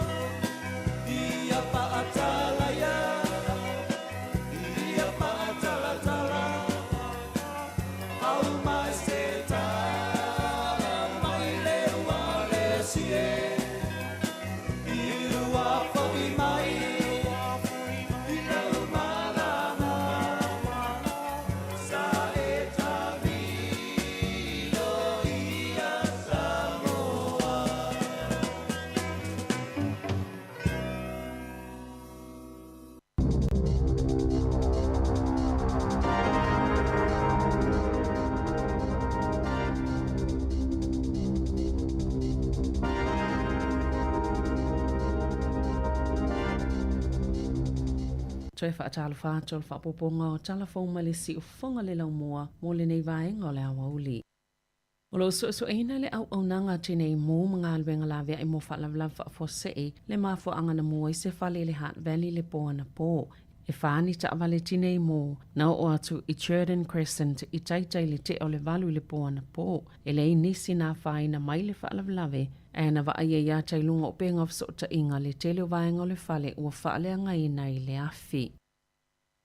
O le toa lawa o tangata i porirua na fisilingia le One News, sao lato whaalia lo lato langolango ina le whautuanga le malo, e whaatapula aile numero whale ulo e whaatawa isika leti el tise po vape shops, e lata ia onga mamalai o ta'alonga, ina ia tau fia ia afianga o i tupulanga talavou. Na whaalia nisi, o se manatu le le tele le fuafuanga le malo, ona o lea ua lava matatoe ia whale o loa ua iei le taiminei. Na ta ue se tasiti na i le One News, na te langolango ina, lea fuafuanga, mai langona lava lona whaanoa noa, ona uo o lava i tamaiti, pe amalta isfulu i le ta isfulu lua tau sanga le mātutua, ua ula foi ia sikaleti. O ia fuafuanga, o se vaenga le matanga le wenga soifua maloloina, i le tola fono le ula tapaa, le ema whaiuna tu uatu ia ini fina ngalo whaalio le atunu o lau tele, ia le silia le itula e lima i le afiafi, o le aso se fulu male lima o mati, o lo whailo le popolenga o nisi o tangata. Ona o se whale o loe whaatawa ia sikaleti porirua e whaafisanga i masea o ngā tūlanga lua. E silia malelua se lau miliona tu atu se o e-maili na ngā uia mai se o swainga a i lātou e whaia ia ngā ioinga i whisoota inga whaate konolosi a le Twitter. Ma o lātou whaasala wina i lunga ni au nanga i whaeloi whaamaumaunga ua ngā uia e tu saima se whaalinga se vaenga su e mole puipuinga. I lunga whisoota inga whaate konolosi o le tūlanga e le iai. Ona o le atele atua i maisi whaamaumaunga e ngā uia pe o sofa ia mai lea whainga. Ma o se tase o ngā uinga pita sili o na tele o whaamaumaunga ia ua liki masauwhia i tua. Pe o na tā ua Elon Carl o se tase na whaavaina le company i Saraelo le Hudson Rock. E tuli mataina le puipuinga ma le saunga le mua whaasota inga whaate konolosi. E le i whaiese whaamatalanga le Twitter. E winga i le reporti e saulua i whaasala la wina e Carl i lunga o whaasota inga whaona po nei. I le asolua sulfao te sema. Mai le o tali fo i le Twitter i fesili. E winga i le o sfa inga talu mai le nā taimi. E le o manino po ani ngā yoinga. Ai pe o whaia fo isa fuafanga le Twitter. E su e ai lea mata opo. O le ngātai whale o wairo rapa, o se tasile o vaenga pito silio na vave maa ngoto i le atunu o ua whaaluaina le vave ona o afianga mai le suinga o le tau, le ua vave i fo i ona si i le swa sami. E silia ma le 5 mm o lo maa ngoto ai tau sangata itasi, vaenga pito i lalo le moto i mātū. E lua ni vaenga titele le talawhātai, i le ito malo mastone e Castle Point ma Riversdale, e pe ona ta ua i whaamaumaunga le New Zealand Sea Rise. Lea e tolu tesima le 5 mm i le tausanga o loo mangoto ai Castle Point, ai wha tesima le 5 mm mo Riversdale, na ta ue se professor le University of Victoria i Wellington. E ui e te tau i pule ngānu o na tu i tutonu o a lātou ripoti a whaamaumaunga mo fuafuanga a o lātou i tō malo, peitai, e le o iei se whaafanua mo a walao au ili ai, whaamaumaunga mai le whainga malo tele, po pule ngānu e tau atuai, pe whaapewheo na puipuia whale ma mea tō tino po o le whaingoni taui. O le fasilitele a tangata o nono whai, pe o le awhaia ni tani ngalu, pe ave e sea fo i lātou, a oai fo i e whaatu peina. O le mawhaanga le tāua i tele i a whaamaumaunga, o lo vava ai e company in sewer, whaapena fo i le malo. O lo whaasosolo peina pa ule tau whale le Hutt Valley. Ma o ni tupe te tele ia ua ngau mo nisi o tangata o fia whaatau ato la tau whale. I whaamaumaunga le ko logic mo te sema, wa whailoa ia 5% na pa ue le tau whale le kale na whaale tau sanga. E pito silo na pa u tau whale le ito malo Wellington. E 15% na pa ue tau whale ile aio Wellington. 2% i Upper Hutt, 15% i Lower Hutt, ma le 15% i Porirua. Na ta ua nei Goodall o le whaurulunga o le vaenga su e Aleko Logic. O se suinga tele mai le 2.1%, le ana si itia maulunga i le tau whale, i le lua awhelua tasi. O se pa upito sili fo i leo na tele, tanu mai le 1.5%, i a iuni lua awhe male iwa, ina ua matua whaina company whaatau whale, ili whaale tonu o le tamau ainga o le lalangi. Ili o whaingofie mō tangata o fia whaatau ato lātou whale le Hunt Valley, le pa ua tau e whaatau atu ai whale peona li potia. O le tau o le whale sa whaatau ina atu ia te sema, lua whelua tasi. E valu se lau sifulu lima wheta la peita ili taiminei, peita ili taiminei, e lima se lau wono sifulu lima wheta la. E silia male se fulu miliona tala le au whaingotu pe mau I pepa wha mea lofa po gift cards. E le o whaonga ina I tausanga taitasi, e tu saima se wha maumaunga ale Consumer New Zealand. O se saililinga na whai ele wha la potonga, na ilo ai, o le lua wha pasene o ia pepa wha mea lofa, e le o umon whaonga ina e tangata umia ina, ma o isi mafua anga, o na ua mai a leo ngā o le card po le pepa, pe ua tāpuni fo ile pisini se whaonga ia pepa wha mea lofa. Wala pata ina le Consumer New Zealand, tangata ua wha mea lofa I ni pepa wha pia I le neiva I tau, ina isiaki le aso e mai ai leo ngā, ma o le tele lava, e na o le tasi le tausanga e au ngā ai. Po o le ato fo I o se tausanga. Sa so ina le Consumer New Zealand, aso e umai leo ngā o le tele o ia pepa, ina ia ilo ai, po le ale umia mawhai e tangata o na wha o ngā, e ono tasi tu ai ngō gift cards. Sa ilo ina le wha potonga, ma sa mawai, e na o le se fulu wha e le aini aso e mai ai le au ngā. Ma sa ave le wha aftai la Consumer New Zealand, ia company e se fulu mal wha, ma o la lātou lu I fo I le isi company, ina ia wha ataita ai ai. E le teleni pisinisi e ta ilima tau sanga le umea au ngā ia lātou pepa wha mea lofa. O le taimi pita puu e au ngā ia pepa na so ina le wha la potonga, o le se fululua masina, a mai a le taimi ai le I wha o ngā ina. E tu oi lava le tupe le company, po o le pisinisi le na wha atau le pepa wha mea lofa. Wa tele tau sanga o fina o le consumer, ina ia wha amuta whainga le tala whea ngai. I o lo o whaia I aso e mai ai, le au ngā o ia pepa wha mea lofa. O lo maua lunga le ono a fio tupulanga talavou le wha o ngā le tatau o a lātou wai a tatau. I a lātou ngā luenga mua lawal nei tau mawhanawhana. E tu saima se wha alinga le First Union. Mo ua lātou na ina ia tupulanga. I a su e ma ia I loa lātou wai a tatau. I a lātou ngā luenga. Na wha alia Monica Red o le First Union. O se tūlanga mā sani lava lea, o le la ititi o le iloa tupulanga talavou, I a lātou wai a tatau wha atangata whai ngā luenga, a o le I maua lātou ngā luenga. E iei taimi e le ma whai ona whai ani a lātou filifilinga, o na o lātou talia lava leo ni ngā luenga, e le o wa aia le iai I lātou, pe tutongi fo I ini tutongi tāla whea ngai, o le mana onga read, Ia telenia o onga e whai e tutono a onga e whaatatau ngā luenga, ma ia wawe a mata ia o onga, ona o isi, e a matona whai ngā luenga mailita I siful whātau sanga le mātutua. E ma whai e tupulanga talavou o na maua le lango I a lātou wa ia tatau whale whai ngā luenga, ma iuni maisi wha la potonga, o lo soani mata upo mō tupulanga talavou. Wa ise la pata inga po sa whautuanga mō tangata ni usila ina ia tā pena pea mō sa teimi umi o le a whaale tonu ala tamau a inga. Ona o to tele o tangata saina ua a fia le COVID-19 o se foi numero tau mate e whaapea. E la tele tolu se lau miliona tangata I saina ua a fia le virusi. Talu ona tatala tuunga. Ile maasina talu wai. Ma ua a fia le sapalai malenga o singa o oloa. O le tolu kuata o tangata whai ngā luenga inisi o whale ngā o si oloa I saina, wa le mawhai o na ngā lulue, ma umatoa pa ua I lava le numera o oloa ngā osi. Ma o se taimi mua lea talu mai le fast full tau sanga watoa nai, watangia mai ai o le aono pa ua I lalo ifo tamau a inga o le lalangi, le tamau a inga lava I o saina. O se tala e le, pe ona whaali e Brad Olsen, o se whaito whaal tamau a inga ale Infometrics. E ui ol tūlanga lava lea sa ile wa ai mamao mole lalo langi ile lua whelua tolu peitai. O le ama whaio na umi mamalo sil tūlanga whaale e tono o le tamau ainga, o na ole vai o le tamau ainga o saina, ma o le aono sili atona whaale e tono o tamau ainga o New Zealand, na ilo le tūlanga sa fuafuaina, o na o le tūlanga I saina pe ona ta wai Olsen, e sili amal sifulu ono piliona ta lale tau o loa ma au nanga mai saina. O loo whaatawina I New Zealand, ma o le ao no whaawau peo na si itia le tau o le soifuanga. Ai o se tūlanga le toe tatala I utua o Yusaina, ona o le a lei fo I le tamau aingo New Zealand, o tangata malanga ta whao mai saina matamaitia o ngā whaavao malo. O le afsoswan te le si itia le tamau aingo le atunoo, pe ona ta ua eia whaito wha o le tamau ainga.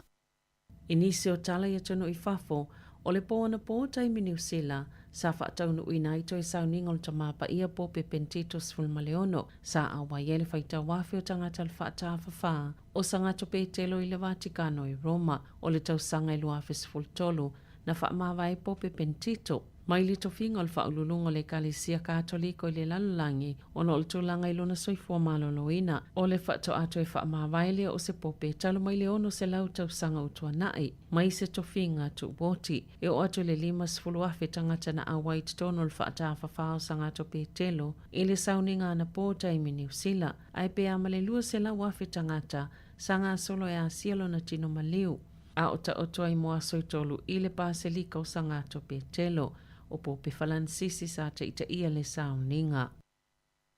Ita alonga, ua whaitio ina le siampini o le taamirisanga tele o le tenisi Amerika le tamaita i Peritania o Emma Raducanu, le mase ese o le malai tutono le fale na whaawa wa le ta alonga o no timunga, le na manu ailo na vae, ma le mawhaiona ia whaawa wina le taamirisanga tenisi le ASB Bank Tennis Classic, i le asoana na fi au kilani, toi lua vai aso a mata ta musanga tele Australia le e yel tali tonunga sa wha moe e a waiai.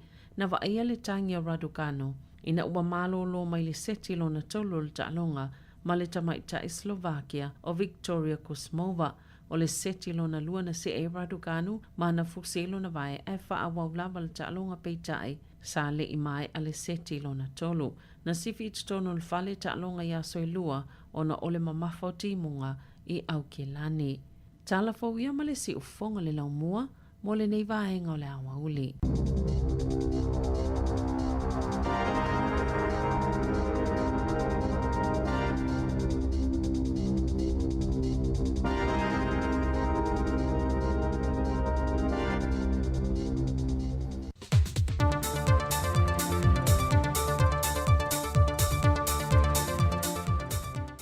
O te tue whātāna whātu sa isi whaopoponga le neo tātou telefon me Samoa mō le whaai unga o le neiva yaso. Ua whaamau nia au telefon le neiva yaso, e na o le maketi tele lei funga lei, lea o lo mawa e ele si itanga o le tau le niu, na o ai le se furu tau tā la le tau le niu, au leo toe palasi le se furu tā la. Peitai o le maketi la itite a liki tau fusi, o lo mawai le malu le tunu le niu le tolu tā la ma le whātā la. O nisi o lo pito sile no mo o mia le tunu i aso te itasi wa si itia fo ilo na tau mai fale o loa. Le sa ono tā la li mas fusene le tā sene fua mo e tasi, au le ua whaata wina le se folu tā la. O le pepa i tasi mo le fale le tā ua se itulou, sa lua tā la o le ua tolu tā la li mas se folu. O le pina tipata o le ua se fulu whaata la, mai le se fulu tā la lima se fulu sene sa iei mo mua. Ma le aniani le sa sioki, wa se fulu lua tā la i aniani e tolu. Ai mai se o tau mafa tu aisa, mo faisi mawa e tele olo na tau ngata. O lo tā lia le toia e mai o ngā luenga le malo le vai e so fau, se i toi fisiringi e le fitu na ingo tau i o loa, e lona tu langa tā la whea ngai, e nei e pāleni matangata wha tau. O lo i elita le tununga o le tanga luenga o leo leo, e uiri si itio le numero tangata maa li liu mai wha lave lave, e le maasinan te nei, a ngai mai le wha feilo a ino le tausanga fau, ai ua file mu atu le nei tausanga i ngā luenga wha atino a malu le malo, ai mei se lava ilungo ala te tele, e na ua tao fia le wha ngai no ava malo si ia sa fau si e se tasio company, sa halia e mai ai le tele o wha lave lave, na wha mawina le tanga luenga, mai ele tolu tausanga o mawhai. Au luma na i ele kirisimasi wa tua nai, na o mai e se whaasi silanga, mai ele komiti whaatino e fuafuin te taun le ava malosi, ma whaasi le sila tua i pisinesi umolo o lato u mia lai seno le ava malosi, mani mamalo le atu nuu e wha amanatu ai, e iei le malusi anga o le pulenga whaatonu i lalo le tula fonu ava malosi lua fe lua se fulu, o lo whaatu mawina ai le tau fia peo le ngao sia ma le tufta whaina, pe whaata watu i tuainga ava malosi le au fie le vauka, o lo ngao sia le i Samoa nei, le iai le Rover o le Sami ma le Boom, o le Rise, le King, New Vauka, waina ua whao ngai nai le oli oli, a toa ma le ava malose le tu ainga lava lea, o le waina lea ua sui ua whaongaina o le tālofa plum, o le pia o le sili, ma le pia o le moni. O le sipili le o le ethanol len tā fia mai le fionga le Minster, le fionga le sui pāre mia, tuala Iosefo Bonifacio, o na toe whaaudu whale mai le atunu, ona e leo whaatua tuaina le sui no iha ava malosi, le na whaamawina i whaamaumonga leo le tausangan te nei, e matua pōngi sa aida mawhau le tangata na te tango fia, le sa dia e mai ele tele o whaalave lave. O le moli maufo e nisi o malu le malo sa tiute i pouta i tasi, po le poloka le siaki no le saunga le mua ave taavale, ma taavale fe malanga i lunga le te tele i pō, ua whaingo fie a lātou ngā luenga e le neitiri si masi ma le tausanga fau. Ua lapata ia lo fisau tausi māwainga, e lanto umolo o iaia lato e ian tatau e a fia i estete po meto tino e ua maadiliu, e iei se tasio estete o lo o tu si ai le swafo o wina fe pule ai, sa nofo lei vai tele uta la talata ia pia, o ia foi o se malu le malo le falpuipui, le na maliu le aso lusa fulmaltasi o ki topa lua fe lua se fulmale lua, ai walapata ia ai lato ua no foia, e na ia o antu le aso lusa fulmaltasi o mati o le tausanga le nei, wa wane ili ofisa ma whaamtalanga wili ili o lato wa ia tatau. Wa lapata ia i lato o lo nofo ai tāna fuai lungo ia estete, a mai ala so lus formaltasi o mante ele i o ane le mtanga ruenga, o le ama whailo le official tausi maa vaenga Samoa, o na ia pūlea ma whaasua soa ina ia a seta po mea tō tino a e ua maa li liu, mai o le a amana ia na o tālo sanga tau nu atu, e le i o i le aso pe o na tā ua, wa tālo sanga i nei foi tangata umolo o nofo ai tā lafuai, e na ia wha mao nia uma a lātou tālo sanga. O le ngā yo inga le official tausi maa vaenga o le a whaatino, e launo le vaenga o le tū la fono tausi maa vaenga, a feiva se lau fitus fulmale lima Samoa. O tupe whaalu o whao popo nei tala whaata tau whao popo mua le tupe lua fe luas fulmale lua fes fulmale tolu. Wa whaavai mai le i lunga o le ao te lenga o tālu sanga whao popo nei tala whaata tau whao popo mua le tupe, e tusa mal fulmal tolu tesi maliva miliona tā la, le na whaata tia le fionga le minsta o tupe, mo li pola ana rosa mo lio, lonau ili linga, e au fieli si tia leo le 5 miliona tā la tupe whaata tawina, mo tupe alu whaal tu la fono, e 2 miliona tā la mo la fonga i lungo o loa mau o nanga toe whaao lei nato, mau nei tupe whaao popo, o loo fuale i lungo tālo sanga ua tau nuu mai, mo li loi longa al mtanga luenga o tiu te tupe maua, ma porkalame o tupe alua mtanga luenga. O leo te lenga o tālo sanga whaao popo mo porkalame whaatino ina, e mtanga luenga, e tusele ma le 2 miliona, lua se lau onus fumaleono a fe, lua se lau fas fumale fata la. Lea e au fiele se lau ma le tolu a fe, 5 se lau fas fu 5 ta la, wa tu inatu le matanga luenga o pisinisi ala manuia ma leipa, ma o le vai ngā tupe, e whaatupe na ia avano whai ngā luenga fau, e au fie tangata whao popo mo le vaenga o loo vaa vai ngā luenga whaavai teimi New Zealand. Whaapea ma avano fau, mo le vaenga e whaafuina porkalame mo tangata whai ngā luenga, i to tonu o le matanga luenga, o leisi se lau wafe o le vaenga tupe, mo le matanga luenga of sota ingam whaamtalanga wha teknolosi, ma o ia vaenga tupe wta ua le fionga le minsta, mo nisi o ana phone tanga o loo fuafuina mo le awina atu o le fionga le minsta ma le puresili, i le whaai unga o le tau sanga wha le tupe. O leisi fitu biliona ono se lau 2 ma le 5 la, mo le matanga luenga tupe, o se vaenga tupe na whaatalo sangaina, mo ngā luenga whao popo le matanga luenga, e au fiele se lau 5 mo le sueino tusi mo polo keti, o le nei ngā ruenga whaatino o se tasi leo sawa le malo ia nā tinae, le na amata wha ngā solo ma le tausangan te nei, mo nisi o ana polo keti wa maea. O le tasi tesi ma le 3 miliona tā la mo le si tanga le sao whanga le malo Samoa, mo ati na e faltupe o Asia ma le faltupe le laulangi, o le nei sao whanga wha au popo, e si tia ele sa o whanga Samoa le whaalapu tonga whaapatoa, a le whaletupe o le laulangi o ta ua o le IFC. O le tasi le miliona ta la mole tutongi na leo tiute, ma le 2 miliona ta la mole tutongi na leo la fonga le VHST, e patino I poloketi ma pol kalame o whaatupeina e paanga masani mo atina e ale malo. Sau no le fionga le ministao tupe, o tupe alu wha au popo I le tana whaatatau o tu o le tupe o le lua wheluas fuma le lua wheluas fuma le tonu, wa o se sao le malo, e le whaatino ino poloketi e whaatupeina mai tātou paanga masani, mo atina e o lo tutongi na le tiute malafonga po le VHST, I lungo o loa awina mai fafo, ma le tasi le miliona tā la, wa wha au popo atu le paketi, a le pūlenga o malaiwa lele. O tala fowia, manuia le wha iunga neiva yaso le tātou utunu, wha soifoia.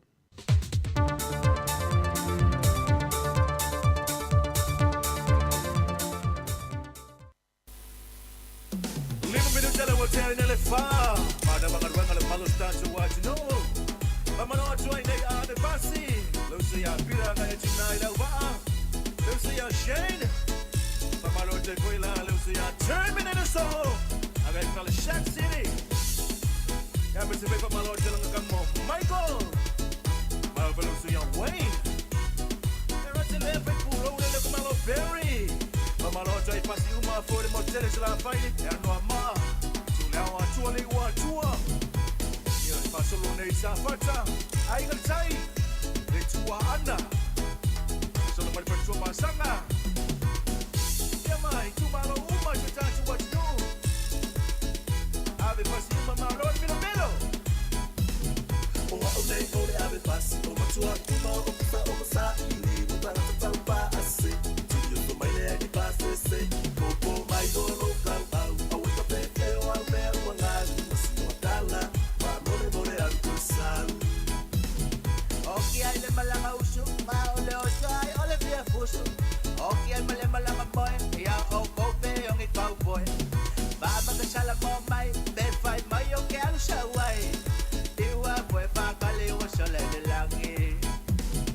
Oki ai le malanga usu, ma ole o sai ole fia fuso.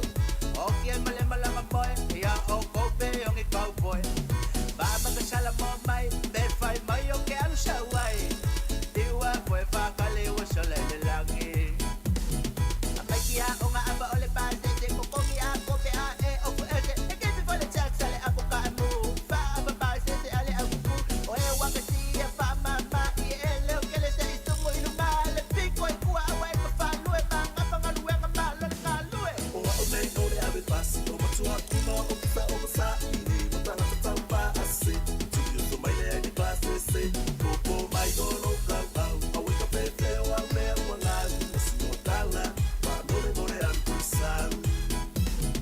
Pesa, piso, la paz se o baba, la suka ko ka ma wo, la paz se o vai se balo. Pesa, piso, ti o bi ma ngai le po.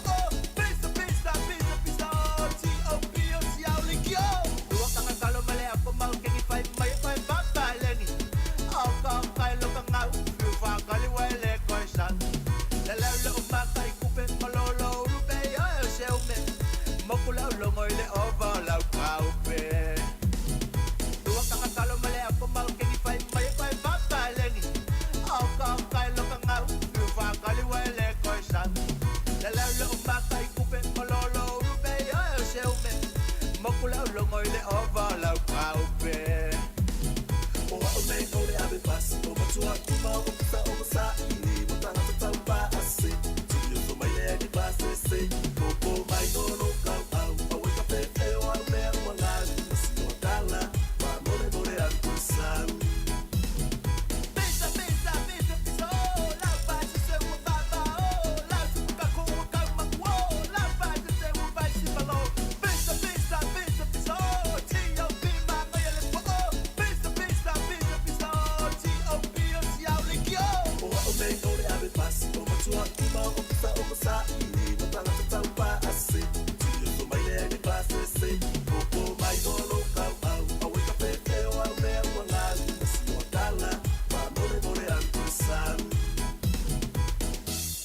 Le sunga Antonio mo le pese ave pasi sa nele Antonio mo le pese ave pasi ia o fetau le foi ma le nei vaenga o le afiafi o le wa te al 5 minute e luas fun man lima ma na ma foi il te nga luenga mo ila to lo fai nga luenga ia le fu a mata nga luenga ni tau sanga lua fe luas fun man tolu ia va pe na ma na nga luenga na foi i lunga le wala le nei taimi fa mana tu pe le saunga le mu lunga le wala le mase se e le ti munga foi o tato Wellington ia o hanga mai foi ia inga ma lo nga lue ano foi tau ata if au mga luenga mana foi ta puai nai matua i tono ainga lo fai pe fai vol ta puai po pe fala ia mata puai ia lenga ia to fa na nga luenga ia o le nei vai aso ia malo foi le no futalo ia o fenga i foi ia fa na nga luenga patalo fa tu tata o tinu le ua lua se fulona minuto te nei le tu la fa le i to tu la muli le tau tu si fonga le mua ia ilona ofisa o tu lima se ful martasi man Kevin pori dua ia o fa'u ina to tatou fa'asalauga ia pe ona amata mai le taiao le tatou pukalame le ata le taiao le auso sa galue mai Samoa suga atu foi fiso fa pe fo il trenga silila e Simona Simon Tafa ai walu sa va il tamalo silila e ia fa pe fo ile uso ia ta se Salem Sam la to ia leana amata mai le tatou pukalame le ata le taiao mai Samoa ia il taiao na le la ma lo lava fo il tawatai ia i fe au mga benga o le nei fo ia wa uli io pole nei foi afiafi fatalo fatu foi le sunga i le fafinga leo fata simai ai uma na foi ma foi nga luenga o le nei aso sunga fafinga Reverend Anitere Sau fa after tele lava Reverend le tapuai ma lo foi nga luenga o le nei foi va yaso e me se foi le fa proclami o fainga lotu ia i aso o le va yaso fatalo fatu foi le sunga ya tu sanimiti le ma futa mai te lopo uma na o nei tangata le foi la to e luatu le tau sanga lua fe lua to lua uma foi le lua fe lua uma tua fi wei pule a onga ia pule a onga pule onga luenga le wali ia ya malo tu sani manu foi nga luenga amata le tau sanga pe foi Erika Maoe ya te lava Erika ai wa vela sa kuka ma tango fia ma manongi le nei afiafi ia fa tali foi il tamama fa nau ia fa pe foi le se atasi se un ua le o mafuta mai le tatou proclame ia le ala o mai tama ia ilunga tama ia se asa mai Facebook ia le ala o vai tu le wa mata na ngai mai tama ia ilunga Facebook lua fe lua se fun ma tolu ia mana ia foi le swinga a fa pe sa le sa Facebook lo wolanga atoa ia le fa to mata na fa lo Facebook ile lua fe ma le tolu ia fa taisi au fa nau watalia fo ia wale te musu tamite fa to Facebook ia fa tai nei fa nau o mafai ona tatala le avanoa ia fai mai o to Facebook matalo fa tula le se atasi se un ua le lopo ua fai ailini ia fa tu ailini tas le la tala tu e fai lo Facebook lua fe lua tolu ia e pe o tasi le tiol taman le awa o tasi umai e masani no mafuta mal tatu tautua o tasi le leina le ia ma se tasi e vili mal tatu proclame le aso ia po se tangata la fo ia ngoa pe sua fa yatas ia e tasi le lei umma tasi e masani na wala au mai ma mafuta mal tatu proclame mal tautua si fonga la mo ia le lope o la fata ia tasi le tautala tu se tu lo o tasi le o se tasi ese le anga maluma le loto maulalo male tala fata fita ya se ngali kapeli oi le avo la o mafuta mai tamai ya le fiafi no ngo mai avo ya inga luenga ya poni fuanga fale ainga ya le la o mawal taimi e mafuta mai ai fata fatu ma lo la fo le mafuta mai fata fatu fo le sunga ya yo apo yo elu mafuta mai pe o kilani le masani na mafuta mai le sunga ya yo apo yo elu fata tele lava ia le fonga ia male mai mo mai le tatu tautua o le nei o oli si fonga le mua mana fa fianga ua afa tonu lava le tu la fa to e todos fu foi minuti o le tatu tautua o le nei aso ia ona mai alo ale atalfatu ia tatu o funga nei tasi le no usa o no fo ai mo o no fo a onga taimi o ile pa vo ile la langa pa ya sola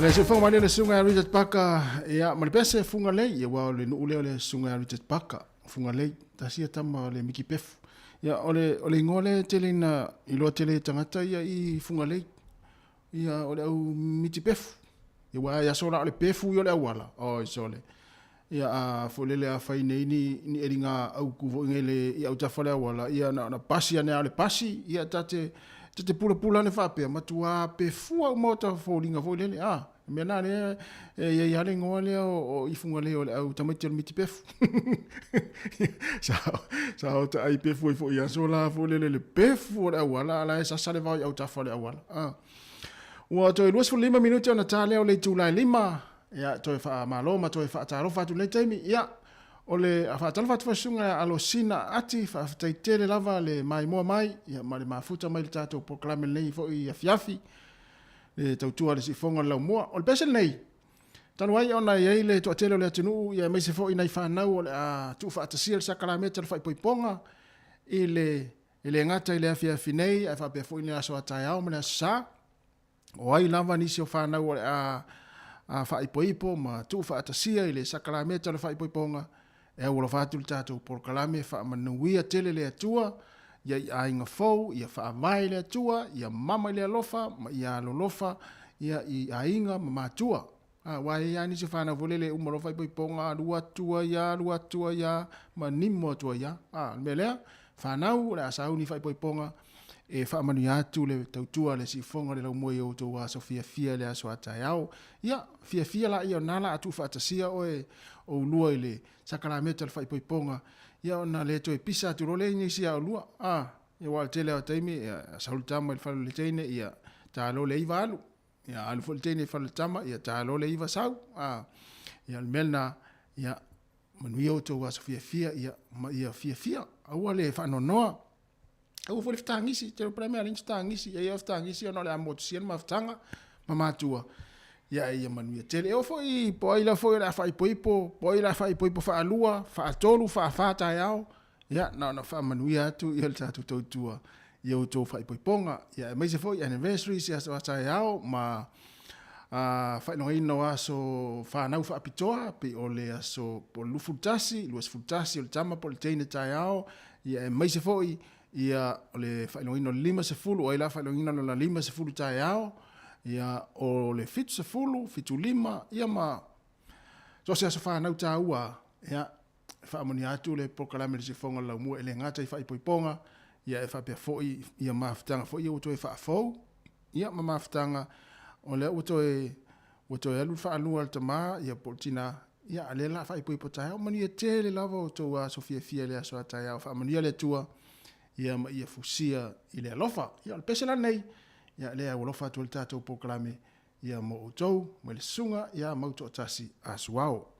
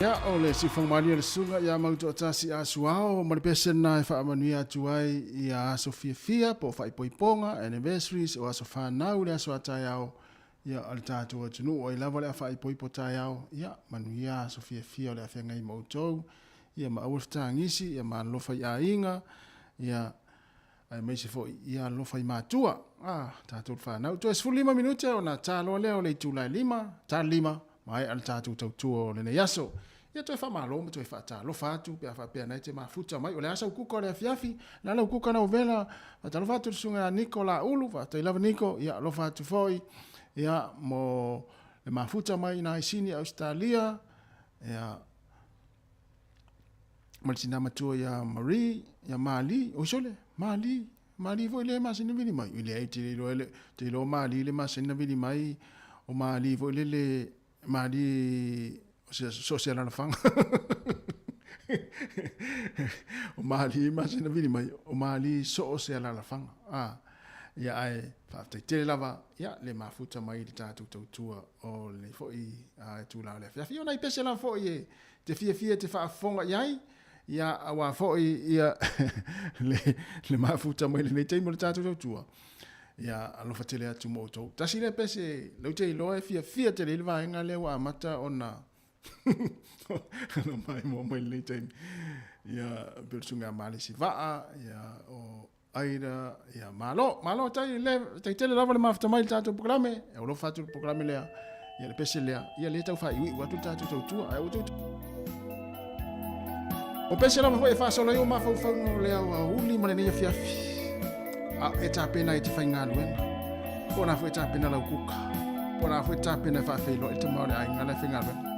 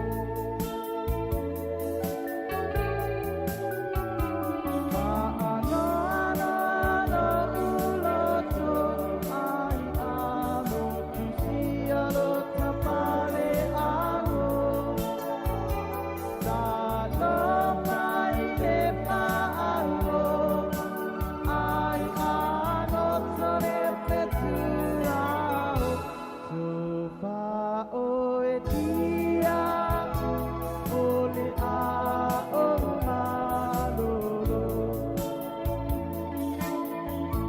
yo pa o e tia o le a o malolo I tai walilia mai le la oso i le nei vaenga o tātou whaafiafianga le nei a whiawhi toi 20 minuta na tā leo le tūlai 5 e se au talangona i upolipese a whai mai upolipese i tai walilia i na ua o whaalongo e le mali lia le tau ainga ia ita e sao i upolipese le teo foi se a tau nui si whai poiponga i o apole a le mawhana na maftanga le teine mali tamane la whai poiponga a le mali lia ia mātua i e le eise me tau nu eu po fele sa o nei ni lo po fele sa o nei mea ya na fa fianga le taimi o le afiafi e moli ate wala fo fa fonga mai le tatu o tunu nei toi mi no te lava le tatu tau tua ya le la toi tope atu mo ista tu pese ya un matu le laoso walilia ya so mai loa ya ma le fa pese tia ma fa mai tate mo ya la e lo mata pe ese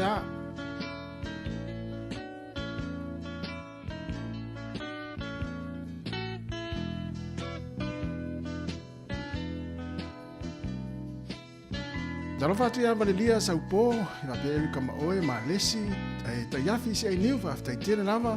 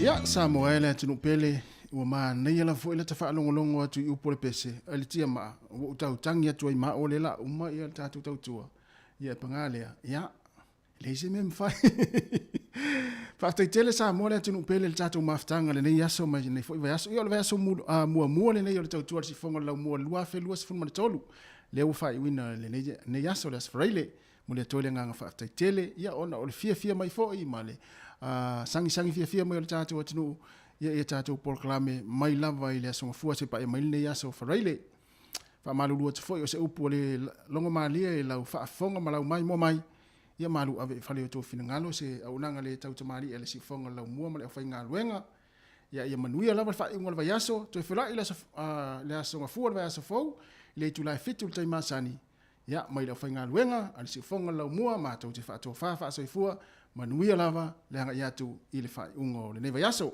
Ia, tūla i runga tātou siva le pese leo. Yo.